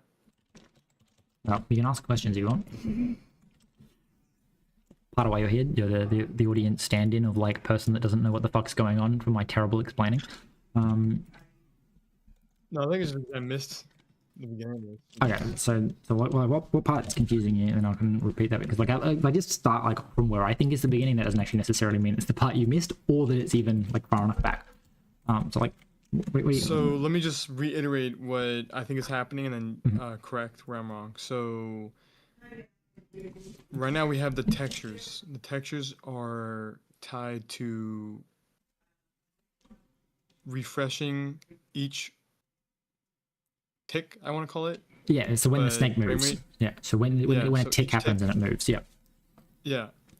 So now the issue is, okay, how do you fit an animation in there if the snake is moving and then the texture itself technically has like that animation of it itself moving? Because if you put it before the snake moves, it's only going to register the texture is moving. It's not going to register the animation. If you put it after, what happens? So it's less that it's not registering, like the animation's happening. It's more like your eyes don't notice that the animation happened because the thing moved. So you don't notice, like now like the gears are turning. It's like you can't see that they're turning because it's constantly in motion. So like the only way to make the gears turn at a speed that your brain goes, oh, they're spinning, is to also make the snake slide across the screen so fast that you're like, man, that snake is going quick. So like whenever I've seen it, it's like my brain, because again, it might just be not on my Dexies at the moment, because sometimes that kind of happens, like things feel like they're going much faster than they are. But like the idea is like you can't see the animations happening because the only time the animation moves, the physical object moves as well. Like it's like you can't tell that a wheel's turning if the fucking car is zipping past so fast that you can't see the wheel. That kind of like, so I'm making sure that we can run the animation faster than the movement of the snake so that it's like you can see the animation happening and then the snake moves, rather than like them both being physically linked together. So you can't have the gears spinning if the snake's not moving, and then it's really like you can't see the snake is spinning if it's moving. I don't know. But because it's so expensive to calculate the shape of the snake, it's probably not actually that expensive in terms of like actual performance. We could redo it like tens of thousands of FPS. But the idea is like I don't want to be spending ages recalculating the shape of the snake every single time when it hasn't moved. So I'm making sure that the textures can run in a separate thing.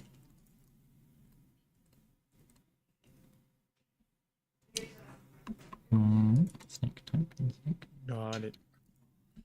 Yes, okay, sprite. This segment. Okay. There.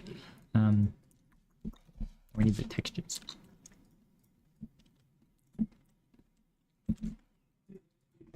I don't know.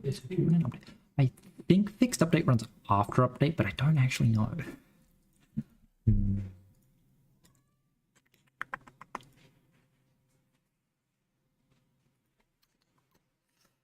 What I can do is I can run you in like. When do I move? I think I move. When do I move? I'm just trying to make sure that like, because the shape of the snake needs to be calculated after we move. Yeah.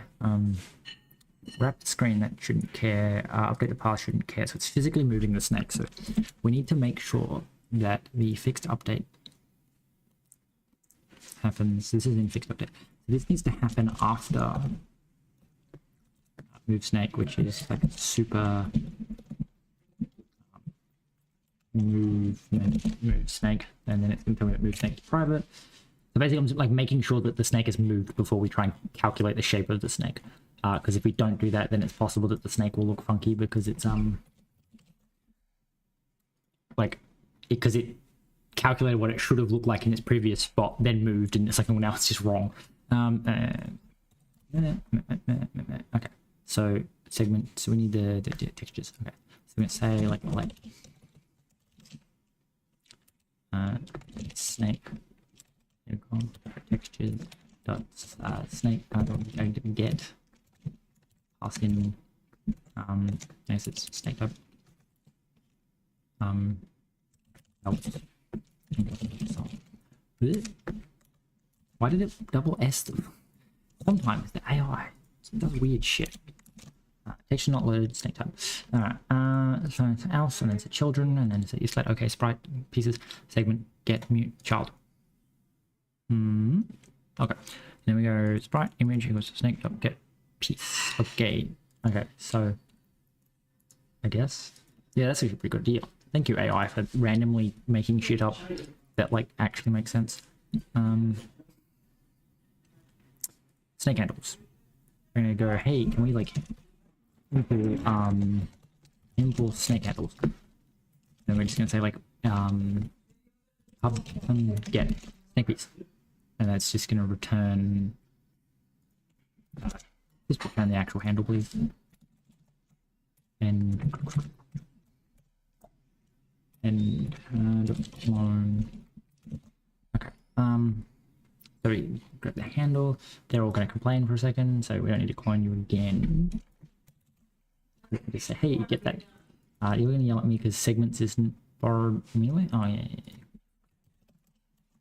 Okay, so this updates the snake texture and snake segments and image and image and image. Because the idea is that we reposition the sprite. We give it the right rotation and the right flipping, so that when we change the image out, it shouldn't matter. We shouldn't need to redraw, which annoyingly means that we still need the sprite here. We can't just like ignore the sprite entirely, which is kind of annoying.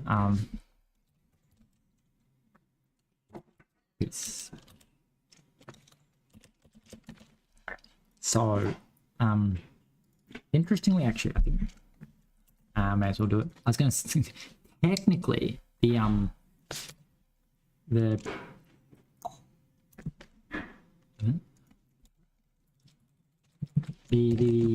head will always be the head. Like it's I guess technically it might insert something in front of it. But like in terms of calculating the shape, the head is just always the head. My thinking is I don't need to clone the image here because we don't need the textures. Like so, that's why I want to know if the fixed update runs first. Is if the fixed update runs first, then we can update the shape of the snake, and then image snake images head. Like if we do that, then we can why has my brain just decided it? Yeah, so if we can move and update the shape of the snake before update, then in update we can update the sprite. Otherwise we have to do the sprite in post update. I think that might still happen before the render world. I don't know when the render world actually gets extracted. But the fact that post fix update didn't hit the render world makes me a bit concerned. Okay, so we say like let okay as snake mean snake. What are you missing? All right. So there's snake piece. All right. So you have main, and then your tail. So you're just the direction to the tail. So this is then head, which is actually mute piece. Right. So the mute piece. The segment get many mute. We get this, and we say failed, and then yeah. Okay. So in here we can actually like connection. Oh, okay. So connection dot straight. Then we say that dereference piece equals body straight, and then otherwise connection piece is curve, right? Which is point. All right, that makes that much easier. And then piece. Yep, and then do the same thing where we're going to constantly keep telling you that you're actually the tail, which is fine. So I'm going to say that dereference piece is equal to tail. Okay. You're just always the tail, my dude, because you're last on the list. Okay. Can't borrow you movably. Yes, we can. Okay. And then for some reason we don't care about the snake's type. That's fine. Because we don't actually care about the snake's type when we're moving it. When we're updating the snake's shape. My shape is different. Okay. So the other thing that's going to be annoying about that is I can't use my like F12 thing to test this because theoretically the update texture and the update shape, like one's running every frame, one's running the fixed update, so it doesn't matter if I pause the fixed update, the texture will be correct because it'll do its extra thing. Page up. Now, I think I'm still updating the animation in the fixed update, which means that we're still not gonna how do I change it? Oh, look at him go. See, now he looks like he's spinning. The other possibility is also that I've just got it, like the animation wrong. It could be the wrong frames that makes it look a bit weird. But at the very least, I can freaking F12 stop you from moving. I think that's way too fast. Okay. Alright, so first off, we should probably, because it's no longer in fixed update, we should take it out of update snake animation frame chain is updating an update. Okay, cool. So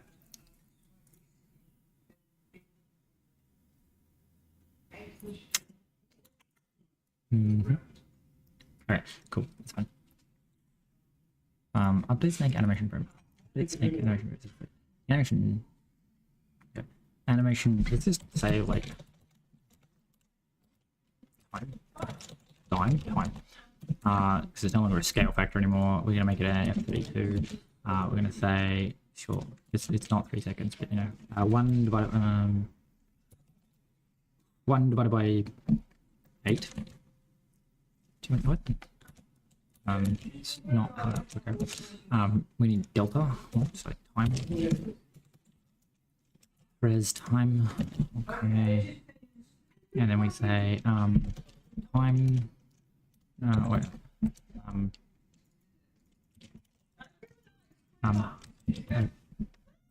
Word.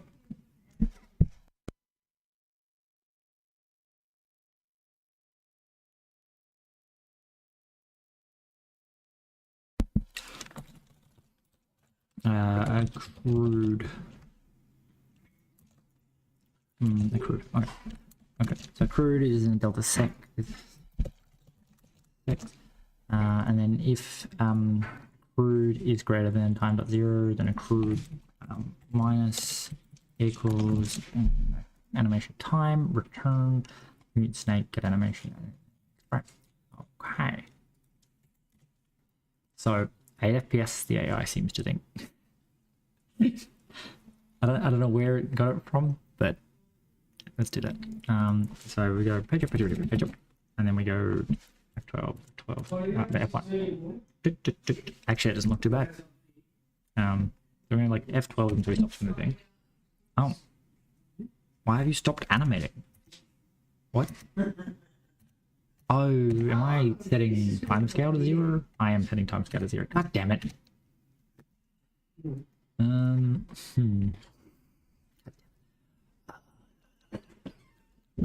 So it's not time, well, it is, but it's time real? We use the real time, because otherwise when I pause the fixed time, it also pauses the animation timer.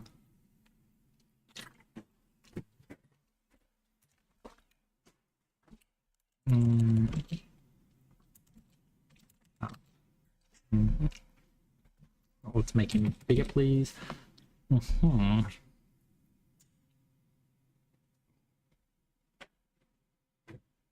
Yeah, I think the AI got that with the fucking 8 FPS. Seems pretty good. Fuck knows how far behind the fucking live stream is there. Oh, don't unmute myself. There he is. Okay.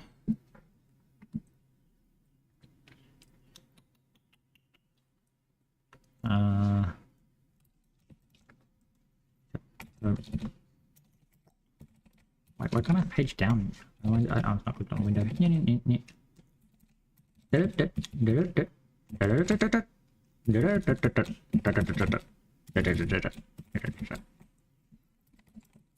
we're gonna make it bigger. Like, okay. They're very big snake eating very small apples.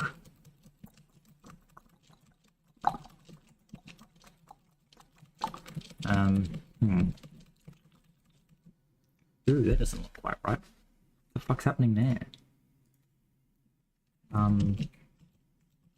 I think it's like a good. I think it's like the delay is increasing. Yeah, it's there's two possible things that could be causing that. One is that my computer's starting to fall behind, like my internet's kind of shitty anyway. But also it could be like if you refresh the stream, then the delay could get shorter because it may just be that like you're physically buffered behind, and if you refresh the stream, it'll just clear your buffer and you'll just start again. But yeah, it can be weird sometimes.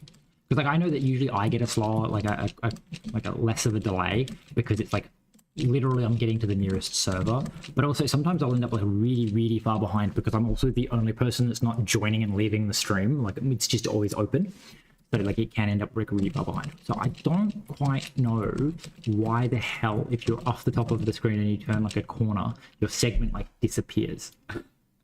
Like I don't know where it's gone, but it's definitely not there. All right, so what we're gonna do is we're also gonna fix that ability to like move across boundaries. So what we'll do is we'll commit this. We'll be like added animation, animation. Okay, so this, commit this, and we okay. Push that up for anyone that wants to have a read closer. Okay, so what we're gonna do to fix the snake movement is we're gonna go to movement. I'm gonna go hello, please. So update path. We want to keep update path because it makes it so much easier just to like work out the actual like the animation shape thing, because I just can look at the previous segment and be like, oh, you're that direction, and I can look at the segment in front and be like, oh, you're that direction. I think that's why we keep the head. I don't remember. Do we keep the head? How the fuck do you know what direction you're going? Head. Oh, because you are the head, so you're pointing towards the head, and the piece behind you is pointing towards you, and that tells you the direction that you are because it's that shape. Okay. Anyway, so I think I'm going to leave the path alone. I'm just going to stop each snake from fucking moving along the path, and instead they're just going to teleport to the piece in front, which means if you do split the snake, the split won't stay forever. It'll eventually like work its way out as it moves to the back of the snake. So when we move the snake, we need the facing direction. It's a segment facing direction. Now, my thought with this is we load user input into head. But like what we could actually do is just stop using that. We could. This is about like I think I had the entity that the player was controlling.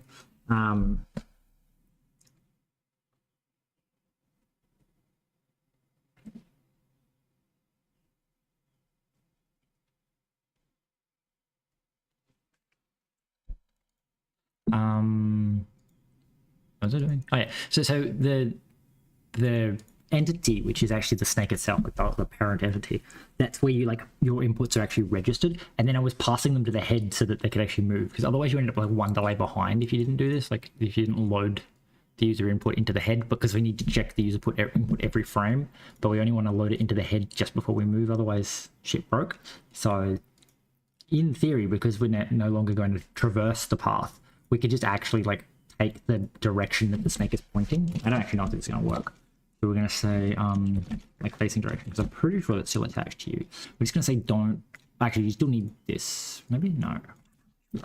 All right. So don't do that. So you can say like direction. Direction.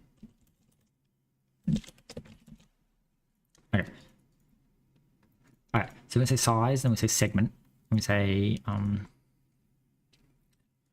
segment in body iter, segment get mute, segment else direction. Okay, so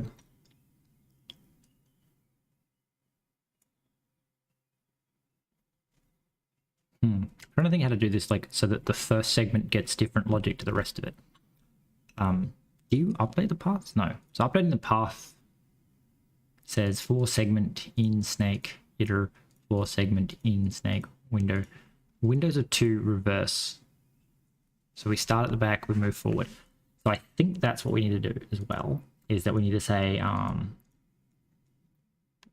maybe just scrap this whole thing, because again, we've got get, which means we can just always come back to this and we can say like, I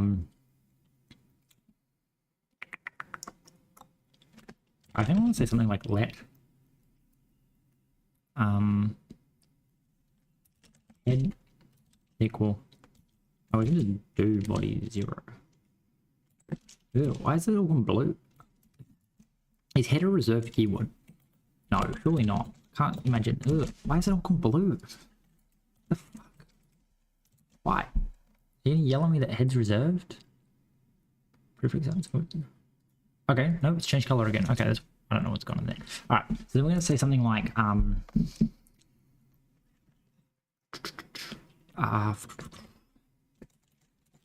we say like for so we've got for segment window to reverse. Right. So we iterate through this, and then it's like we have to do the same logic we do for reversing the path. Why? What the fuck is happening to my ID? Okay. For segment. Okay. So let's just do this because this is the exact logic that we want. Except apparently not segments, it's body window to reverse, and then let okay is it F. So this is the piece in front. I'll mute S. So we're not doing this, which means that we need to thing is right, that should be fine. I can't imagine. I reckon I can probably update this path while I'm going. I don't know why I'm going to do that.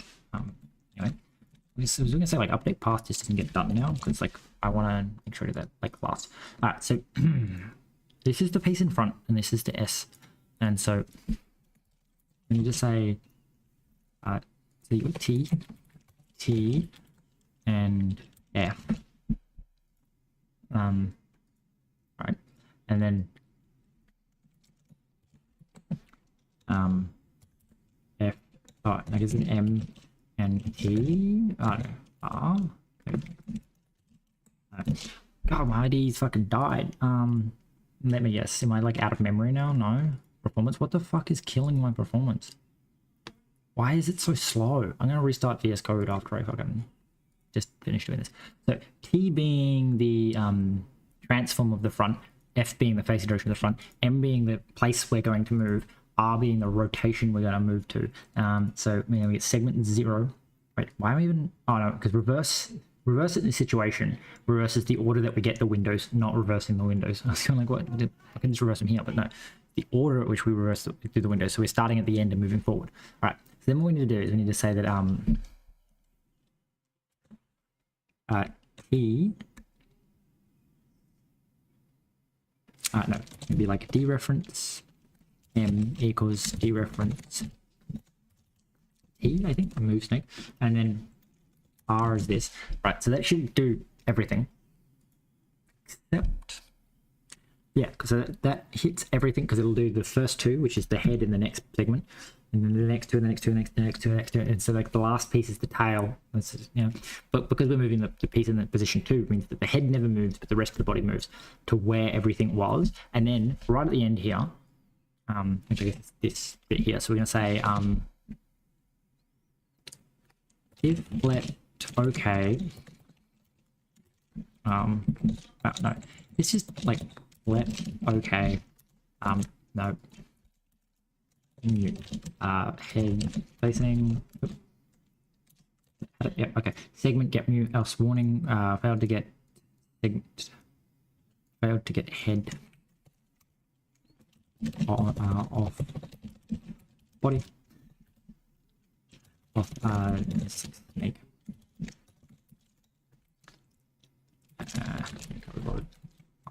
Better get head off snake. And we come down here and we say, hey,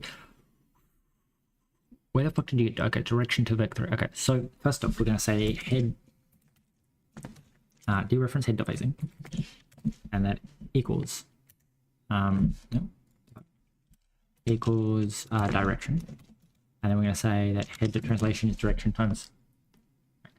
So we have to like dereference here, I think. Okay. Wait, what? Transform. Head underscore facing equals direction.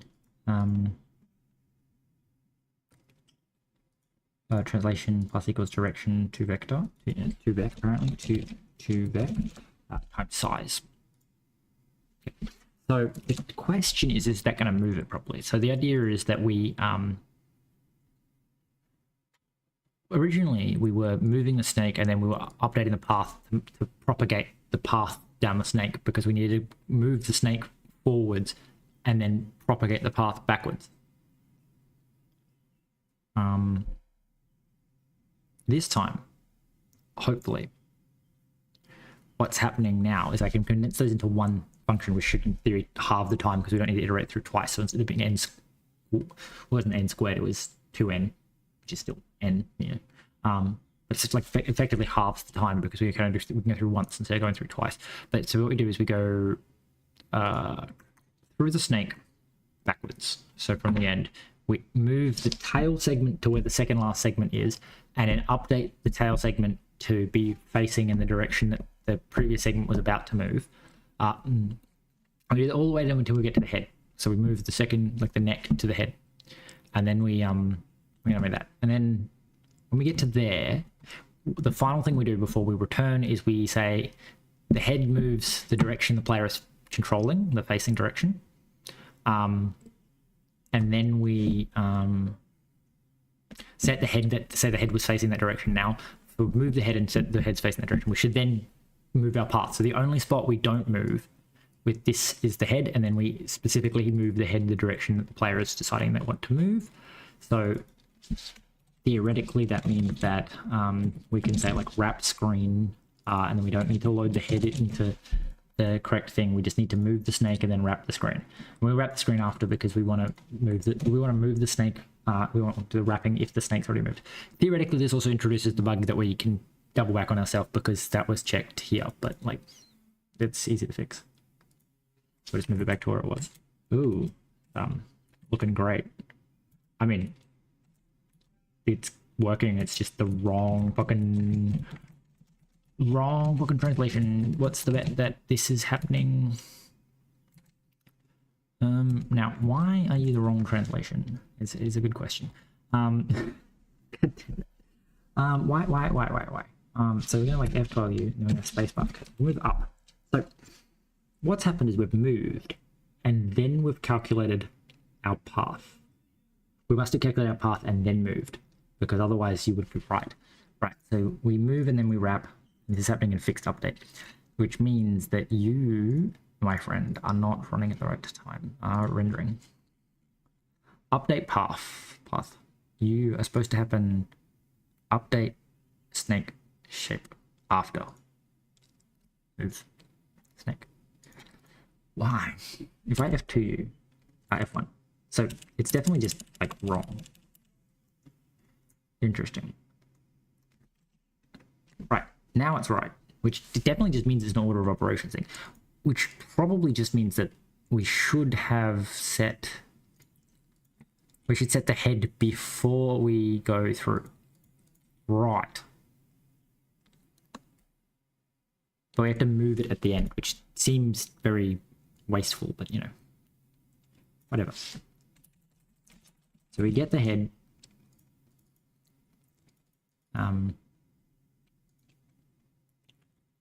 Head transform mute facing. We're gonna say it's kind of well, leave it there. So we're gonna say the transform, do the transform, and we're gonna say, hey, we need to update the direction that you're facing because we need to propagate that direction down the chain, and then we need to goddamn do it again, but this time we don't actually need this one, and in this one we don't need that one.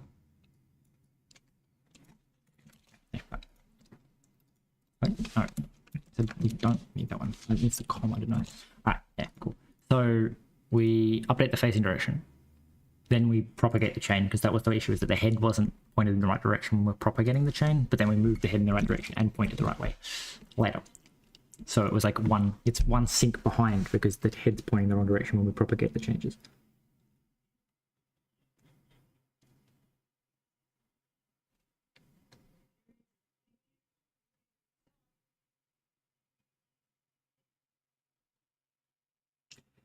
So very tired. So very, very tired.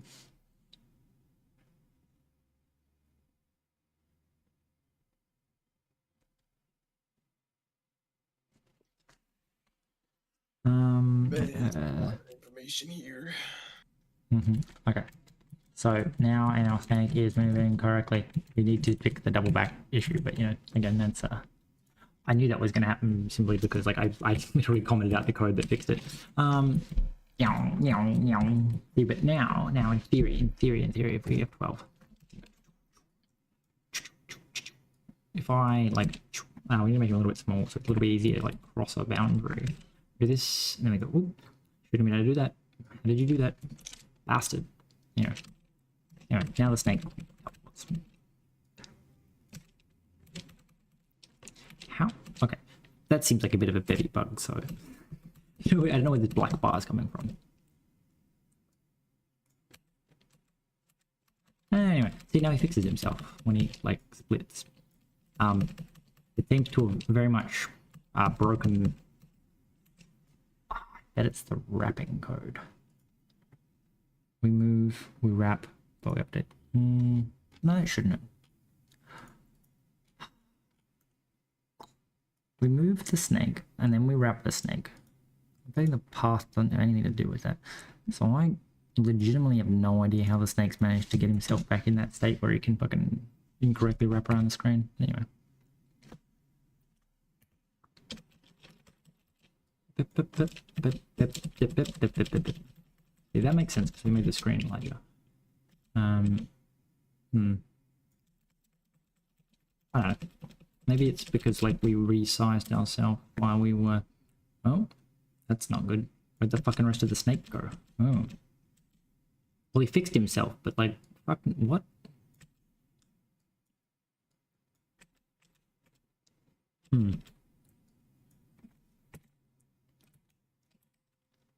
Where did he go though?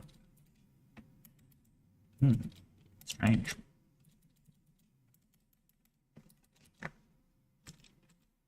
In the tail it. What? Okay. Very interesting.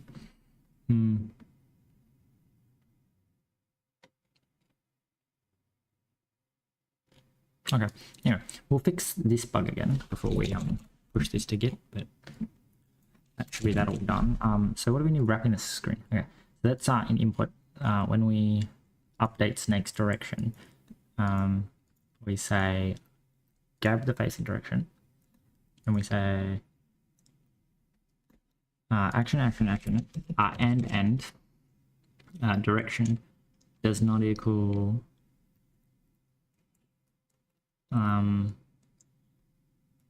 direction is not equal.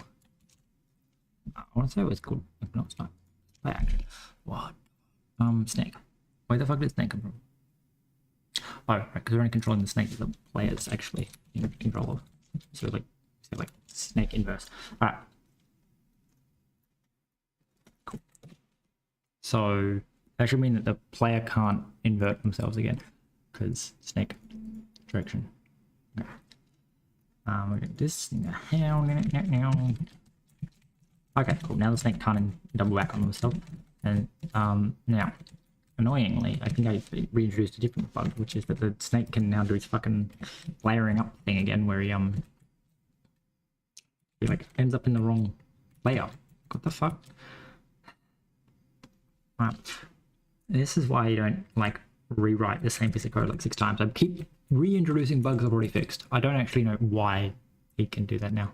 I must be overriding a transform at some point and just resetting its position. So now the snake ends back up in the order of the hierarchy, which means that. Oh, and we saw that bug, don't we? Where we can double back if we. It kind of looks like it has a funny little animation when you do the double back though. Yeah, I know, but it's just completely broken because the issue is that like I'd have to slow it right down so I can actually like deliberately press a certain set combination of keys. Because usually what's happening is I'm just spamming the keys to try and double back on myself, and then it's like so it did a little circle and it looks fine. But like if you just can double back, like if you just press left and then down while you're moving up, it just turns sideways. Like the segment turns sideways, and it's just like really obviously broken. It's only because like when you spin around in a circle, it's like okay, there's like lots of stuff going on. Now, why are you doing that? Because this. Okay, so we need to annoyingly split the snake up in such a way that we can like we need to go like children. No, yeah, children. That's why we moved it to the fucking using the head, is because otherwise if we use the one that we are actively updating, it breaks. So great. So we do that, and we also need segments. So this is without, so we get facing without player section, and then we can say, hey, let head head equal segments dot get yep, snake 1 0. Say that you're actually okay. Else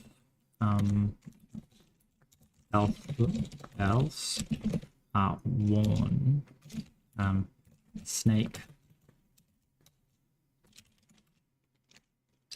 has no head, question mark. So we went player snake has no head.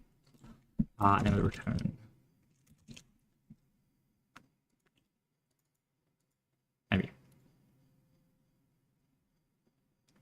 I mean, I guess we continue because it should never work after that, but yeah, it's kind of funny. And then it's like snake dot 0. And it's a head. Alright, so it's not snake dot 0, it's head. It's head dot inverse. Okay. So we don't need this to be mutable. I just grab it immediately for some reason. Okay. Cool. Without player snake, with player snake. Okay. So that shouldn't work. Which should it? So basically, this just means that like it'll be 1 frame delayed in terms of what it's checking, so it doesn't override the piece it's checking until after you've moved. So it makes sure that you actually have changed direction before you can double back on yourself.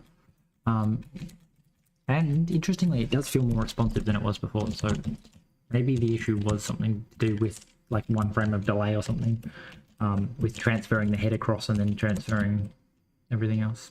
Yeah. I feel like we can make him faster by like increasing his size.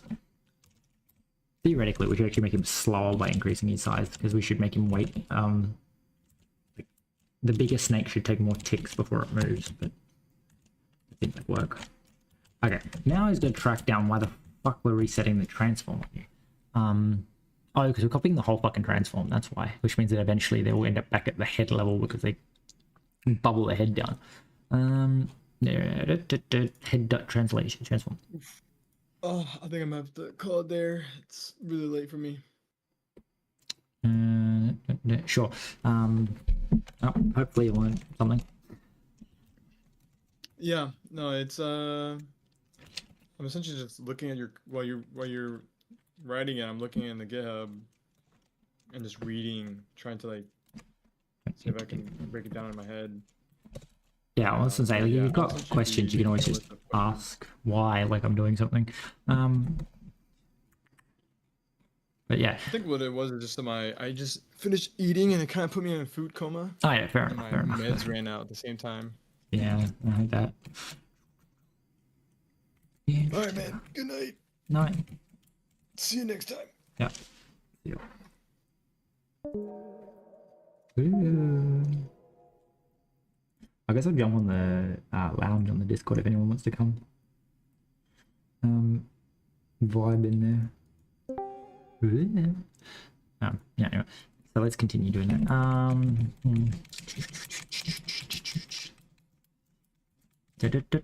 Okay, we up the size so that we move faster. We only move faster because like the largest segment makes it literally increment faster. Anyway, we're now up to 2 votes for mini map, and I'm gonna say the animations are done. Let's just actually change to an animated thing. Yeah, okay. Animations are looking pretty neat, nifty. Kinda need to fuck it. Okay, you got a Rick snake.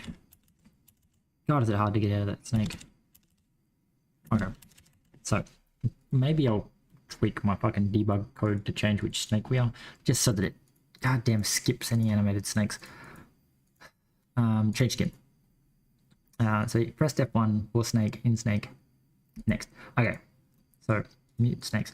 We say snake type equals snake type next. Okay, snake type next. So we say iter, and then we say hey for variant ref. If variant equals self, return next. But if variant equals self, okay. So we need to say something like let animations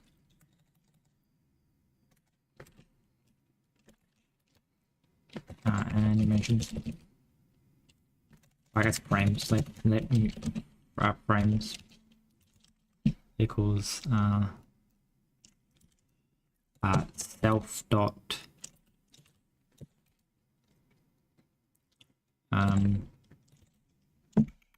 what the fuck was the thing? I think it's private is the problem. Rendering and like snake type, and then oh yeah, close this up. We're gonna get animation, so we're gonna make this public. The get animation, so self dot. Okay, so we're gonna say frames is equal to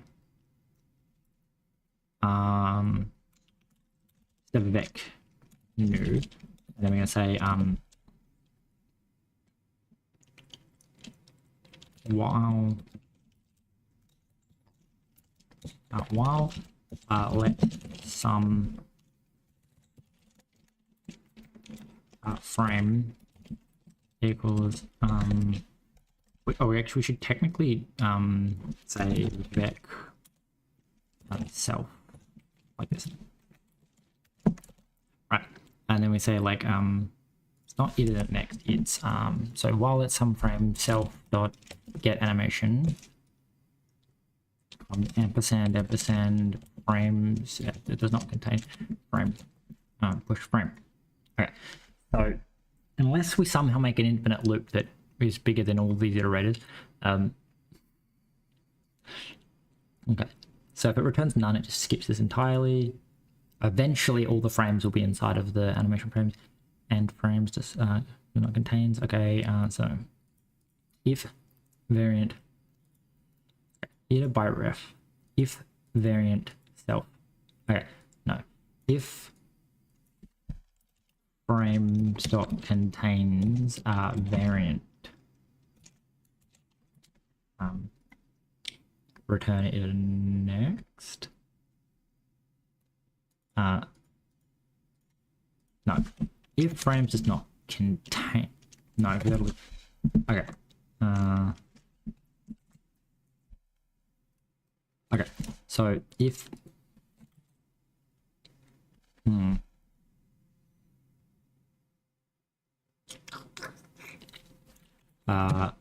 so we're gonna say like let I don't have an elegant way of doing this, like mute next equals false, and then we're saying if variant does not equal self, if variant equals self, next equals true, continue, right? And then if frames contains variant. You got yourself. Okay. If frames doesn't, so if next and frame. Okay, so it's not like actually it's more like if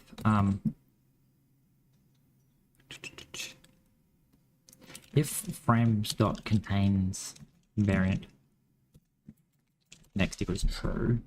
Okay, so then if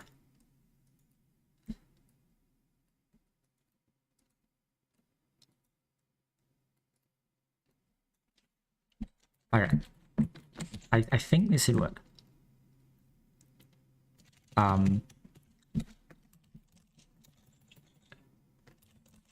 Else if next.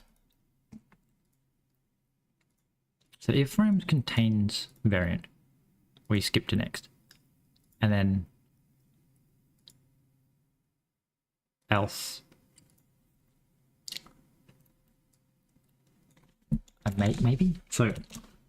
If frames contains this particular snake, we set next to true, but we then don't return the next iterator, which means we then run through, and we say if next return return variant, right? Here returns variant like that, because like it's implying it's the next. This would be the next variant.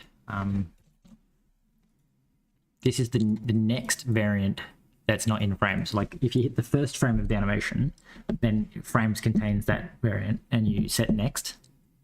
And then the next frame of the same animation is also in frames, and the next frame until you get to the frame after, like the next frame that's not part of this animation, the next snake that's not part of this animation. So next will be set because we've found this animation, and then we set and we go oh next, and then we return variant. That should work, I think. I hope. What did I change? That's like changed everything. The frames, and then we moved some face interaction stuff around. Oh yeah, we fixed the fucking the body. Okay. Head get segment get head player action reduction. Okay. So now here we go. Okay. So let's page her up until she's nice and big. Then we're gonna F1, F1, F1, F1, F1, F1, F1, F1, F1, F1. Okay, cool. So now it's like it'll always just change the snake to the next animation, regardless of how many animation frames there are. You just skip the animation. So because it's basically checking that entire animation.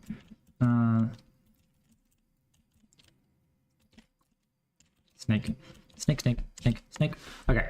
I don't know how much longer the stream's going to go on, but I'm going to try and do the minimap before I call it a day. So to do the minimap, so we'll commit this. So what did I exactly do? Fixed bugs, I guess. Fixed bugs. Commit that and see what. Okay, so okay, collection spot. Okay, so now the trick with the minimap is we're gonna have to, well, one thing actually like keep a map maybe. It's gonna be like mod world. I guess we'll call it map because Bevy has a world thing, and so like I don't like using the same name because it feels weird. Map. Okay, so the issue with map is that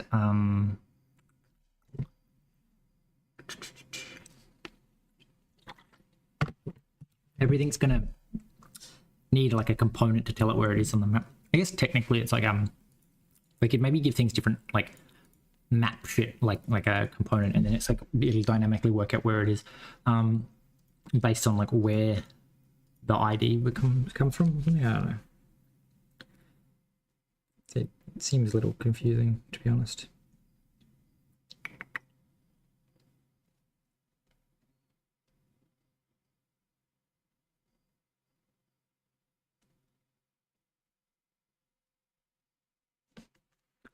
Okay, so I guess the way we want to do this is we want to like struct. Okay, so I'm probably gonna like first off like use super just to bring in like all the Bevy stuff that's up there, and then we're gonna like pub struct map, and that's just gonna I don't know, something. You need to be like a resource, I guess. Derive resource. Okay. So sure. Movement from world. Cool. Then we need like a plugin. Map plugin.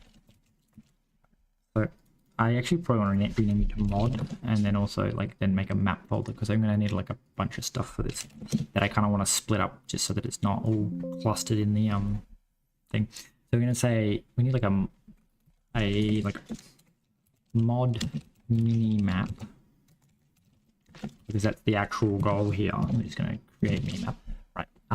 Anyway, so the way that the map's gonna work, and then yeah, so it's gonna have a mini map plugin. Cool. So we're gonna say use super that, and then we're gonna say struct plugin mini map plugin.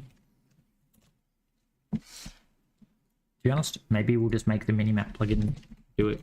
I want to do it without like the big map. So I'm just gonna say like the big map's just gonna say like world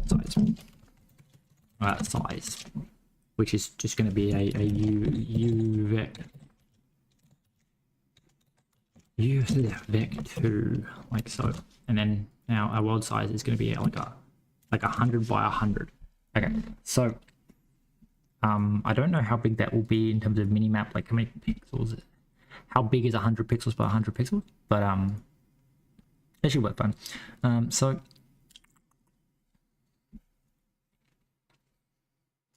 we need like a minimap component or something, so like pub struct minimap.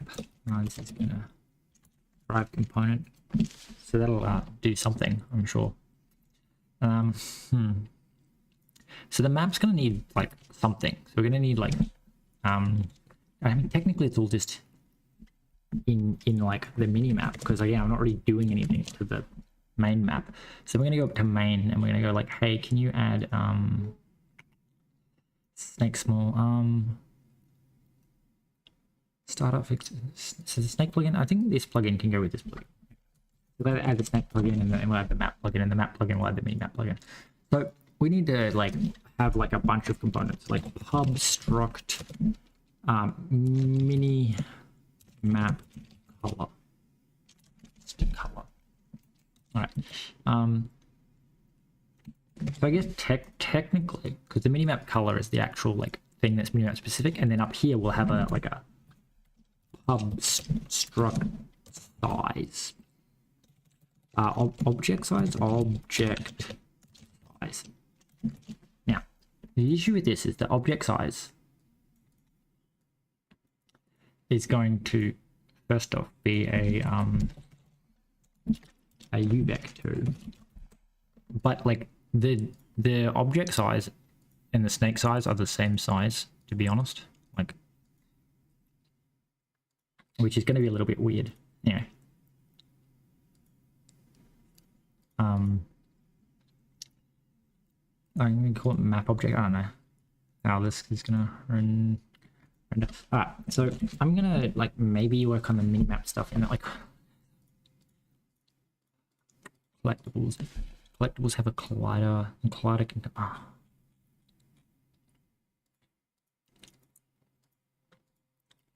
So the thing is like I feel like the collider should now just be the object size. Also, why is the fruit 16 pixels? Did I pick 6? Oh okay. Like 16 pixels then.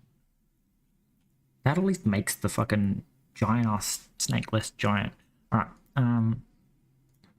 Which ironically when you do like utilities and say that the minimum size, which is the minimum size, which is the world grid size times 8, and then this is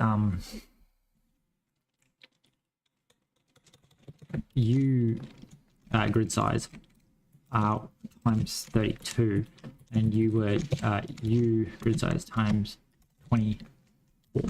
Right. Okay. Cool.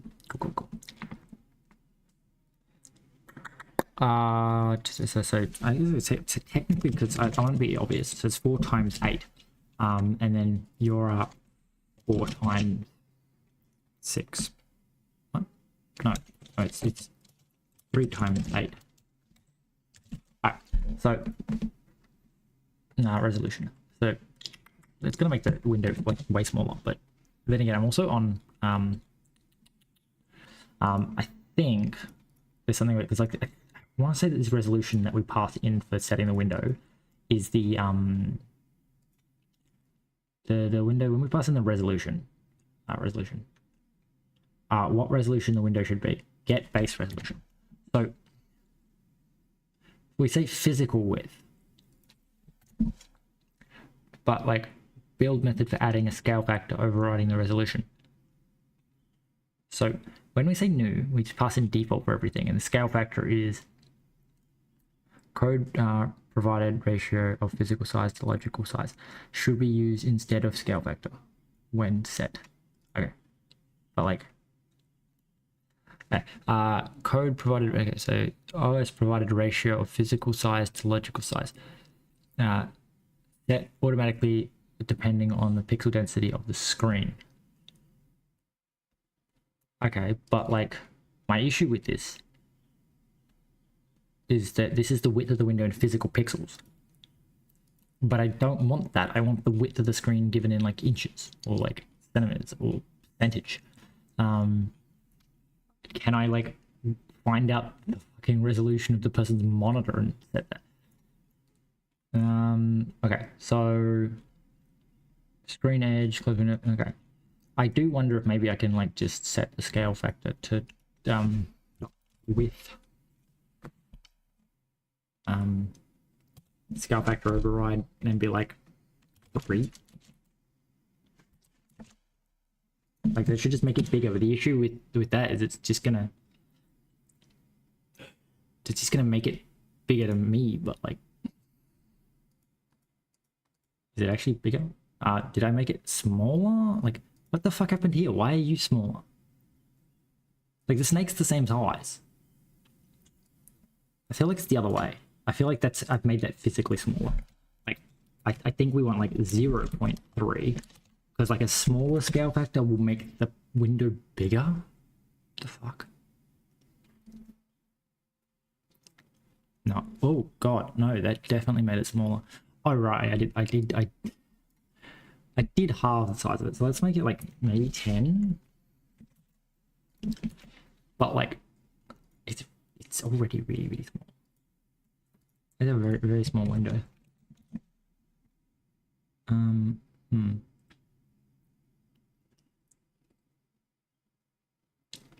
See, why does the window keep being the same fucking size?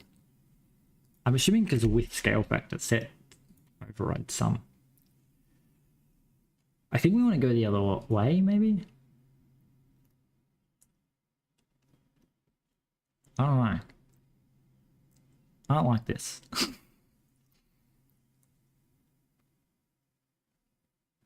Like, it makes it bigger, but it leaves the resolution the same. What even this, like, 512? See, but that's what I'm trying to scale. I'm trying to make the fucking... Like, that's what I want, as in the fucking screen is bigger. But, like... God damn it, why? Why is it, like, I scale the resolution? Like, do I have to, like, scale this by, like... 10? Right. It's 200 times this by 10. It's just like an arbitrary fucking scale factor. And then I think I want to multiply this by 0.10, so then the camera, the screen, oh, very big. Okay. So what we need to do is we need to say, like, maybe make this smaller. Maybe 5 times. And then make this 0.2. The idea is we want the screen to be big enough for us to see. Okay, that's still way too big. 5016. Okay. Let's go with like maybe 3. 3. 3.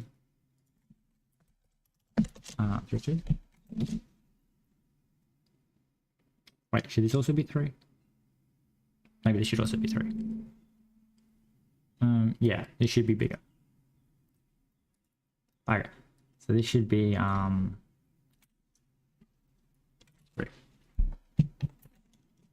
Okay. So we make that bigger, which then should scale the camera. So actually, we should probably make it 4, because 4. Oh, good. Oh, that was probably the minimum window size. That made that apple very big, but why is the U so small?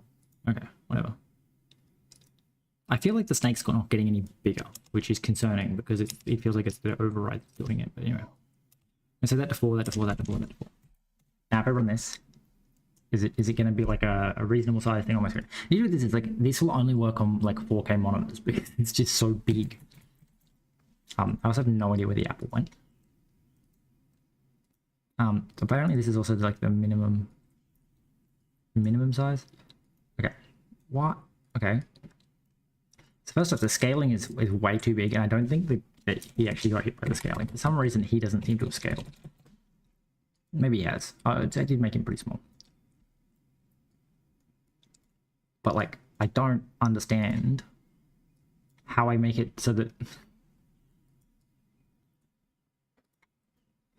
the window is actually like a reasonable size.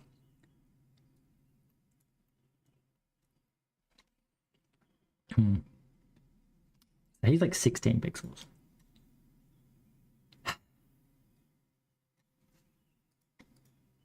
Do I scale the window maybe? Do you have a scale? Scale. No.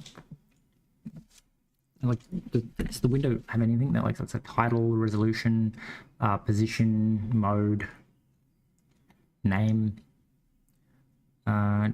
resize constraints, resizable, enable buttons, decoration, transparent, focus, window level, canvas fit to parent, window, theme, visible, skip, clip.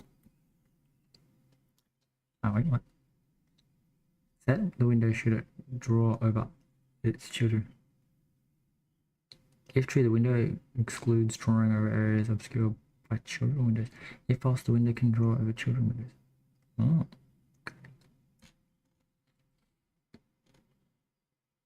Has shadow.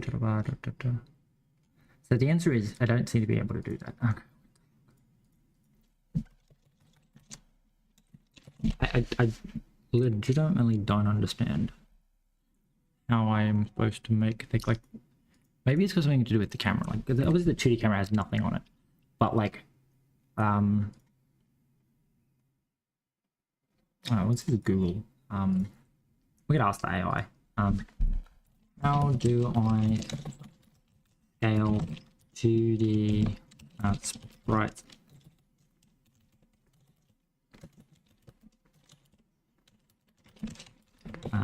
In Bevy, so I don't know, resolution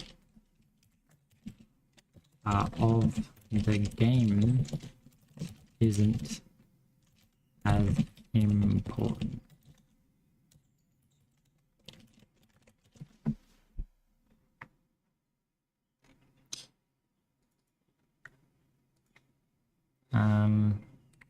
So it's trying to use the camera. No.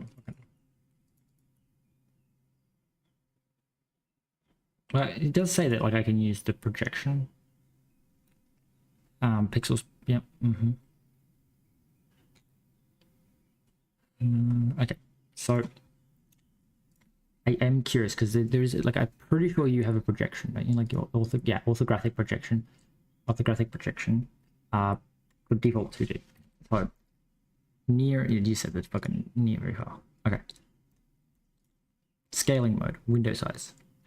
Matches the viewport size. When a scale with a scale of 1, length in the world units will map 1 to 1 with the number of pixels used to render. For example, if we have a 64 by 64 sprite with a transform scale of 1, no custom size and no inherited scale, the sprite will be 64 world units wide and 64 world units tall. When rendered with an orthographic scaling mode set to window size, when the window scale factor is 1, the sprite will be rendered at 64 pixels wide and 64 pixels tall. Changing any of these parameters will multiply to affect the final size. Okay. What the fuck is the scaling mode? Fixed. Manually specify the projection size, ignoring the window resolution. The image will stretch that is shown in world units. Okay. Auto min. Keep the aspect ratio with the axis. While the axis can be smaller than the given minimum. Argument in world units. Auto max. Keep the aspect ratio while the axis can be bigger than the given number. Fixed vertical. Keep the projection width constant. Height will be adjusted to match the aspect ratio. The argument is the design in world units. Okay, so I think we want to say like fixed horizontal. So maybe one camera, projection, orthographic projection. Okay. I'm gonna do something like. This stuff, we need to fuck off all this stuff that's like resizing everything, because I don't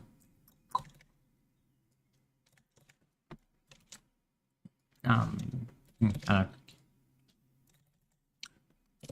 I've forgotten. My brain's gone like right, we don't want to. Yeah. So we want to state that the resolution of the window is a specific amount, so that when you make the window. But I like the idea of resizing the window, resizing like the amount of space that you can see. I just don't like that like the window is so fucking small. Like, is there just like a viewport origin scaling mode scale? Okay. So we want to say like let new projection equals orthographic projection default 2D, and we want to say scaling. No, leave the scaling mode alone. But we're going to say dot scale is equal to like 3.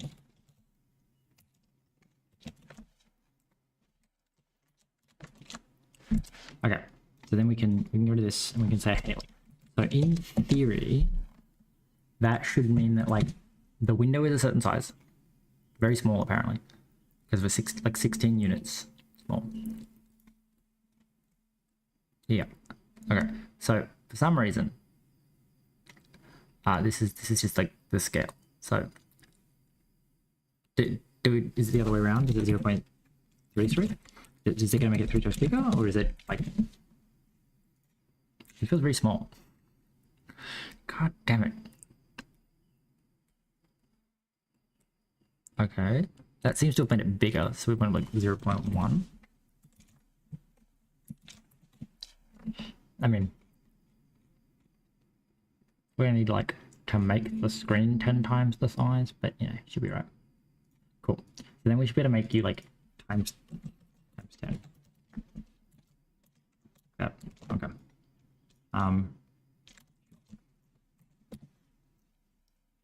Not entirely relevant, but you know.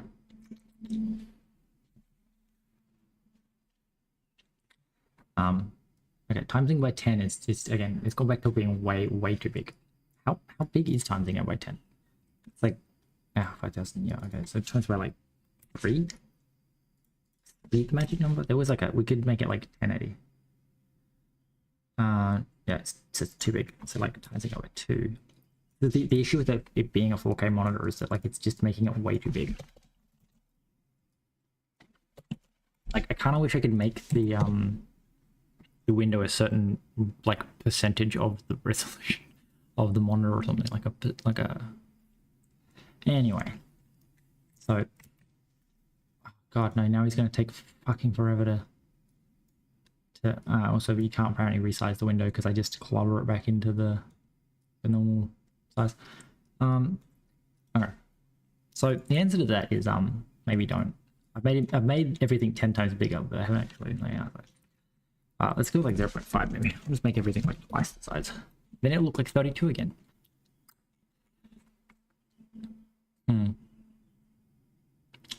Sure. That works.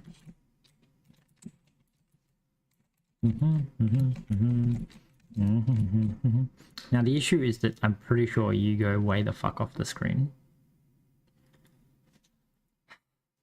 Okay. Okay. Well, don't scale the projection then. We'll just do this the old-fashioned way. I don't care anymore. It's too small. He's too small. We need to make him bigger. He is a very small snake. Sure. Okay. Anyway. Map. Minimap. We're working on a minimap. So we got like a minimap color. And then it's a color. And there's a minimap. So we're gonna say that the so you're gonna require like I want to say a sprite. Like technically the minimap should be UI. So I think you are like a it's okay, it's require, isn't it? Require. Require. And then it's like an image node. Heck. So you require an image node. And then the image node, I'm pretty sure has a handle or a color to an image. So we're gonna say something like fn spawn minimap minimap. Okay. So like mute commands. Something like that. We're probably also going to need access to the can you stop doing that? Mute images. Oh, images, which is as images. Okay, and then we're going to say something like and probably you know the world map because we need the size of the map. Go away. So we're going to say like. We like map size, right? You're gonna need like some functionality. So we're gonna like impl map. We're gonna say like size, which just returns. We just get size. So we're gonna be map. We say hey, so like let map map image equal image new fill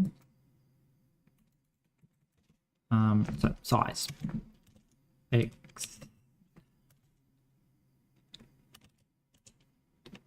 3D.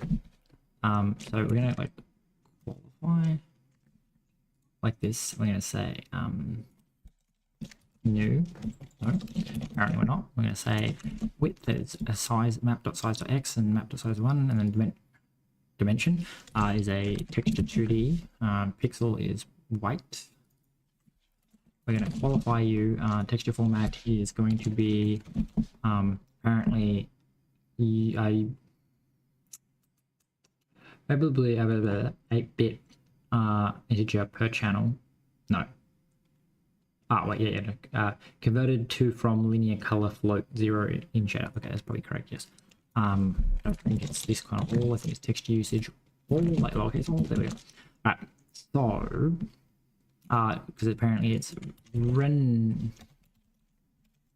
render asset.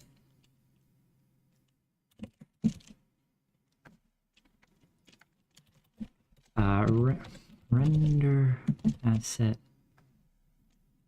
Okay, well, apparently we're just like in the wrong place. render asset usage. Right, cool. Right. So this should then be a white square, so we can say like let map handle equal image dot add this, and then we say spawn minimap handle. Except you don't work like that. You're an image node that does like this, and then we also need a node. Not node like this, and then we say like much more fun. So we're gonna say something like pop is val pixels 10, right is val pixels 10, position can be absolute, sure, and then we want to say like width is val percent 10, height is also 10. It's not, no, not percent, it's v width is v min, yes, v min, v min. So v min is the smaller of the two dimensions of the viewport. So like if like in 1080 by 1920, the v min would be 1080, the v max would be 1920. I think there's like a, so we have auto, which is like let Bevy decide. Pixels is a fixed number of pixels. Percent is a percentage of the size of the parent.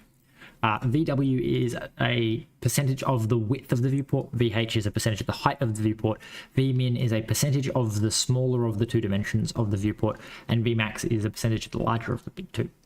So what I've said is that the size of the minimap is 10% of the smaller of the dimension, so it'll take up exactly 10%, which actually it should be more like maybe 25%, because otherwise it's going to be kind of small.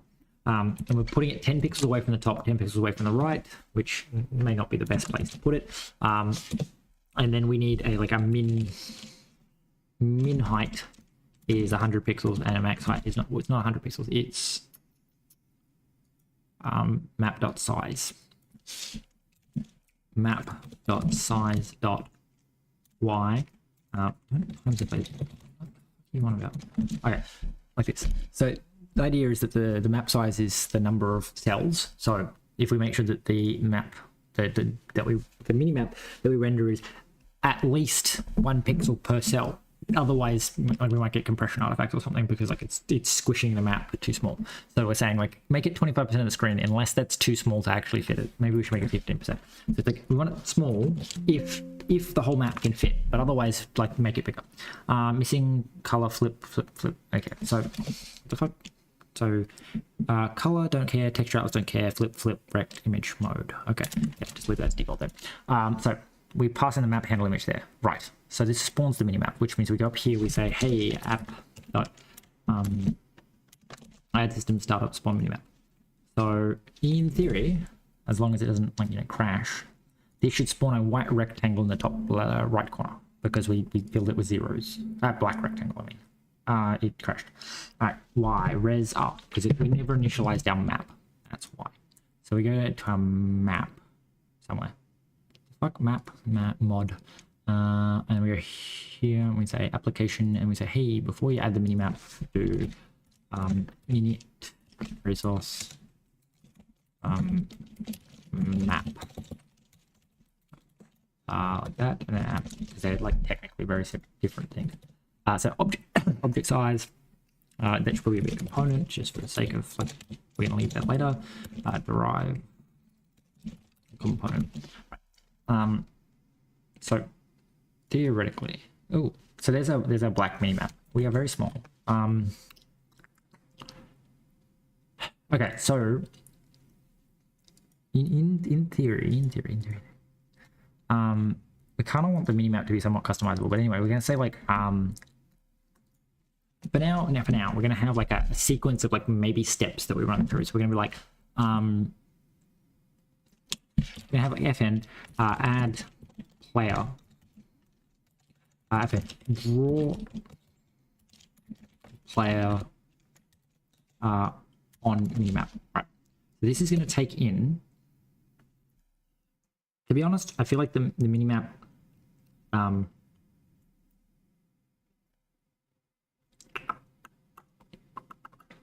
minimap like feels like it should be a resource because it should point to like a, so we said it requires and like, I guess we can do that. Technically we can do both because like, and I could carry. I mean, you can, but okay. So we're gonna do something more like we need like a mute images, right? Like this, because we need to edit the image, and then we need I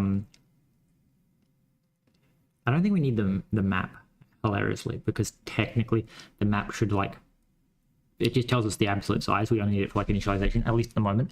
So then we're gonna need something like we're gonna need the player, so we're gonna need the player snake, which is transform with player snake. Yep, and then we need to like import snake, player snake, like so. So that's our player, and then we're gonna say so we would like to also grab the mini map color, and we're gonna go to player snake here. We're gonna go, hey player snake, you're going to require a mini map color, and it's going to equal mini map yeah, why can't I spell map color white? All right, so you can't find it in the scope, which is probably because like it brain minimap. So we need to make minimap color as well as public, and then we need to go up here and we say like this is public, and then we need to go like, hey, can you bring in the minimap color now? Yes, you can import minimap color. So minimap color, not a component apparently. Okay, that's easy to fix. Right component. All right, so we have a minimap color, and say hey minimap color, and minimap color is white. I guess the player can be white. That's fine. That's fine. So the player is white. So we grab in the player and their color. This should only be single because there should never be more than one player snake. So we have our image, and we have access to our images, and then we need to say the minimap, which is a single image node minimap with minimap. There technically may be more, but you know, for now we're going to call it single and be like, no, please don't let there be more than one. Draw on minimap. Draw player on minimap. So we're going to say like minimap. Okay, so yeah, we're going to say let okay mute mini map image because images get this failed to get mini map. Yep. Okay. Well, so apparently it's some. Okay. So this is our image that we get out, and then we're going to say sure. So let like player. But we don't need the transform. We don't care about the transform. The transform's always 0 because again, like the snakes don't move. Technically, it wouldn't have a transform except Bevy yells at you because you don't want something with something kind of children that have transforms if it doesn't have transforms, without it like being like, hey, this seems like a mistake. So we need the children, which is all the segments. I don't think we need the snake type. We may need the snake size. Option snake size. I do feel like I should just like stop making snake size optional and just like make that a thing because it's kind of getting annoying that I do like fallback size all the time. Fallback size is just a res snake size.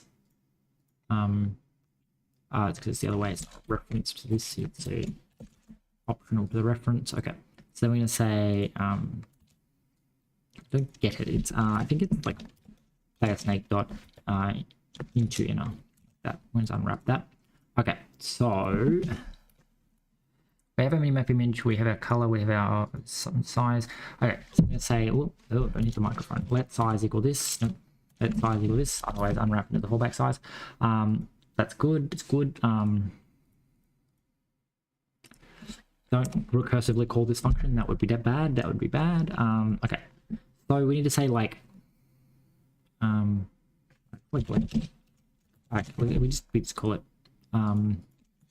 mini map color, and then these like color. Let me just get rid of this back there. Okay, so we have our color. Probably want to dereference that so we can like own it. Thank you. Okay, no, apparently not. Weird. Okay, anyway, so we have a size of the snake. Now, annoyingly, we actually kind of need to convert that size. So we need to say like, let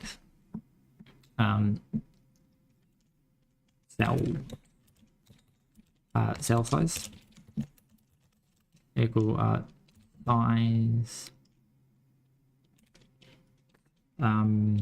divided by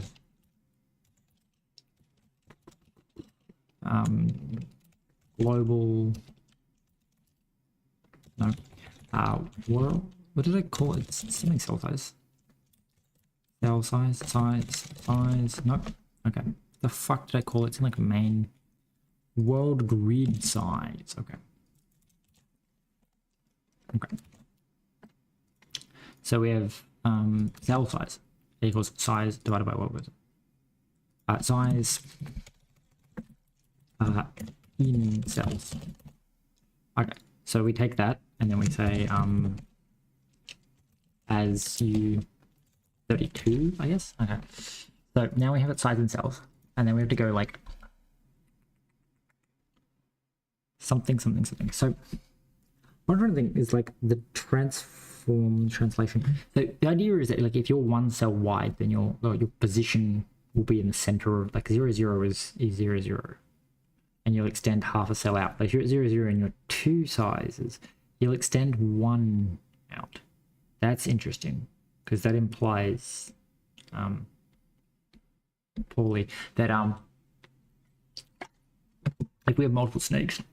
We'll have like at different sizes, they'll not line up properly. The small snake should be segments of the bigger snake, which actually no, because you're either one, so you're 16 by 16 or you're 32 by 32, which means you're either sticking out. I don't know if that works because I think I don't know, I'd have to put two next to each other and that seems like hard work. Main spawn player snake. Okay, fine, we're gonna say then spawn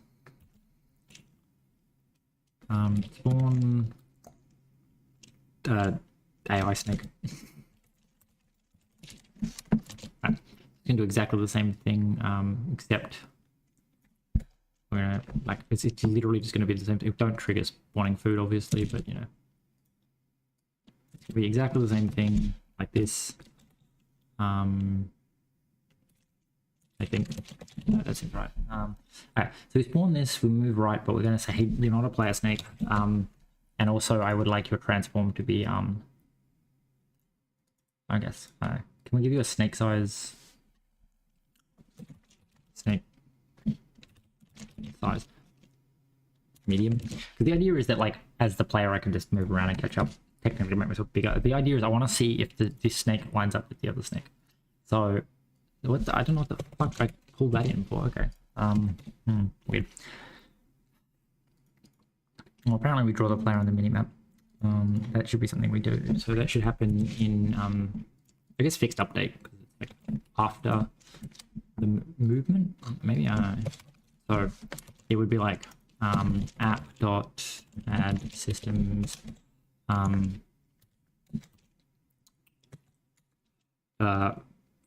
fixed post update. So this is we know that everything's moved. Draw player on minimap. Alright. So the thing with that is we're gonna need to like chain everything together. So we're gonna need stuff like this, and we're gonna do like clear mini map. Right. So clearing the mini map. So we're gonna say like fn clear clear mini map. So we need this, we need this, we need a mini map, and we say, hey, like get a mini map image and then a pixel count size. What? No, just 4x in mini map image dot. Is there a fill? No. Dot width for y in minimap dot height 0 dot dot 0 dot dot. I mean, you could do that, or you could say minimap image dot, well, okay, data order, no, set color at color color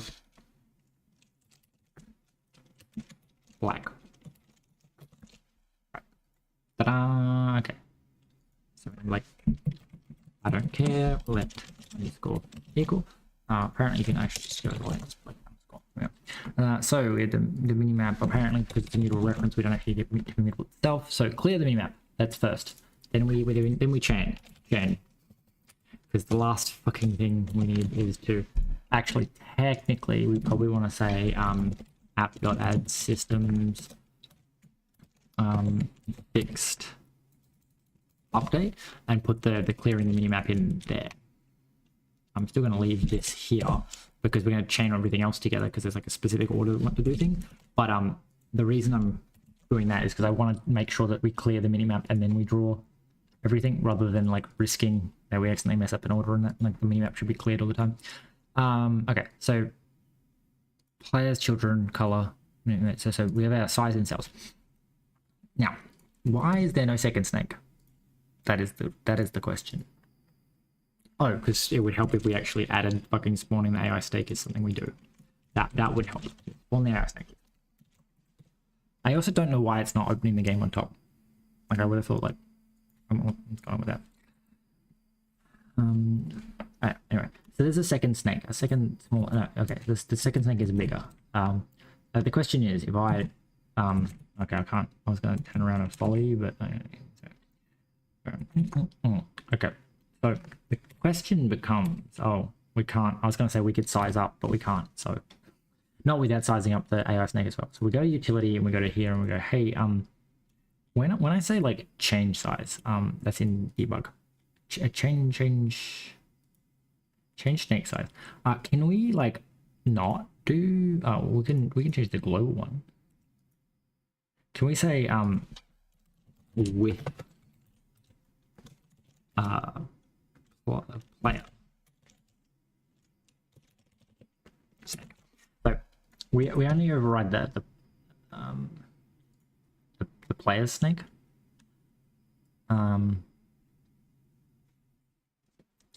So the question becomes, are we like desynced from you? Like we're obviously falling behind, but like, oh, I can just like do this as well. So, okay, apparently whatever I've done is broken full screening. So the question is, well, we don't have a grid to see. That page up again. Like the question, I don't know. It's really hard to tell. I don't remember what my original test with that was. I'm trying to work out, I guess, if the different sizes line up. So we should maybe... Yeah, because they're all going to be at 0, which means that, like, because they both spawned at 0, 0, and, like, because the snakes grow, like, from the center out, we would need to change the anchor points of the images, which actually isn't that hard to do, I don't think. Don't remember how it works. I want to say that inside of the image there's an anchor, but maybe not. Children mini image. Okay, do you have an anchor? Anchor. Is it inside the sprite that there's an anchor? Because it'll be annoying because I have to tweak some things, but like if we can make the anchor like the top right corner instead of the center, then when you grow, you'll grow into cells rather than growing like between cells. But it's probably gonna be really fucking annoying. Do you have an anchor?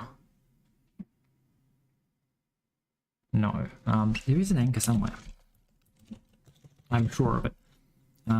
Is it as like another type? Maybe it's a component. Anchor. Yeah, anchor. Alias pivot. Okay. So annoying. Okay. So what we need to do is go not snake piece main image. I mean, technically I don't have to do it everywhere, so that's nice. We're gonna go to snake. We're gonna mod. We're gonna say, hey, snake, can you snake segment? I need to give you an anchor. I need to put it somewhere where it's gonna give me the intelligence. Anchor. Okay. Anchor. Now, annoyingly, normalize resolution to its size, offset of the 2D entity in the transform. So the issue, bottom left, center, all zeros. Okay, top left. No, top right. We went top right. Okay. Input. Snake, mod, snake, anchor. Top right. Alright, like that. So we say anchor, top right. Right. So let's do that. So the issue with it is that it's going to break all my fucking AI stuff. But as you see, like now we sit at the top of him. He sits at the top of us. Which, yeah, we were sitting at the top of him because we were way faster. So the idea is that like now we're the top rather than like in the middle of him. So we actually like represent a smaller slice of the world rather than like running in the middle of the grid. So that's fine. So we need to say like, that's fine. Technically my collectibles are broken now because they use the center, but we can deal with it. So to get the minimap to work, so we need to say get some image. So we now know that if we take your position and we truncate it, that is it. So we divide your image by not your size. We take your transform and we just literally okay. So we okay. So we need to say like for segment in player children iter, and then we say segments which is a query for transform with not snake. What? Well, nothing touches the transform, just all transforms, please. Anyway, for segment in player children iter, let segment pause segment transform. Okay, so no, let segment okay segment transform equals segment dot get segment. Right, failed to get snake segment transform for the map. Okay, so interesting. I don't know if this is actually correct. So what we're going to do is we're going to say let w or mx, which is mapx, equals segment transform dot translation dot x divide by world grid size. Right, and then same with y, and then we need to like the truncate, because again we need to truncate,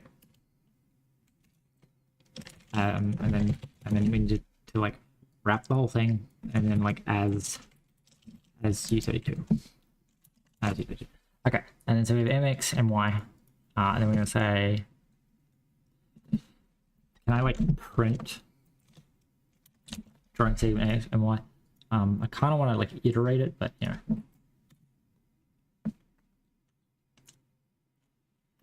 in theory this is going to like spam a lot of crap into the thing, but like we can then like F12.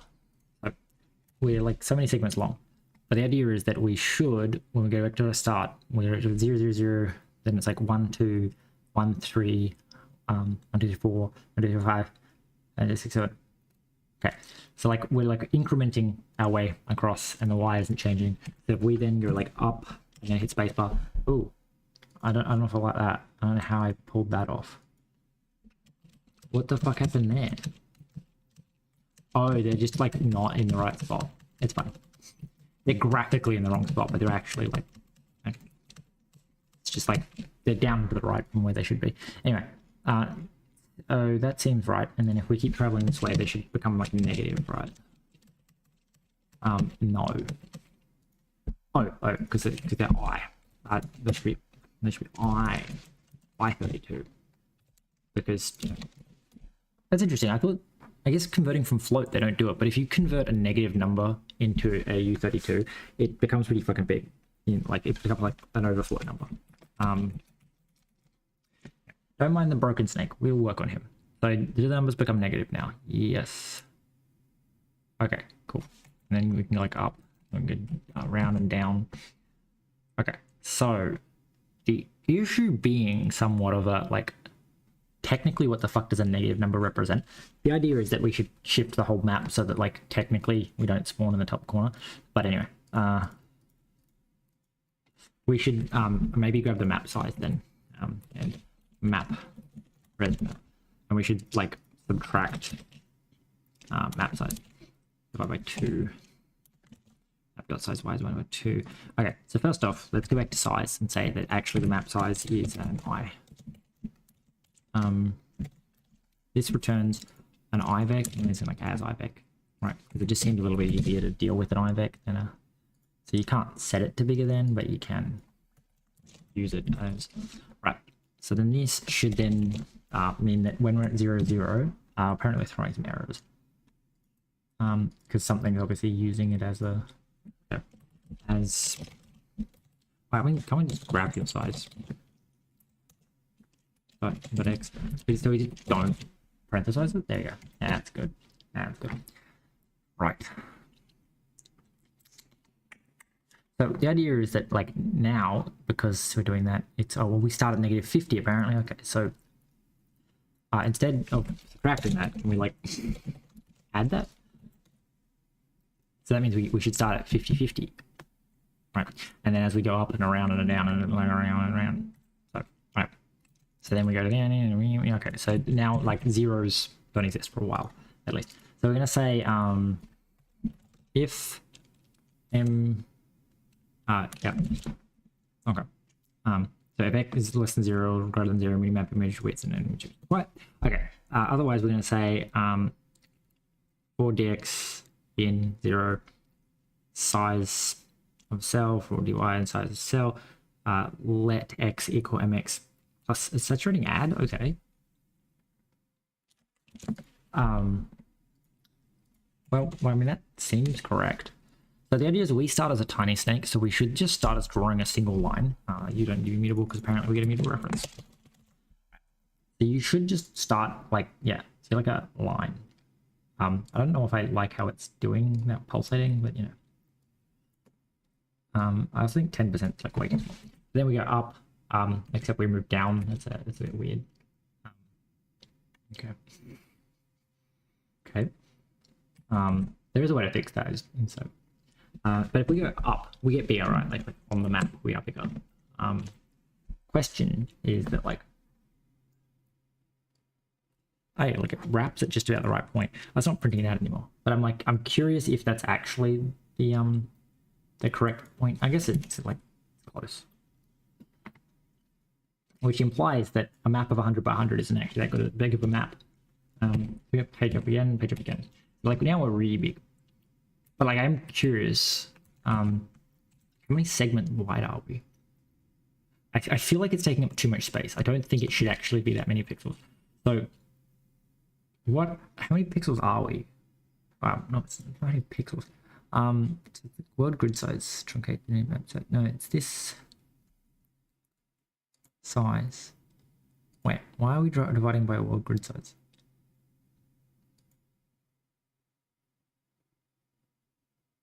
Because that's what it size. Okay, because to get that size we multiply by that.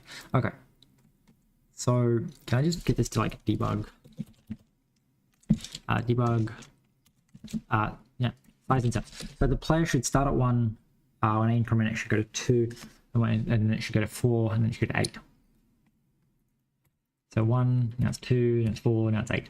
Apparently that's 8 pixels. That's okay. It feels way bigger than 8. Okay. Are you like maybe that you're actually smaller than 100 pixels? Is that what your problem is? That like 8? Because there's no way that's 8 out of 100. Well, I guess it's probably drawing way more than it needs to. So mx dot saturating add. Okay, can we? It's drawing a bit. So, I mean, I guess technically 100 pixels isn't that many pixels. But like 8 should only be like 8%. I feel like that's way more than 8%. Maybe it's not. Okay. Yeah, maybe okay. We have the minimap, and then we're gonna go like, again, all the collectibles and shit are broken, but we are going to make them turn up on the map. So when we spawn food, can we spawn an apple? We're gonna say, hey, collider splat. Why is the splat 100? Okay, so this should be splat like 32, I guess. But we're gonna say map object. We need to pull that in from the map. Mod map. Right. So we're gonna map object. So this is public, but we need to go. Like, is the map module not public? Is that what's wrong? Pub. Alright. So can you not? No. So create map object size. Object size, okay. And then we're going to say you're actually a UVec to splat. I think that's 2, isn't it? That makes you two map objects by 2 map objects, and you're going to have a mini map color. Okay, apparently I can't find a minimap color, which is annoying. Okay, import minimap color. And you have a minimap color of green, not red. Linear RGB, and 0. Okay. Right, okay, green. Because you're an apple.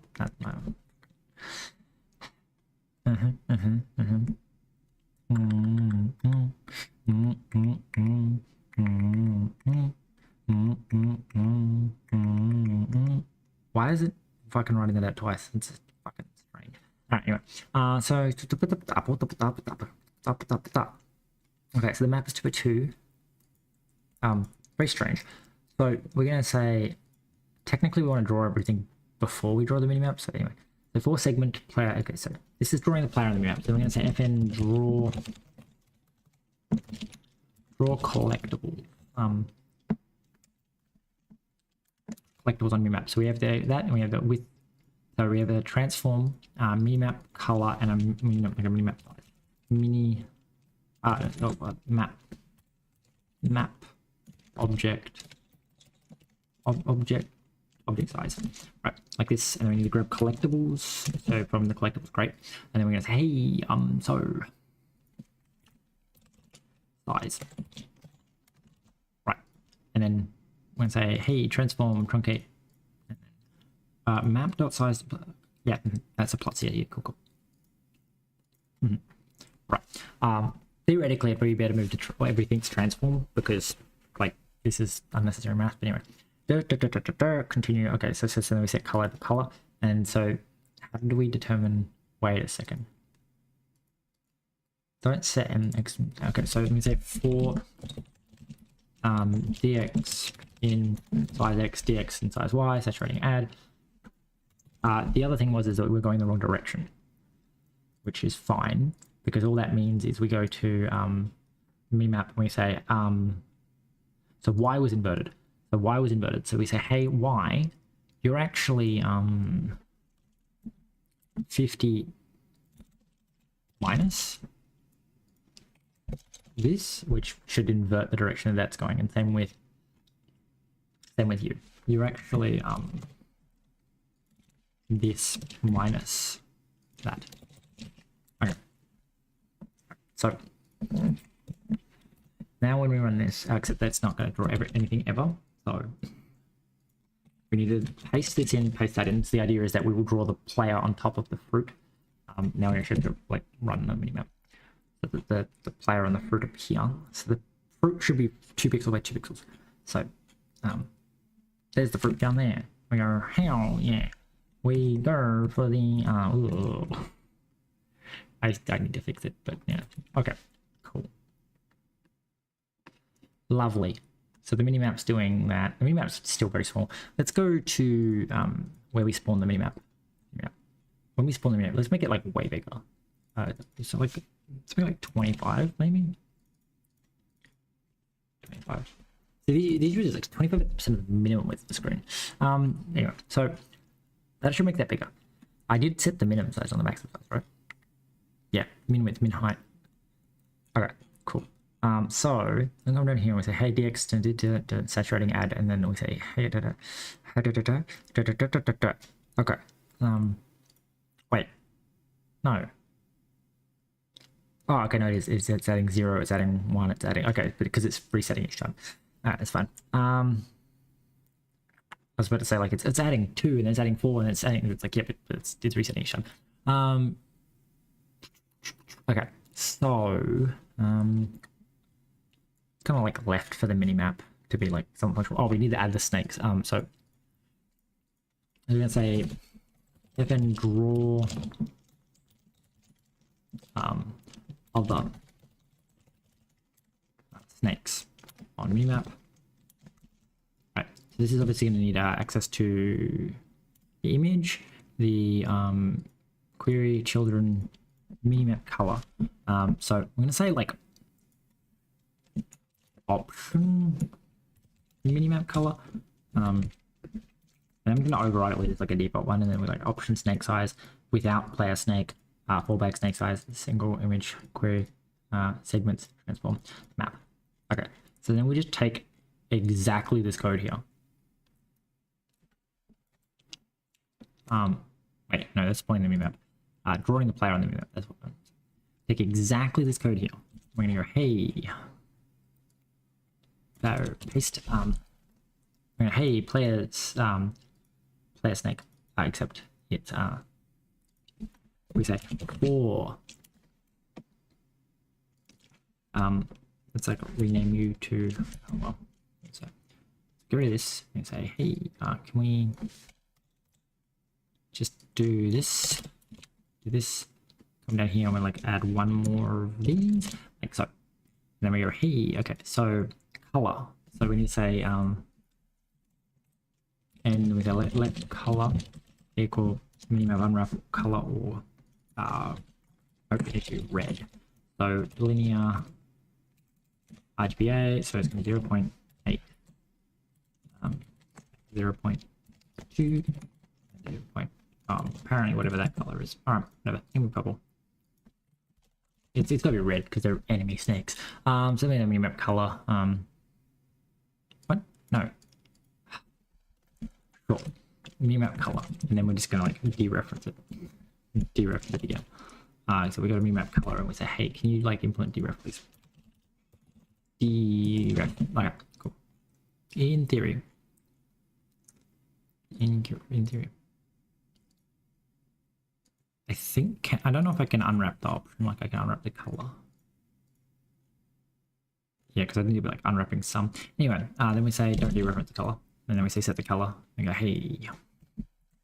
So like, can you just like so move the snake around? Very complex type. Yes, cool. Oh, we need to fucking draw the enemy snakes as well. God, draw the snakes on the map. So draw the snakes, draw the collectibles, because then, like in theory, because the collectibles are higher priority in like a what am I going to do?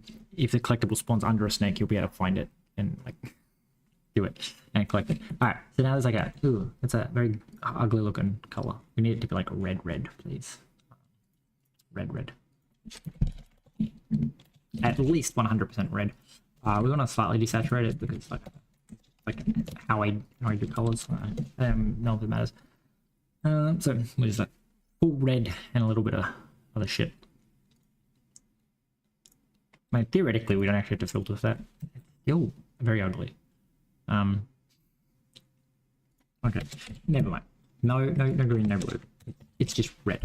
If it's still really ugly, that implies that it's like a color balancing thing, and I've got bigger problems. So linear RGBI. Okay, yeah, red. There we go. I'm gonna fix the fucking snake. Goddamn bastard. It's probably got something to do with the rotating because they're pivoting around a point. That's really fucking annoying. Yeah, okay. That is really goddamn annoying. I want the anchor point to still be in the middle, but I gotta work out how to do that.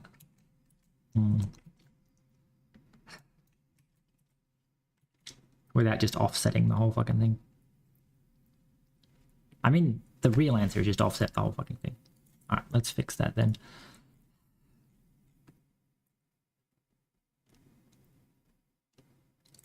Wait, no, how do we fix that? I was gonna probably call it a night in a second.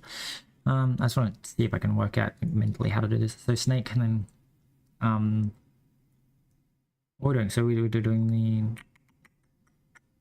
top right. So the anchor being at the top right is what's offsetting the snake. So the issue is that we can't do anything else but the anchor because like legitimately like the middle of the snake needs to be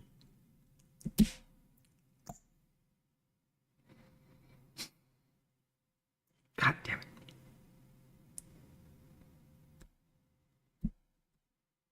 I could probably fix all the rotations and stuff because like that's part of what's going on is because we're spinning around the corner of the thing. I don't know, because it has to be in the middle, otherwise everything won't work because we're just turning it.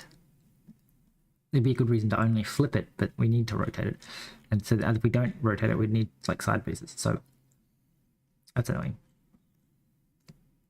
It does. Normalize relative. Okay. So we need like the anchor to not be there. But how do I correct the fact that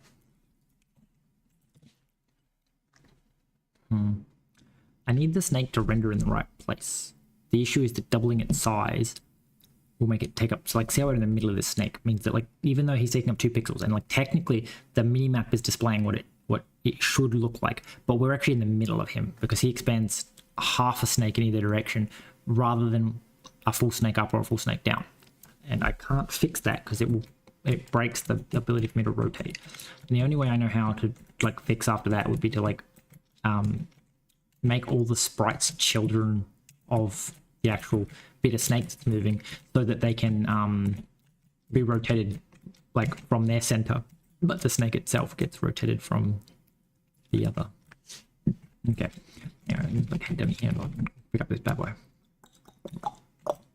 Now it's over there. Okay, yeah, minimap done. We'll fix the actual like, everything's broken. Anyway, added basic mini map.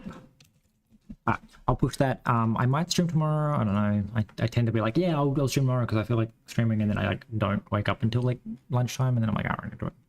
But anyway, thank you for tuning in and watching the stream. It's been fun developing Snake for 6 hours. Goddamn, 6 hours.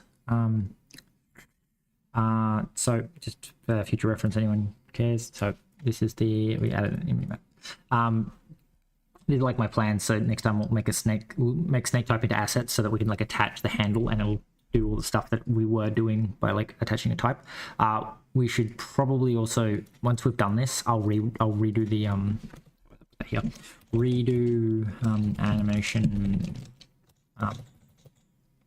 animation proper. So only one snake. Snake. Only one asset. Snake. because at the moment, yeah, at the moment, like each frame of animation needs its own type, like its own enum variant, as we like cycle through them. So the idea would be that the asset could like keep a list of frames or a vector of frames or something. So rather than having add more snake skins. And more snake skins. Technically, we did this too. Hey, we did this. Here's the thing. It was done. We technically did this. I don't add more stuff. Like again, leave in the comments if you want like anything specific added. What else? I want to say like add color of snakes. Right. So we need to add walls. Make them appear on the minimap. We need to actually make the minimap big.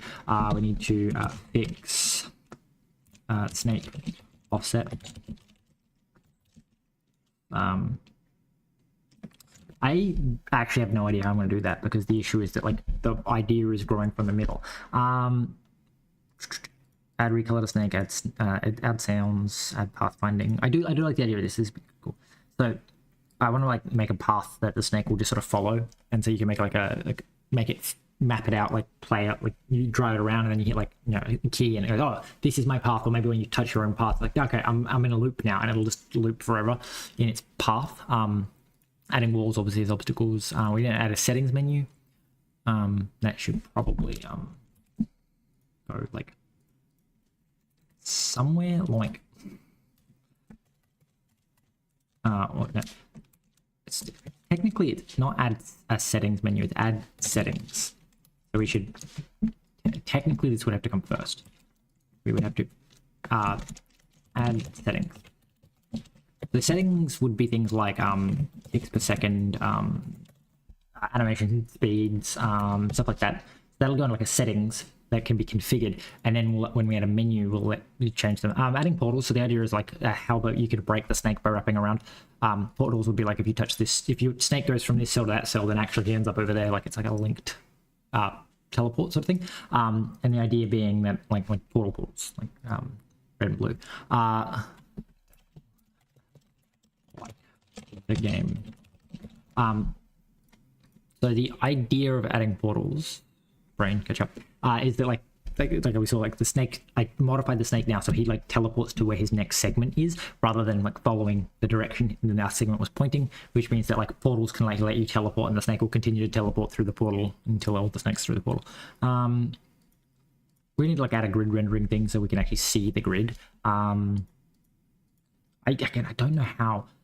One thought is just to offset the snake, but the issue with just offsetting the snake is that the minimaps are using that offset. We could offset it back, but like yeah, it's annoying. It is truly annoying. So the portal and add walls, add button. Yeah, add recoloring to snake, fix fix snake offset. Okay. Let's make snake type and asset. Right. Yeah. Thanks for watching. Leave any comments about what you want to add and I'll see about adding them. I don't know if I'll do it tomorrow or Sunday, but hopefully again this weekend. We need to find the